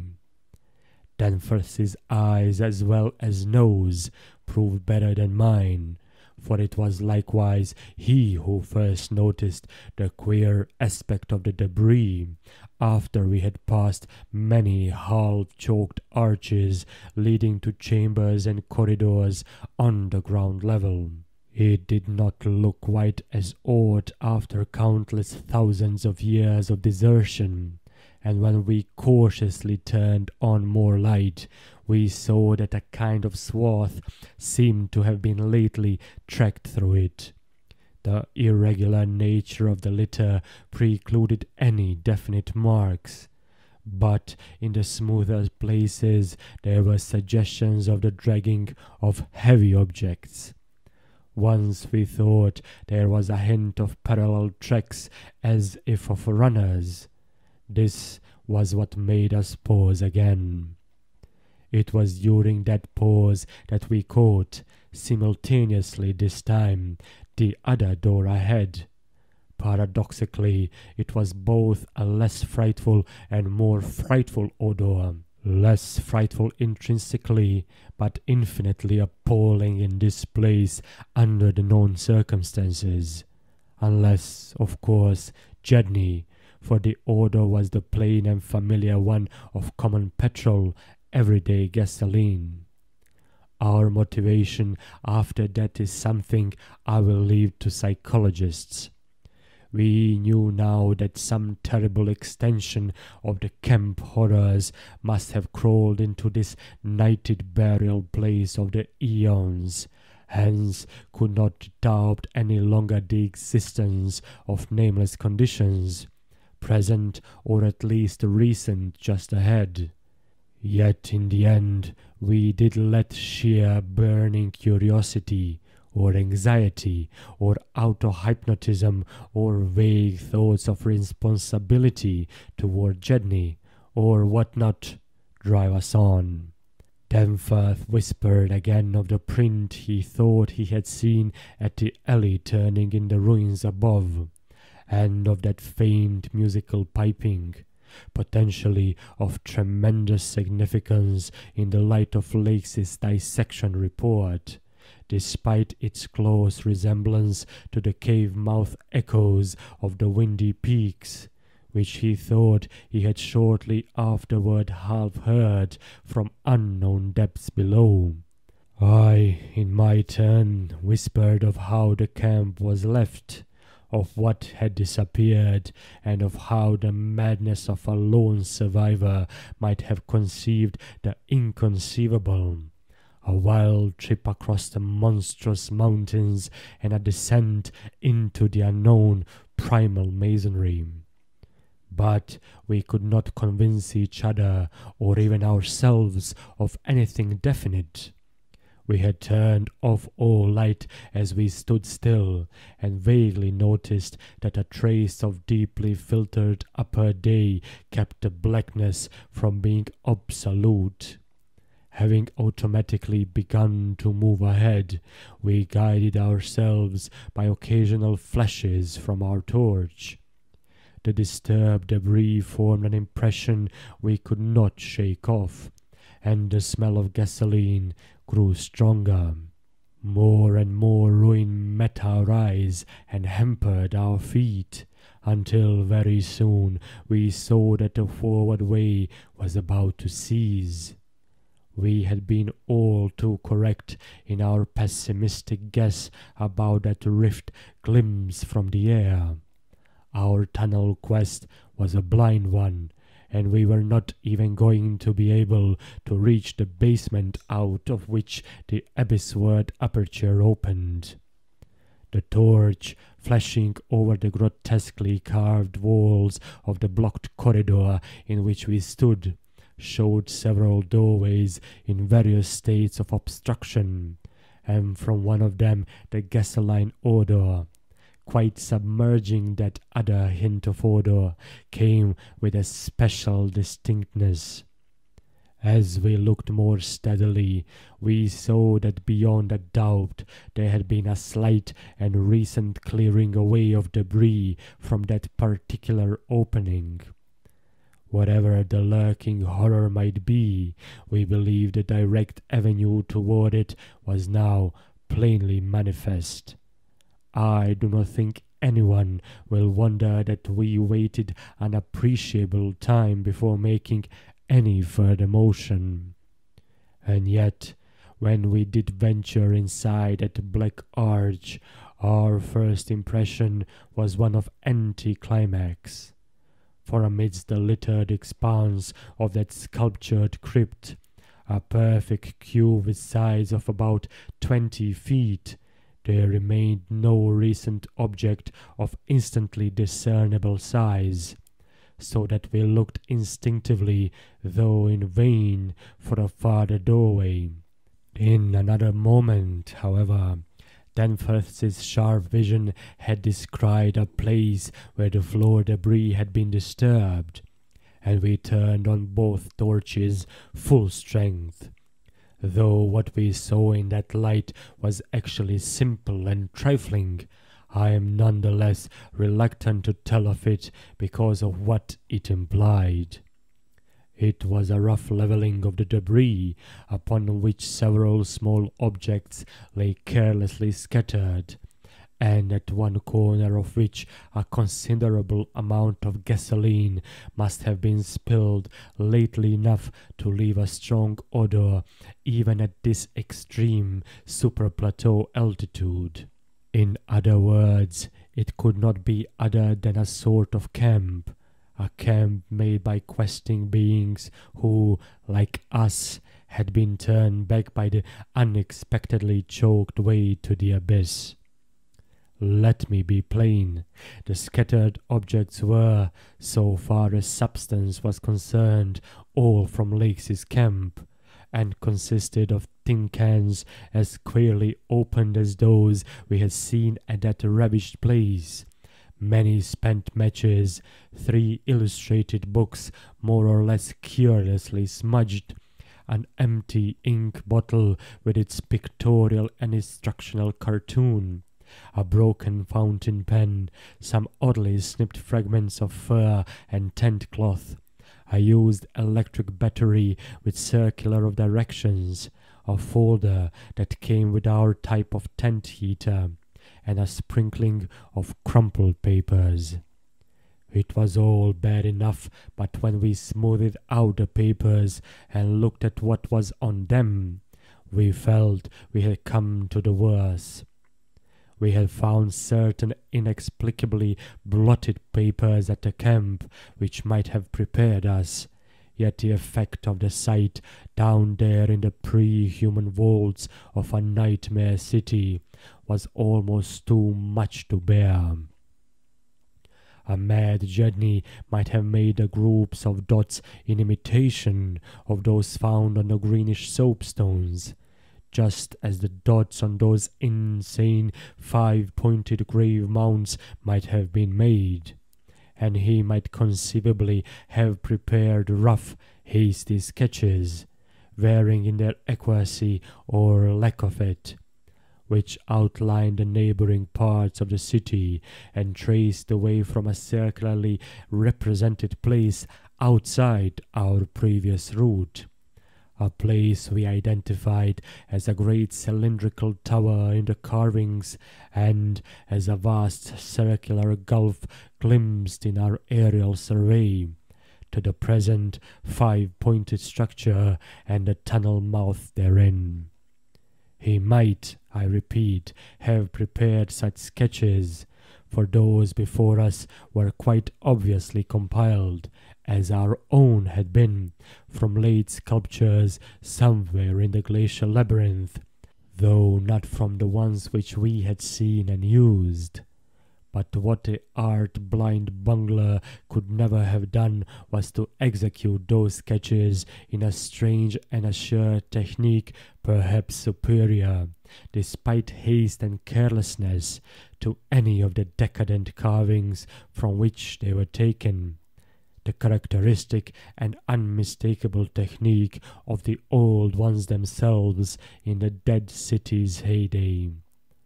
There are those who will say Danforth and I were utterly mad not to flee for our lives after that, since our conclusions were now, notwithstanding their wildness, completely fixed, and of a nature I need not even mention to those who have read my account as far as this. Perhaps we were mad.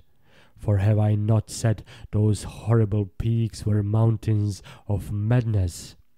But I think I can detect something of the same spirit, albeit in a less extreme form, in the men who stalk deadly beasts through African jungles to photograph them or study their habits.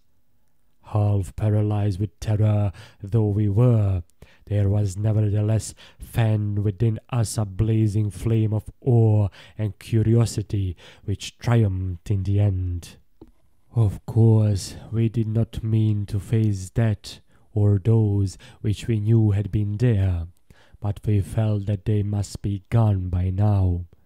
They would by this time have found the other neighboring entrance to the abyss, and have passed within to whatever night-black fragments of the past might await them in the ultimate gulf they had never seen. Or if that entrance too was blocked, they would have gone on to the north seeking another. They were, we remembered, partly independent of light. Looking back to that moment, I can scarcely recall just what precise form our new emotions took, just what change of immediate objective it was that so sharpened our sense of expectancy. We certainly did not mean to face what we feared, yet I will not deny that we may have had a lurking, unconscious wish to spy certain things from some hidden vantage point. Probably we had not given up our zeal to glimpse the abyss itself, though there was interposed a new goal in the form of that great circular place shown on the crumpled sketches we had found. We had at once recognized it as a monstrous cylindrical tower figuring in the very earliest carvings, but appearing only as a prodigious round aperture from above. Something about the impressiveness of its rendering, even in these hasty diagrams, made us think that its subglacial levels must still form a feature of peculiar importance. Perhaps it embodied architectural marvels as yet unencountered by us. It was certainly of incredible age, according to the sculptures in which it figured, being indeed among the first things built in the city. Its carvings, if preserved, could not but be highly significant. Moreover, it might form a good present link with the upper world, a shorter route than the one we were so carefully blazing, and probably that by which those others had descended. At any rate, the thing we did was to study the terrible sketches, which quite perfectly confirmed our own, and start back over the indicated course of the circular place, the course which our nameless predecessors must have traversed twice before us. The other neighboring gate to the abyss would lie beyond that. I need not speak of our journey, during which we continued to leave an economical trail of paper, for it was precisely the same in kind as that by which we had reached the cul-de-sac, except that it tended to adhere more closely to the ground level and even descend to basement corridors. Every now and then we could trace certain disturbing marks in the debris or litter underfoot, and after we had passed outside the radius of the gasoline scent, we were again faintly conscious, spasmodically, of that more hideous and more persistent scent. After the way had branched from our former course, we sometimes gave the rays of our single torch a furtive sweep along the walls, noting in almost every case the well-nigh omnipresent sculptures, which indeed seemed to have formed a main aesthetic outlet for the old ones.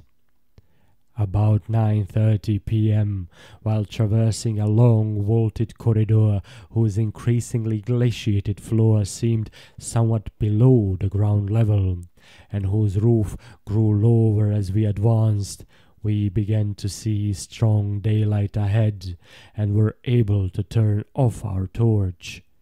It appeared that we were coming to the vast circular place, and that our distance from the upper air could not be very great.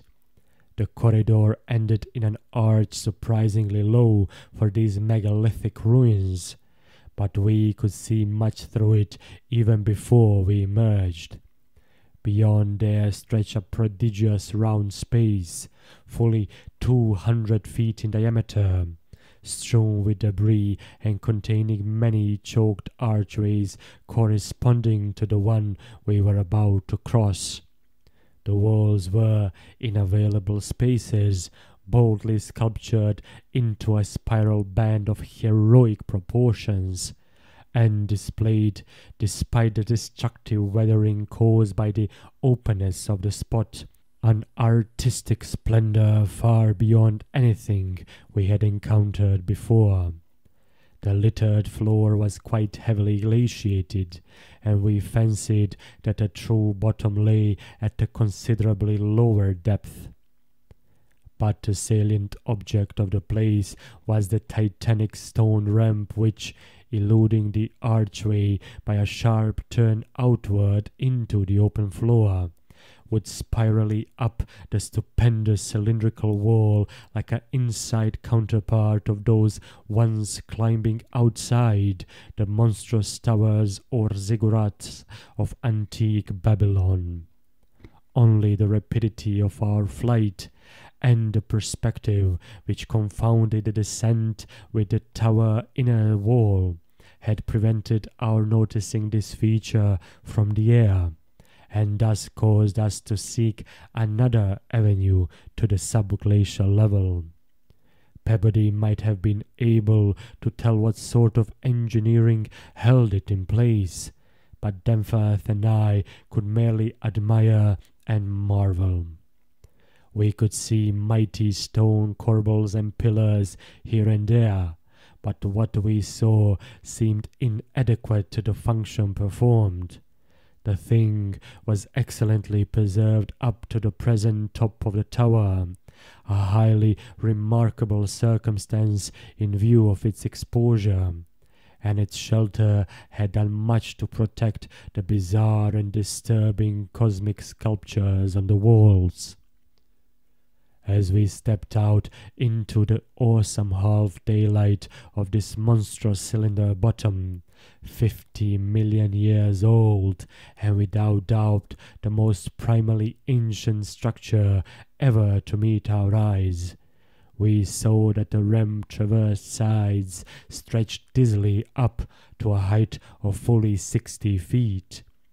This, we recalled from our aerial survey, meant an outside glaciation of some 40 feet, since the yawning gulf we had seen from the plain had been at the top of an approximately 20-foot mound of crumbled masonry, somewhat sheltered for 3/4 of its circumference by the massive curving walls of a line of higher ruins. According to the sculptures, the original tower had stood in the center of an immense circular plaza, and had been perhaps 500 or 600 feet high, with tiers of horizontal discs near the top, and a row of needle-like spires along the upper rim. Most of the masonry had obviously toppled outward rather than inward, a fortunate happening, since otherwise the ramp might have been shattered and the whole interior choked. As it was, the ramp showed sad battering, whilst the choking was such that all the archways at the bottom seemed to have been recently cleared.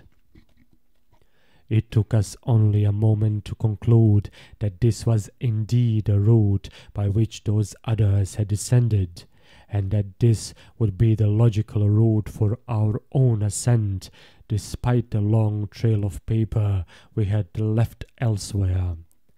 The tower's mouth was no farther from the foothills and our waiting plain than was the great terrace building we had entered, and any other subglacial exploration we might make on this trip would lie in this general region. Oddly, we were still thinking about possible later trips, even after all we had seen and guessed. Then, as we picked our way cautiously over the debris of the great floor, there came a sight which for the time excluded all other matters. It was the neatly huddled array of 3 sledges, in that farther angle of the ramp's lower and outward projecting course, which had hitherto been screened from our view. There they were, the 3 sledges missing from Lake's camp, shaken by a hard usage which must have included forcible dragging along great reaches of snowless masonry and debris, as well as much hand portage over utterly unnavigable places. They were carefully and intelligently packed and strapped, and contained things memorably familiar enough: the gasoline stove, fuel cans, instrument cases, provision tins, tarpaulins obviously bulging with books, and some bulging with less obvious contents, everything derived from Lake's equipment. After what we had found in that other room, we were in a measure prepared for this encounter. The really great shock came when we stepped over and undid one tarpaulin whose outlines had peculiarly disquieted us. It seems that others as well as Lake had been interested in collecting typical specimens, for there were 2 here, both stiffly frozen, perfectly preserved, patched with adhesive plaster where some wounds around the neck had occurred, and wrapped with care to prevent further damage. They were the bodies of young Jedney and the missing dog. Chapter 10.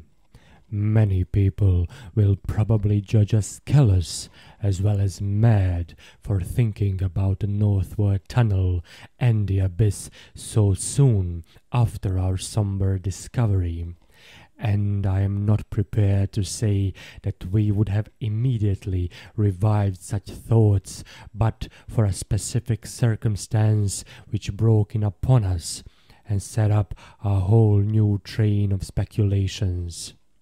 We had replaced the tarpaulin over poor Jedney and were standing in a kind of mute bewilderment when the sounds finally reached our consciousness.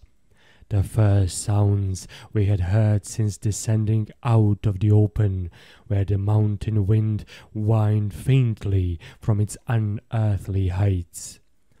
Well-known and mundane though they were, their presence in this remote world of death was more unexpected and unnerving than any grotesque or fabulous tones could possibly have been, since they gave a fresh upsetting to all our notions of cosmic harmony. Had it been some trace of that bizarre musical piping over a wide range which Lakes's dissection report had led us to expect in those others, and which, indeed, our overwrought fancies had been reading into every wind howl we had heard since coming on the Camp Horror, it would have had a kind of hellish congruity with the aeon-dead region around us. A voice from other epochs belongs in a graveyard of other epochs. As it was, however, the noise shattered all our profoundly seated adjustments, all our tacit acceptance of the inner Antarctic as a waste utterly and irrevocably void of every vestige of normal life. What we heard was not a fabulous note of any buried blasphemy of elder earth from whose supernal toughness an age-denied polar sun had evoked a monstrous response. Instead, it was a thing so mockingly normal and so unerringly familiarized by our sea days off Victoria Land and our camp days at McMurdo Sound that we shudder to think of it here, where such things ought not to be. To be brief, it was simply the raucous squawking of a penguin. The muffled sound floated from subglacial recesses nearly opposite to the corridor whence we had come, regions manifestly in the direction of that other tunnel to the vast abyss. The presence of a living water bird in such a direction, in a world whose surface was one of age-long and uniform lifelessness, could lead to only one conclusion. Hence our first thought was to verify the objective reality of the sound. It was indeed repeated, and seemed at times to come from more than one throat. Seeking its source, we entered an archway from which much debris had been cleared, resuming our trailblazing with an added paper supply taken with curious repugnance from one of the tarpaulin bundles on the sledges, when we left daylight behind.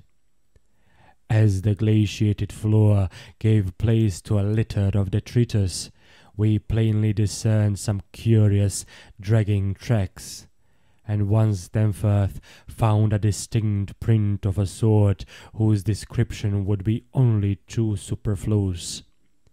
The course indicated by the penguin cries was precisely what our map and compass prescribed as an approach to the more northerly tunnel mouth, and we were glad to find that a bridgeless thoroughfare on the ground and basement levels seemed open.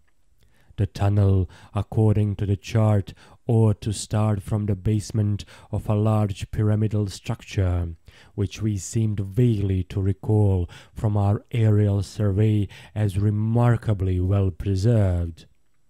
Along our path the single torch showed a customary profusion of carvings, but we did not pause to examine any of these.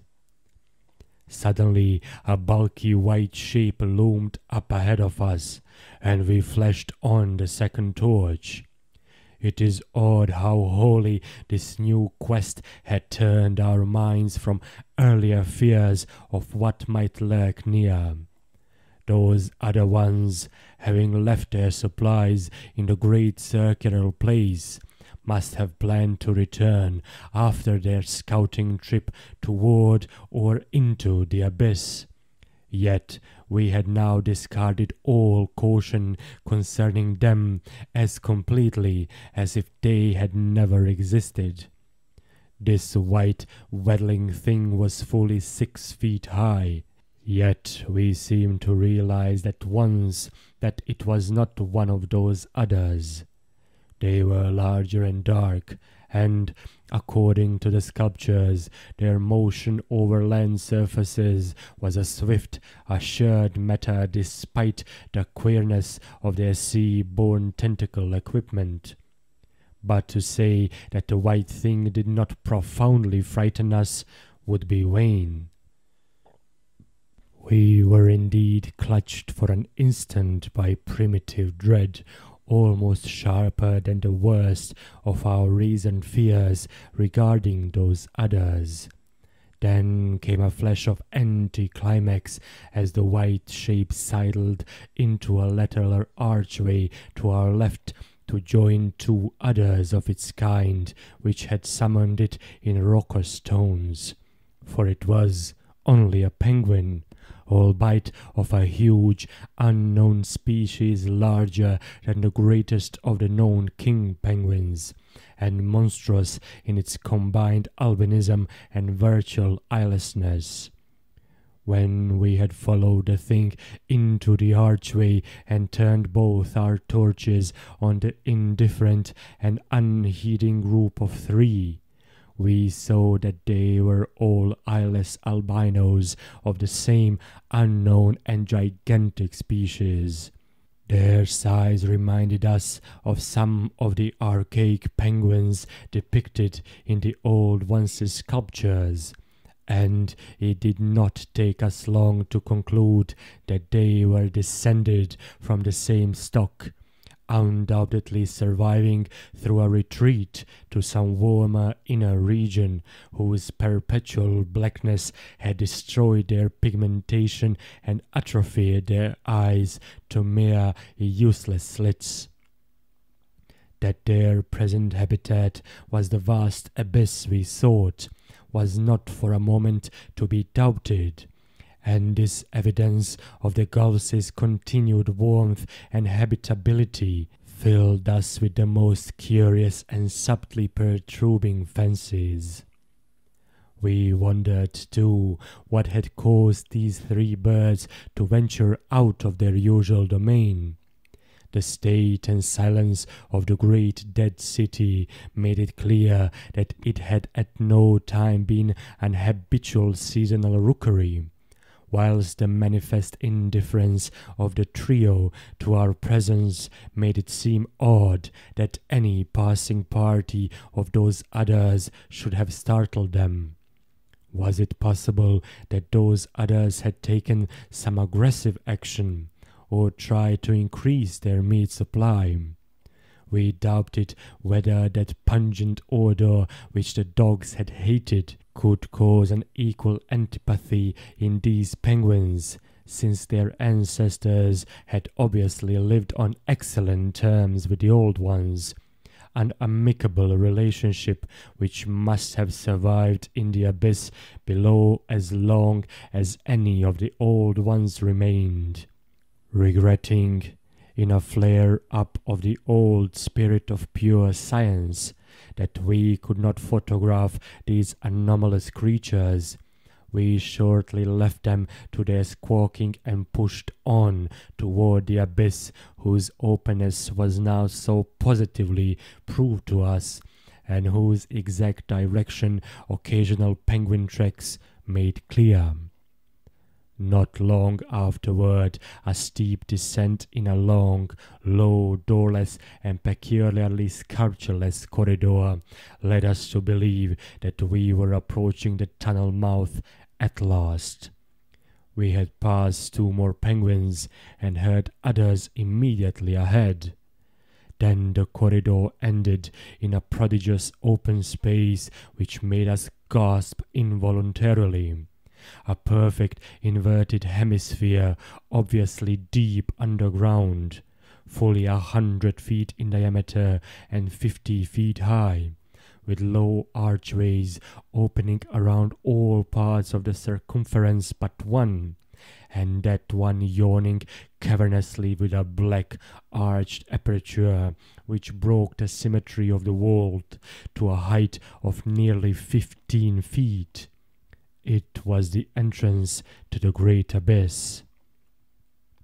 In this vast hemisphere, whose concave roof was impressively though decadently carved to a likeness of the primordial celestial dome, a few albino penguins waddled, aliens there, but indifferent and unseeing.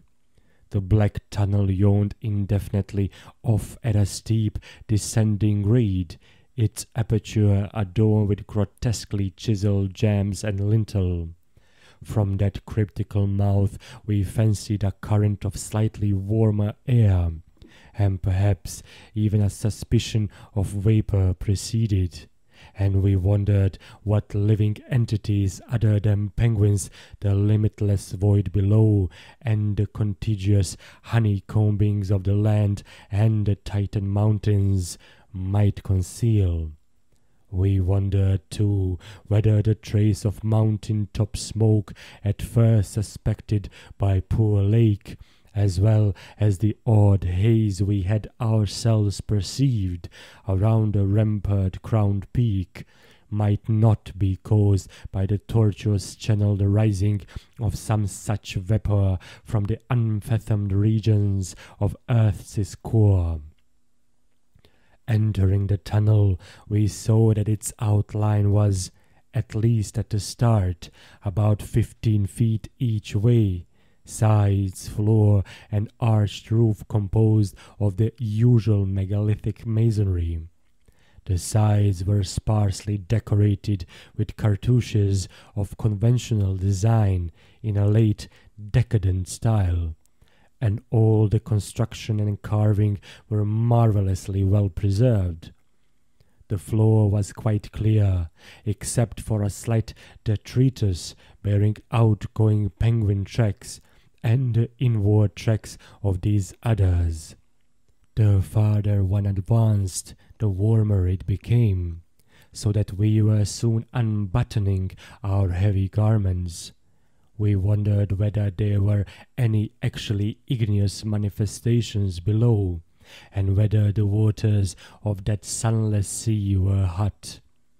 After a short distance, the masonry gave place to solid rock, though the tunnel kept the same proportions and presented the same aspect of carved regularity. Occasionally its varying grade became so steep that grooves were cut in the floor.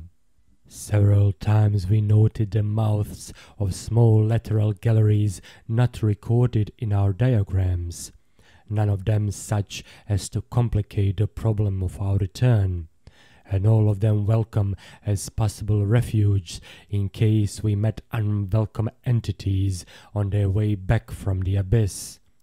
The nameless scent of such things was very distinct. Doubtless it was suicidally foolish to venture into that tunnel under known conditions, but the lure of the unplumbed is stronger in certain persons than most suspect. Indeed, it was just such a lure which had brought us to this unearthly polar waste in the first place. We saw several penguins as we passed along, and speculated on the distance we would have to traverse. The carvings had led us to expect a steep downhill walk of about a mile to the abyss, but our previous wanderings had shown us that matters of scale were not wholly to be depended on. After about a quarter of a mile, that nameless scent became greatly accentuated, and we kept very careful track of the various lateral openings we passed.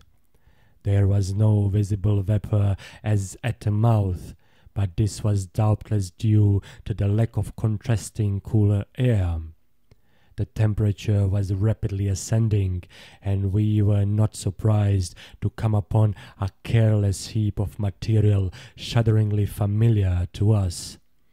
It was composed of furs and tent cloth taken from Lake's camp, and we did not pause to study the bizarre forms into which the fabrics had been slashed. Slightly beyond this point, we noticed a decided increase in the size and number of the side galleries, and concluded that the densely honeycombed region beneath the higher foothills must now have been reached. The nameless scent was now curiously mixed with another and scarcely less offensive odor, of what nature we could not guess, though we thought of decaying organisms and perhaps unknown subterranean fungi. Then came a startling expansion of the tunnel for which the carvings had not prepared us, a broadening and rising into a lofty, natural-looking elliptical cavern with a level floor, some 75 feet long and 50 broad, and with many immense side passages leading away into cryptical darkness. Though this cavern was natural in appearance, an inspection with both torches suggested that it had been formed by the artificial destruction of several walls between adjacent honeycombings. The walls were rough, and the high vaulted roof was thick with stalactites, but the solid rock floor had been smoothed off, and was free from all debris, detritus, or even dust to a positively abnormal extent. Except for the avenue through which we had come, this was true of the floors of all the great galleries opening off from it, and the singularity of the condition was such as to set us vainly puzzling. The curious new fetor which had supplemented the nameless scent was excessively pungent here, so much so that it destroyed all trace of the other. Something about this whole place, with its polished and almost glistening floor, struck us as more vaguely baffling and horrible than any of the monstrous things we had previously encountered. The regularity of the passage immediately ahead, as well as the larger proportion of penguin droppings there, prevented all confusion as to the right course, amidst this plethora of equally great cave mouths. Nevertheless, we resolved to resume our paper trailblazing if any further complexity should develop, for dust tracks, of course, could no longer be expected. Upon resuming our direct progress, we cast a beam of torchlight over the tunnel walls, and stopped short in amazement at the supremely radical change which had come over the carvings in this part of the passage. We realized, of course, the great decadence of the old once's sculpture at the time of the tunneling, and had indeed noticed the inferior workmanship of the arabesques in the stretches behind us. But now, in this deeper section beyond the cavern, there was a sudden difference wholly transcending explanation. A difference in basic nature as well as in mere quality, and involving so profound and calamitous a degradation of skill that nothing in the hitherto observed rate of decline could have led one to expect it. This new and degenerate work was coarse, bold, and wholly lacking in delicacy of detail. It was countersunk with exaggerated depth in bands following the same general line as the sparse cartouches of the earlier sections. But the height of the reliefs did not reach the level of the general surface. Danforth had the idea that it was a second carving, a sort of palimpsest formed after the obliteration of a previous design. In nature, it was wholly decorative and conventional, and consisted of crude spirals and angles roughly following the quintile mathematical tradition of the old ones, yet seemingly more like a parody than a perpetuation of that tradition.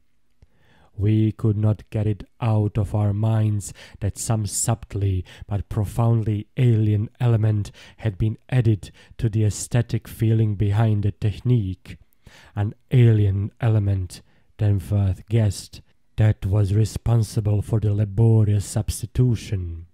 It was like, yet disturbingly unlike, what we had come to recognize as the old one's art, and I was persistently reminded of such hybrid things as the ungainly Palmyrene sculptures fashioned in the Roman manner. That others had recently noticed this belt of carving was hinted by the presence of a used flashlight battery on the floor in front of one of the most characteristic cartouches. Since we could not afford to spend any considerable time in study, we resumed our advance after a cursory look, though frequently casting beams over the walls to see if any further decorative changes developed. Nothing of the sort was perceived, though the carvings were in places rather sparse because of the numerous mouths of smooth-floored lateral tunnels. We saw and heard fewer penguins, but thought we caught a vague suspicion of an infinitely distant chorus of them somewhere deep within the earth. The new and an inexplicable odor was abominably strong, and we could detect scarcely a sign of that other nameless scent. Puffs of visible vapor ahead bespoke increasing contrasts in temperature, and the relative nearness of the sunless sea cliffs of the great abyss. Then, quite unexpectedly, we saw certain obstructions on the polished floor ahead, obstructions which were quite definitely not penguins, and turned on our second torch after making sure that the objects were quite stationary. Chapter 11. Still another time have I come to a place where it is very difficult to proceed. I ought to be hardened by this stage, but there are some experiences and intimations which scar too deeply to permit a healing, and leave only such an added sensitiveness that memory re-inspires all the original horror. We saw, as I have said, certain obstructions on the polished floor ahead, and I may add that our nostrils were assailed almost simultaneously by a very curious intensification of the strange prevailing fetor, now quite plainly mixed with the nameless stench of those others which had gone before.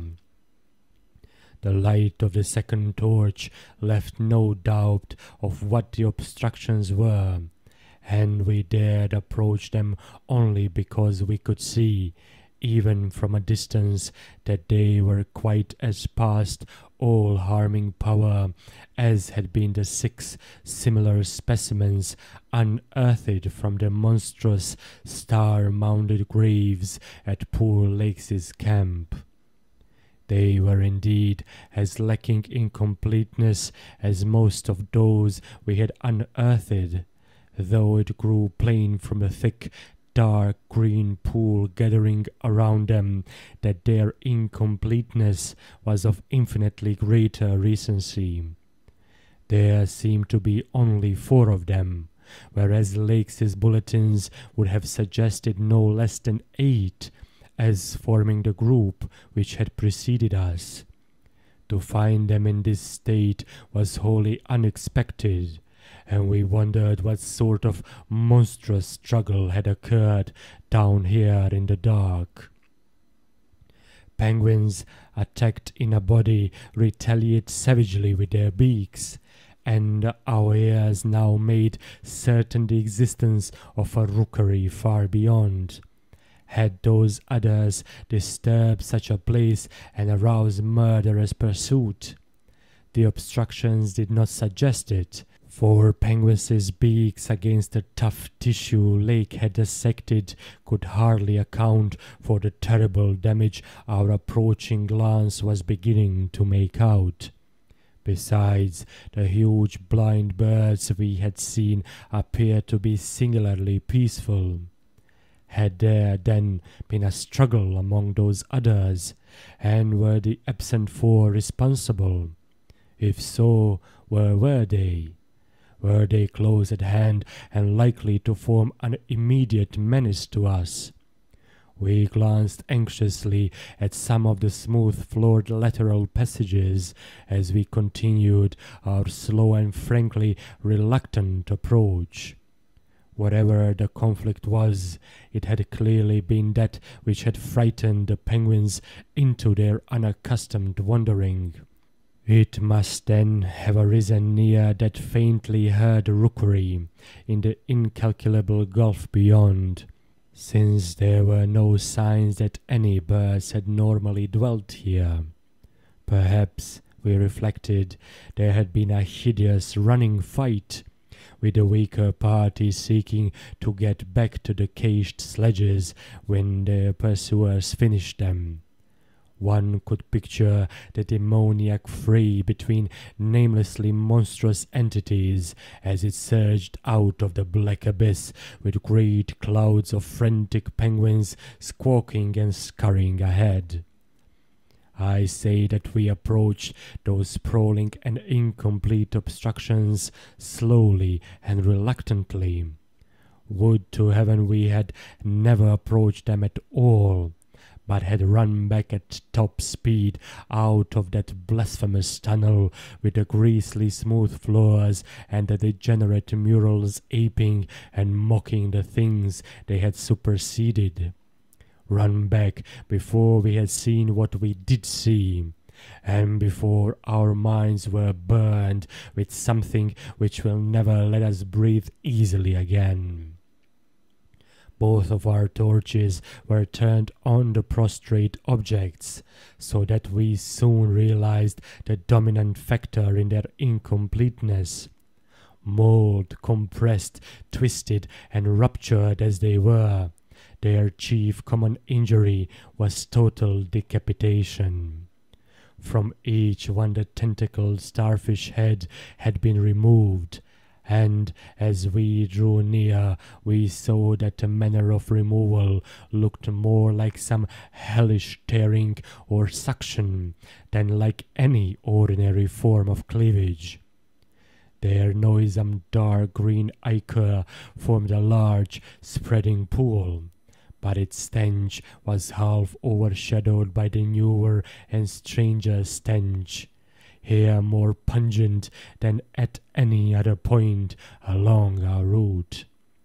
Only when we had come very close to the sprawling obstructions could we trace that second unexplainable fetor to any immediate source, and the instant we did so, Danforth, remembering certain very vivid sculptures of the old one's history in the Permian age 150 million years ago, gave vent to a nerve-tortured cry which echoed hysterically through that vaulted and archaic passage with the evil palimpsest carvings.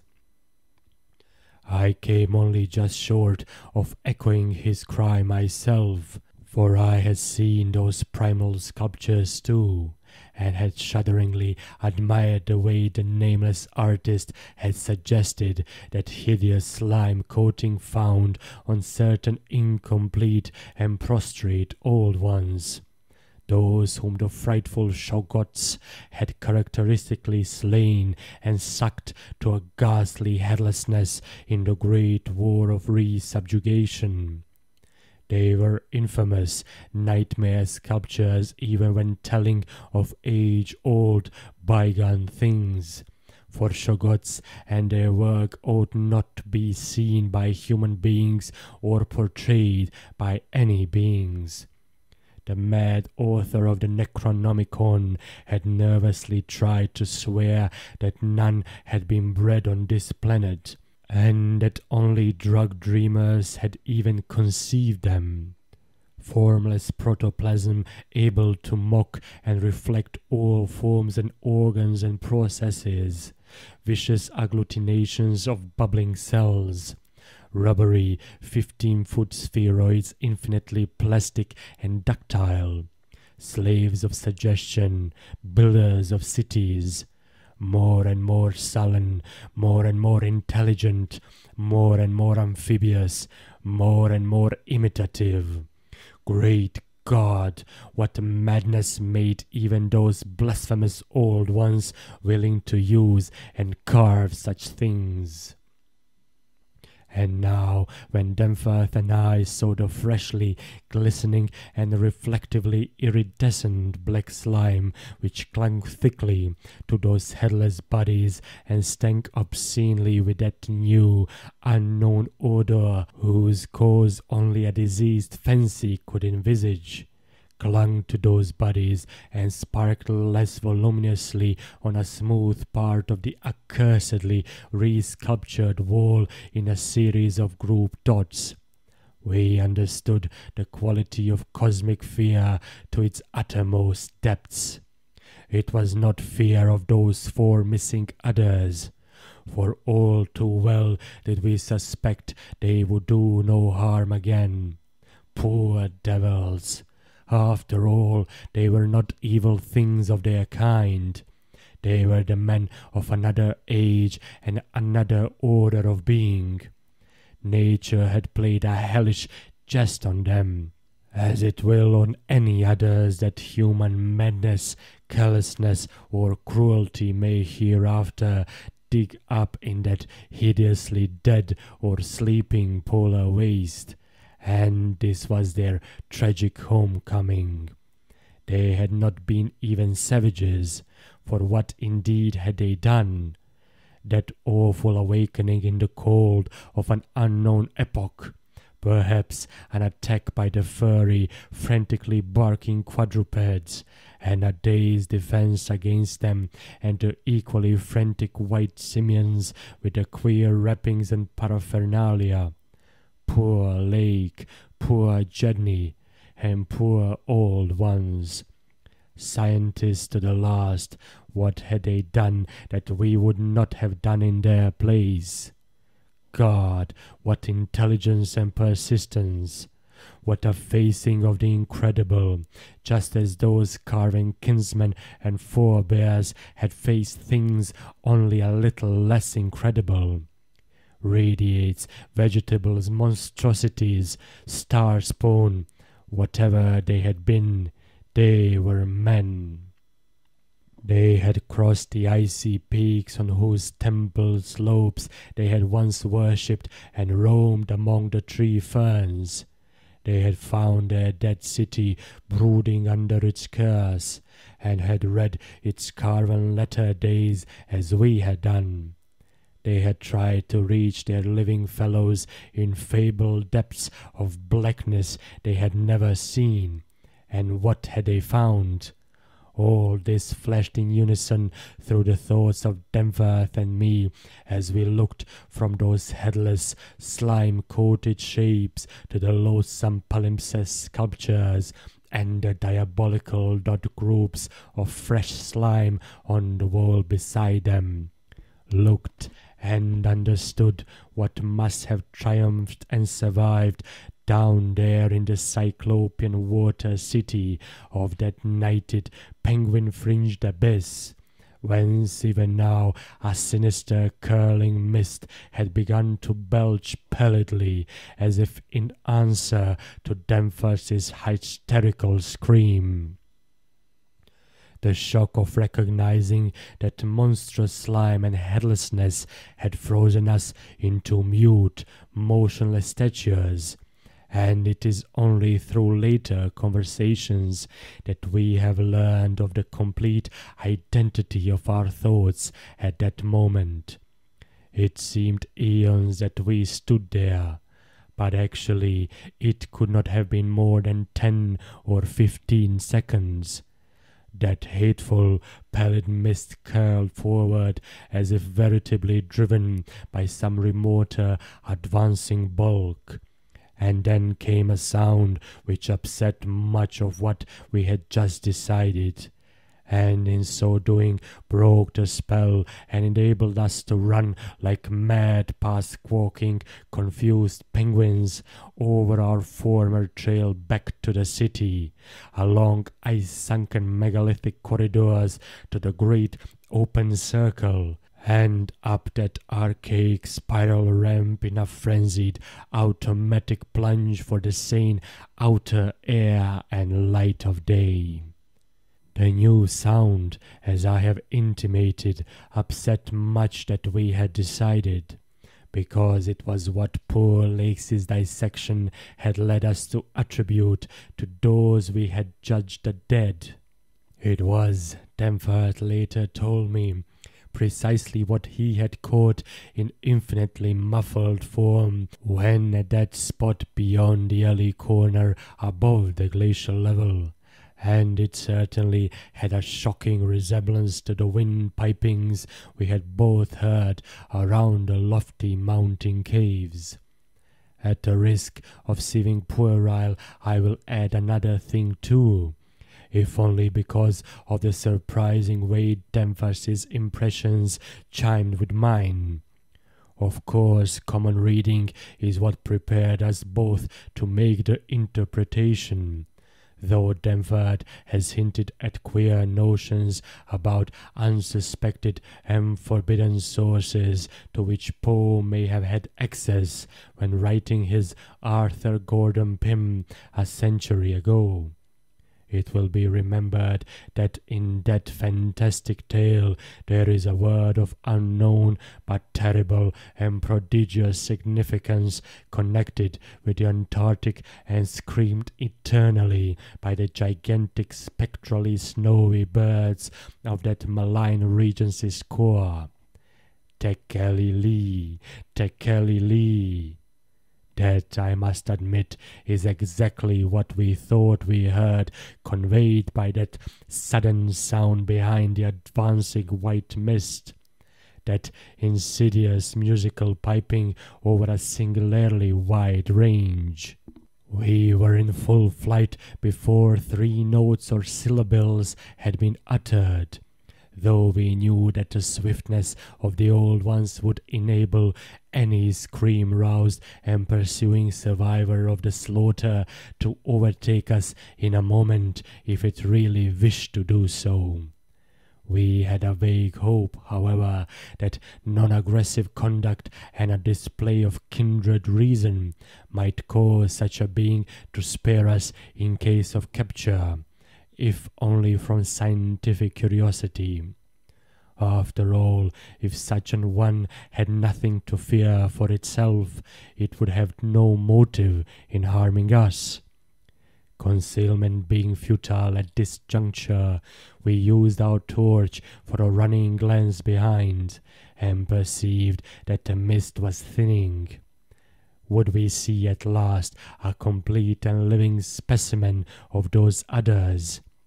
Again came that insidious musical piping, Tekeli-li, Tekeli-li. Then, noting that we were actually gaining on our pursuer, it occurred to us that the entity might be wounded. We could take no chances, however, since it was very obviously approaching in answer to Danvers's scream, rather than in flight from any other entity. The timing was too close to admit of doubt. Of the whereabouts of that less conceivable and less mentionable nightmare, that fetid, unglimpsed mountain of slime-spewing protoplasm, whose race had conquered the abyss and sent land pioneers to recarve and squirm through the burrows of the hills, we could form no guess, and it caused us a genuine pang to leave this probably crippled old one, perhaps a lone survivor, to the peril of recapture and a nameless fate. Thank heaven we did not slacken our return.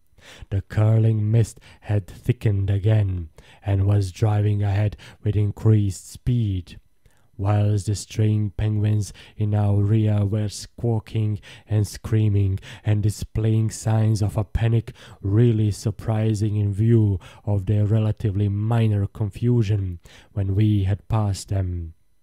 Once more came that sinister, wide-range piping, "Tekeli Lee, Tekeli Lee." We had been wrong.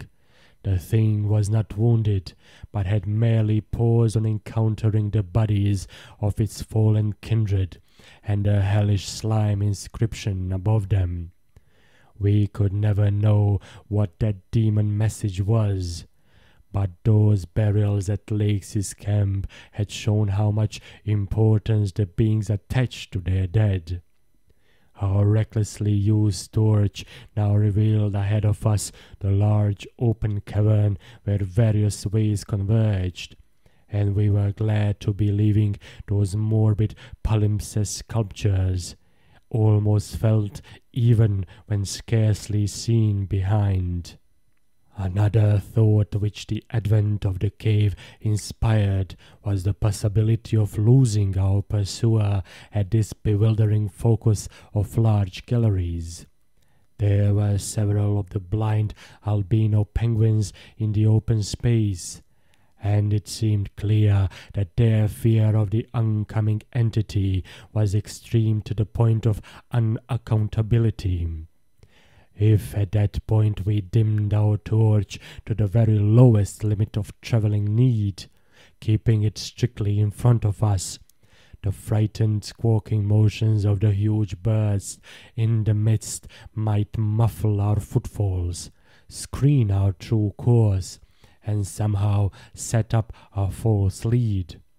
Amidst the churning, spiraling fog, the littered and unglistening floor of the main tunnel beyond this point, as differing from the other morbidly polished burrows, could hardly form a highly distinguishing feature, even so far as we could conjecture, for those indicated special senses which made the old ones partly, though imperfectly, independent of light in emergencies. In fact, we were somewhat apprehensive lest we go astray ourselves in our haste, for we had of course decided to keep straight on toward the dead city, since the consequences of loss in those unknown foothill honeycombings would be unthinkable. The fact that we survived and emerged is sufficient proof that the thing did take a wrong gallery whilst we providentially hit on the right one. The penguins alone could not have saved us, but in conjunction with the mist they seemed to have done so. Only a benign fate kept the curling vapours thick enough at the right moment, for they were constantly shifting and threatening to vanish.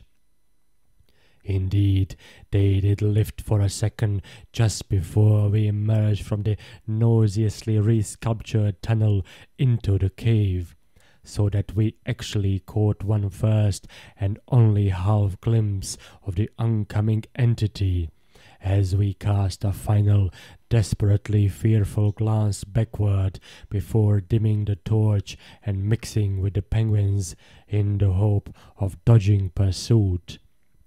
If the fate which screened us was benign, that which gave us the half-glimpse was infinitely the opposite. For to that flash of semi-vision can be traced a full half of the horror which has ever since haunted us. Our exact motive in looking back again was perhaps no more than the immemorial instinct of the pursued to gauge the nature and course of his pursuer. Or perhaps it was an automatic attempt to answer a subconscious question raised by one of our senses. In the midst of our flight, with all our faculties centered on the problem of escape, we were in no condition to observe and analyze details. Yet, even so, our latent brain cells must have wondered at the message brought them by our nostrils.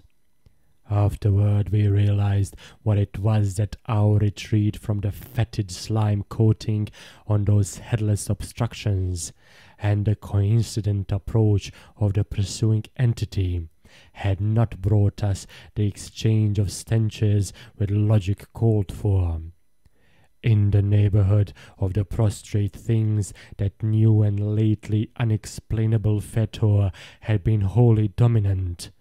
But by this time it ought to have largely given place to the nameless stench associated with those others. This it had not done, for instead the newer and less bearable smell was now virtually undiluted, and growing more and more poisonously insistent each second.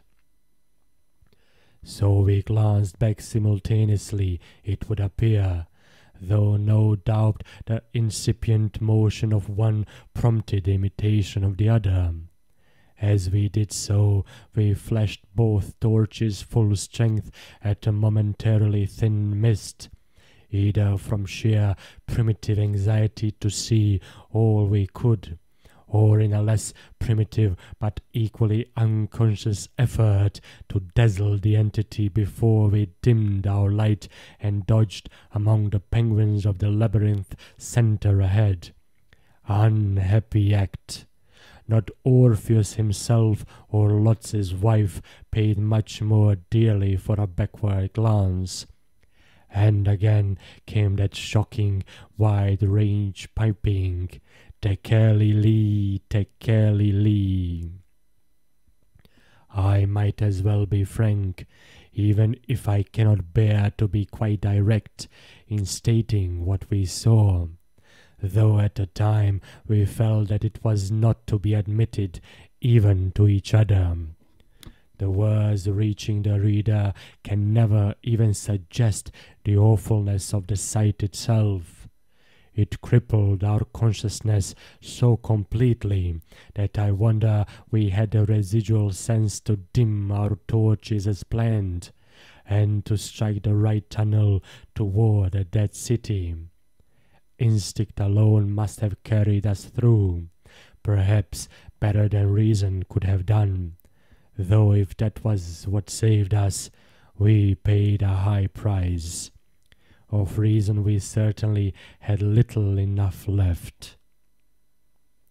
Danforth was totally unstrung, and the first thing I remember of the rest of the journey was hearing him light-headedly chant an hysterical formula, in which I alone of mankind could have found anything but insane irrelevance.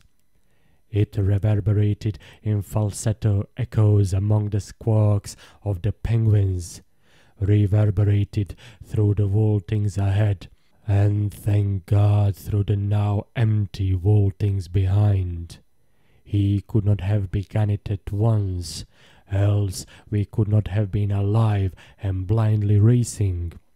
I shudder to think of what a shade of difference in his nervous reactions might have brought.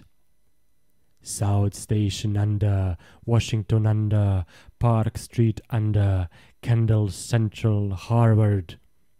The poor fellow was chanting the familiar stations of the Boston-Cambridge Tunnel that burrowed through our peaceful native soil thousands of miles away in New England. Yet to me the ritual had neither irrelevance nor home feeling. It had only horror, because I knew unerringly the monstrous, nefandous analogy that had suggested it. We had expected, upon looking back, to see a terrible and incredible moving entity if the mists were thin enough, but of that entity we had formed a clear idea. What we did see, for the mists were indeed all too malignly thinned, was something altogether different, and immeasurably more hideous and detestable. It was the utter, objective embodiment of the fantastic novelist's thing that should not be, and its nearest comprehensible analogue is a vast, onrushing subway train as one sees it from a station platform, the great black front looming colossally out of infinite subterranean distance, constellated with strangely colored lights and filling the prodigious burrow as a piston fills a cylinder. But we were not on a station platform. We were on a track ahead as the nightmare plastic column of fetid black iridescence oozed tightly onward through its 15-foot sinus, gathering unholy speed and driving before it a spiral, re-thickening cloud of the pallid abyss vapor. It was a terrible, indescribable thing, vaster than any subway train. A shapeless congeries of protoplasmic bubbles, faintly self-luminous, and with myriads of temporary eyes forming and unforming as pustules of greenish light all over the tunnel-filling front that bore down upon us, crushing the frantic penguins and slithering over the glistening floor that it and its kind had swept so evilly free of all litter. Still came that eldritch mocking cry, "Tekeli Lee, Tekeli Lee," and at last we remembered that the demoniac shoggoths, given life, thought, and plastic organ patterns solely by the old ones, and having no language save that which the dot groups expressed, had likewise no voice save the imitated accents of their bygone masters. Chapter 12. Danforth and I have recollections of emerging into the great sculptured hemisphere, and of threading our back trail through the cyclopean rooms and corridors of the dead city. Yet these are purely dream fragments involving no memory of volition, details, or physical exertion. It was as if we floated in a nebulous world or dimension without time, causation, or orientation. The grey half-daylight of the vast circular space sobered us somewhat, but we did not go near those caged sledges or look again at poor Jedney and the dog. They have a strange and titanic mausoleum, and I hope the end of this planet will find them still undisturbed. It was while straggling up the colossal spiral incline that we first felt the terrible fatigue and short breath which our race through the thin plateau air had produced. But not even fear of collapse could make us pause before reaching the normal outer realm of sun and sky.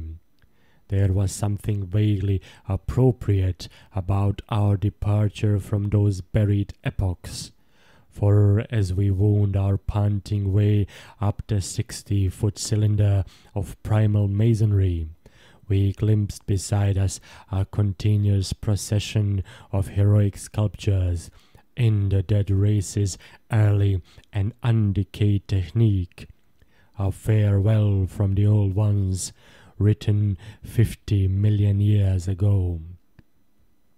Finally, scrambling out at the top, we found ourselves on a great mound of tumbled blocks, with the curved walls of higher stonework rising westward, and the brooding peaks of the great mountains showing beyond the more crumbled structures toward the east.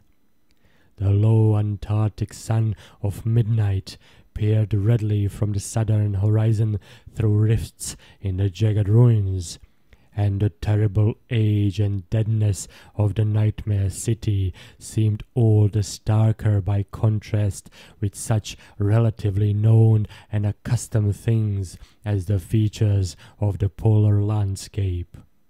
The sky above was a churning and opalescent mass of tenuous ice vapors, and the cold clutched at our vitals. Warily resting the outfit bags to which we had instinctively clung throughout our desperate flight, we rebuttoned our heavy garments for the stumbling climb down the mound and the walk through the eon-old stone maze to the foothills where our aeroplane waited. Of what had set us fleeing from that darkness of Earth's secret and archaic gulfs we said nothing at all. In less than a quarter of an hour we had found a steep grade to the foothills, the probable ancient terrace by which we had descended, and we could see the dark bulk of our great plain amidst the sparse ruins on the rising slope ahead. Halfway uphill toward our goal, we paused for a momentary breathing spell, and turned to look again at the fantastic tangle of incredible stone shapes below us, once more outlined mystically against an unknown west. As we did so, we saw that the sky beyond had lost its morning haziness, the restless ice vapors having moved up to the zenith, where their mocking outlines seemed on the point of settling into some bizarre pattern which they feared to make quite definite or conclusive. There now lay revealed on the ultimate white horizon behind the grotesque city a dim elfin line of pinnacled violet whose needle-pointed heights loomed dreamlike against the beckoning rose color of the western sky. Up toward this shimmering rim sloped the ancient tableland, the depressed course of the bygone river traversing it as an irregular ribbon of shadow. For a second we gasped in admiration of the scene's unearthly cosmic beauty, and then vague horror began to creep into our souls. For this far violet line could be nothing else than the terrible mountains of the Forbidden Land, highest of Earth's peaks and focus of Earth's evil, harborers of nameless horrors and Archean secrets, shunned and prayed to by those who feared to carve their meaning, untrodden by any living thing on earth, but visited by the sinister lightnings and sending strange beams across the plains in the polar night. Beyond doubt, the unknown archetype of that dreaded Kadath in the cold waste beyond abhorrent Leng, whereof primal legends hint evasively. If the sculptured maps and pictures in that pre-human city had told truly, these cryptic violet mountains could not be much less than 300 miles away, yet nonetheless sharply did their dim elfin essence appear above that remote and snowy rim, like the serrated edge of a monstrous alien planet about to rise into unaccustomed heavens. Their height then must have been tremendous beyond all comparison, carrying them up into tenuous atmospheric strata peopled only by such gaseous wraiths as rash flyers have barely lived to whisper of after unexplainable falls. Looking at them, I thought nervously of certain sculptured hints of what the great bygone river had washed down into the city from their accursed slopes, and wondered how much sense and how much folly had lain in the fears of those old ones who carved them so reticently. I recalled how their northerly end must come near the coast at Queen Mary Land, where even at that moment Sir Douglas Mawson's expedition was doubtless working less than 1,000 miles away, and hoped that no evil fate would give Sir Douglas and his men a glimpse of what might lie beyond the protecting coastal range.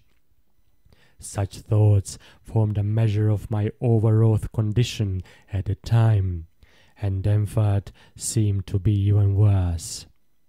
Yet, long before we had passed the great star-shaped ruin and reached our plain, our fears had become transferred to the lesser but vast enough range whose recrossing lay ahead of us.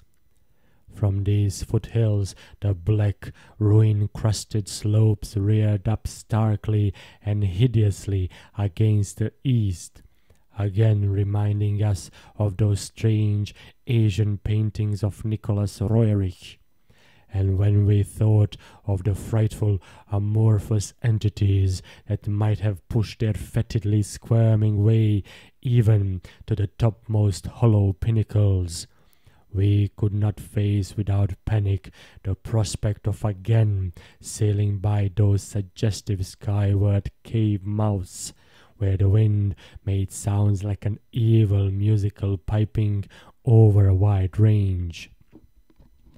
To make matters worse, we saw distinct traces of local mist around several of the summits, as poor Lake must have done when he made that early mistake about volcanism, and thought shiveringly of that kindred mist from which we had just escaped, of that and of the blasphemous horror-fostering abyss whence all such vapours came. All was well with the plane, and we clumsily hauled on our heavy flying furs. Denver got the engine started without trouble, and we made a very smooth take-off over the nightmare city. Below us the primal cyclopean masonry spread out as it had done when first we saw it, and we began rising and turning to test the wind for our crossing through the pass. At a very high level there must have been great disturbance, since the ice dust clouds of the zenith were doing all sorts of fantastic things. But at 24,000 feet, the height we needed for the pass, we found navigation quite practicable. As we drew close to the jutting peaks, the wind's strange piping again became manifest, and I could see Danvers' hand trembling at the controls. Rank amateur that I was, I thought at that moment that I might be a better navigator than he in effecting the dangerous crossing between pinnacles, and when I made motions to change seats and take over his duties, he did not protest. I tried to keep all my skill and self-possession about me, and stared at the sector of reddish farther sky betwixt the walls of the pass, resolutely refusing to pay attention to the puffs of mountain-top vapor, and wishing that I had vexed-stopped ears like Ulysses' men off the Cyrenus coast, to keep that disturbing wind piping from my consciousness. But Danforth, released from his piloting and keyed up to a dangerous nervous pitch, could not keep quiet. I felt him turning and wriggling about as he looked back at the terrible receding city, ahead at the cave-riddled, cube-barnacled peaks, sidewise at the black sea of snowy, rampart-strewn foothills, and upward at the seething, grotesquely clouded sky. It was then, just as I was trying to steer safely through the pass, that his mad shrieking brought us so close to disaster by shattering my tight hold on myself and causing me to fumble helplessly with the controls for a moment. A second afterward, my resolution triumphed as we made the crossing safely. Yet I am afraid that Danforth will never be the same again. I have said that Danforth refused to tell me what final horror made him scream out so insanely, a horror which, I feel sadly sure, is mainly responsible for his present breakdown. We had snatches of shouted conversation above the winds' piping and the engines buzzing as we reached the safe side of the range and swooped slowly down toward the camp, but that had mostly to do with the pledges of secrecy we had made as we prepared to leave the nightmare city. Certain things, we had argued, were not for people to know and discuss lightly, and I would not speak of them now but for the need of heading off that Starkweather Moor expedition, and others at any cost. It is absolutely necessary for the peace and safety of mankind that some of Earth's dark, dead corners and unplumbed depths be let alone, lest sleeping abnormalities wake to resurgent life and blasphemously surviving nightmares squirm and splash out of their black lairs to newer and wider conquests. All that Danforth has ever hinted is that the final horror was a mirage. It was not, he declares, anything connected with the cubes and caves of those echoing, vaporous, warmly honeycombed mountains of madness which we crossed, but a single fantastic, demoniac glimpse among the churning zenith clouds of what lay back of those other violet westward mountains which the old ones had shunned and feared. It is very probable that the thing was a sheer delusion, born of the previous stresses we had passed through, and of the actual, though unrecognized mirage of the dead transmontane city experienced near Lake's camp the day before. But it was so real to Danforth that he suffers from it still. He has, on rare occasions, whispered disjointed and irresponsible things about the Black Pit, the Carven Rim, the Proto-Shoggoths, the windowless solids with 5 dimensions, the nameless cylinder, the Elder Pharos, Yog-Sothoth, the primal white jelly, the color out of space, the wings, the eyes in darkness, the moon ladder, the original, the eternal, the undying, and other bizarre conceptions. But when he is fully himself, he repudiates all this and attributes it to his curious and macabre reading of earlier years. Danforth, indeed, is known to be among the few who have ever dared go completely through that worm-riddled copy of the Necronomicon kept under lock and key in the college library. The higher sky, as we crossed the range, was surely vaporous and disturbed enough, and although I did not see the zenith, I can well imagine that its swirls of ice dust may have taken strange forms. Imagination, knowing how vividly distant scenes can sometimes be reflected, refracted, and magnified by such layers of restless cloud, might easily have supplied the rest. And, of course, Danforth did not hint any of these specific horrors till after his memory had had a chance to draw on his bygone reading. He could never have seen so much in one instantaneous glance. At the time, his shrieks were confined to the repetition of a single mad word of all too obvious source. Tekeli Lee, Tekeli Lee.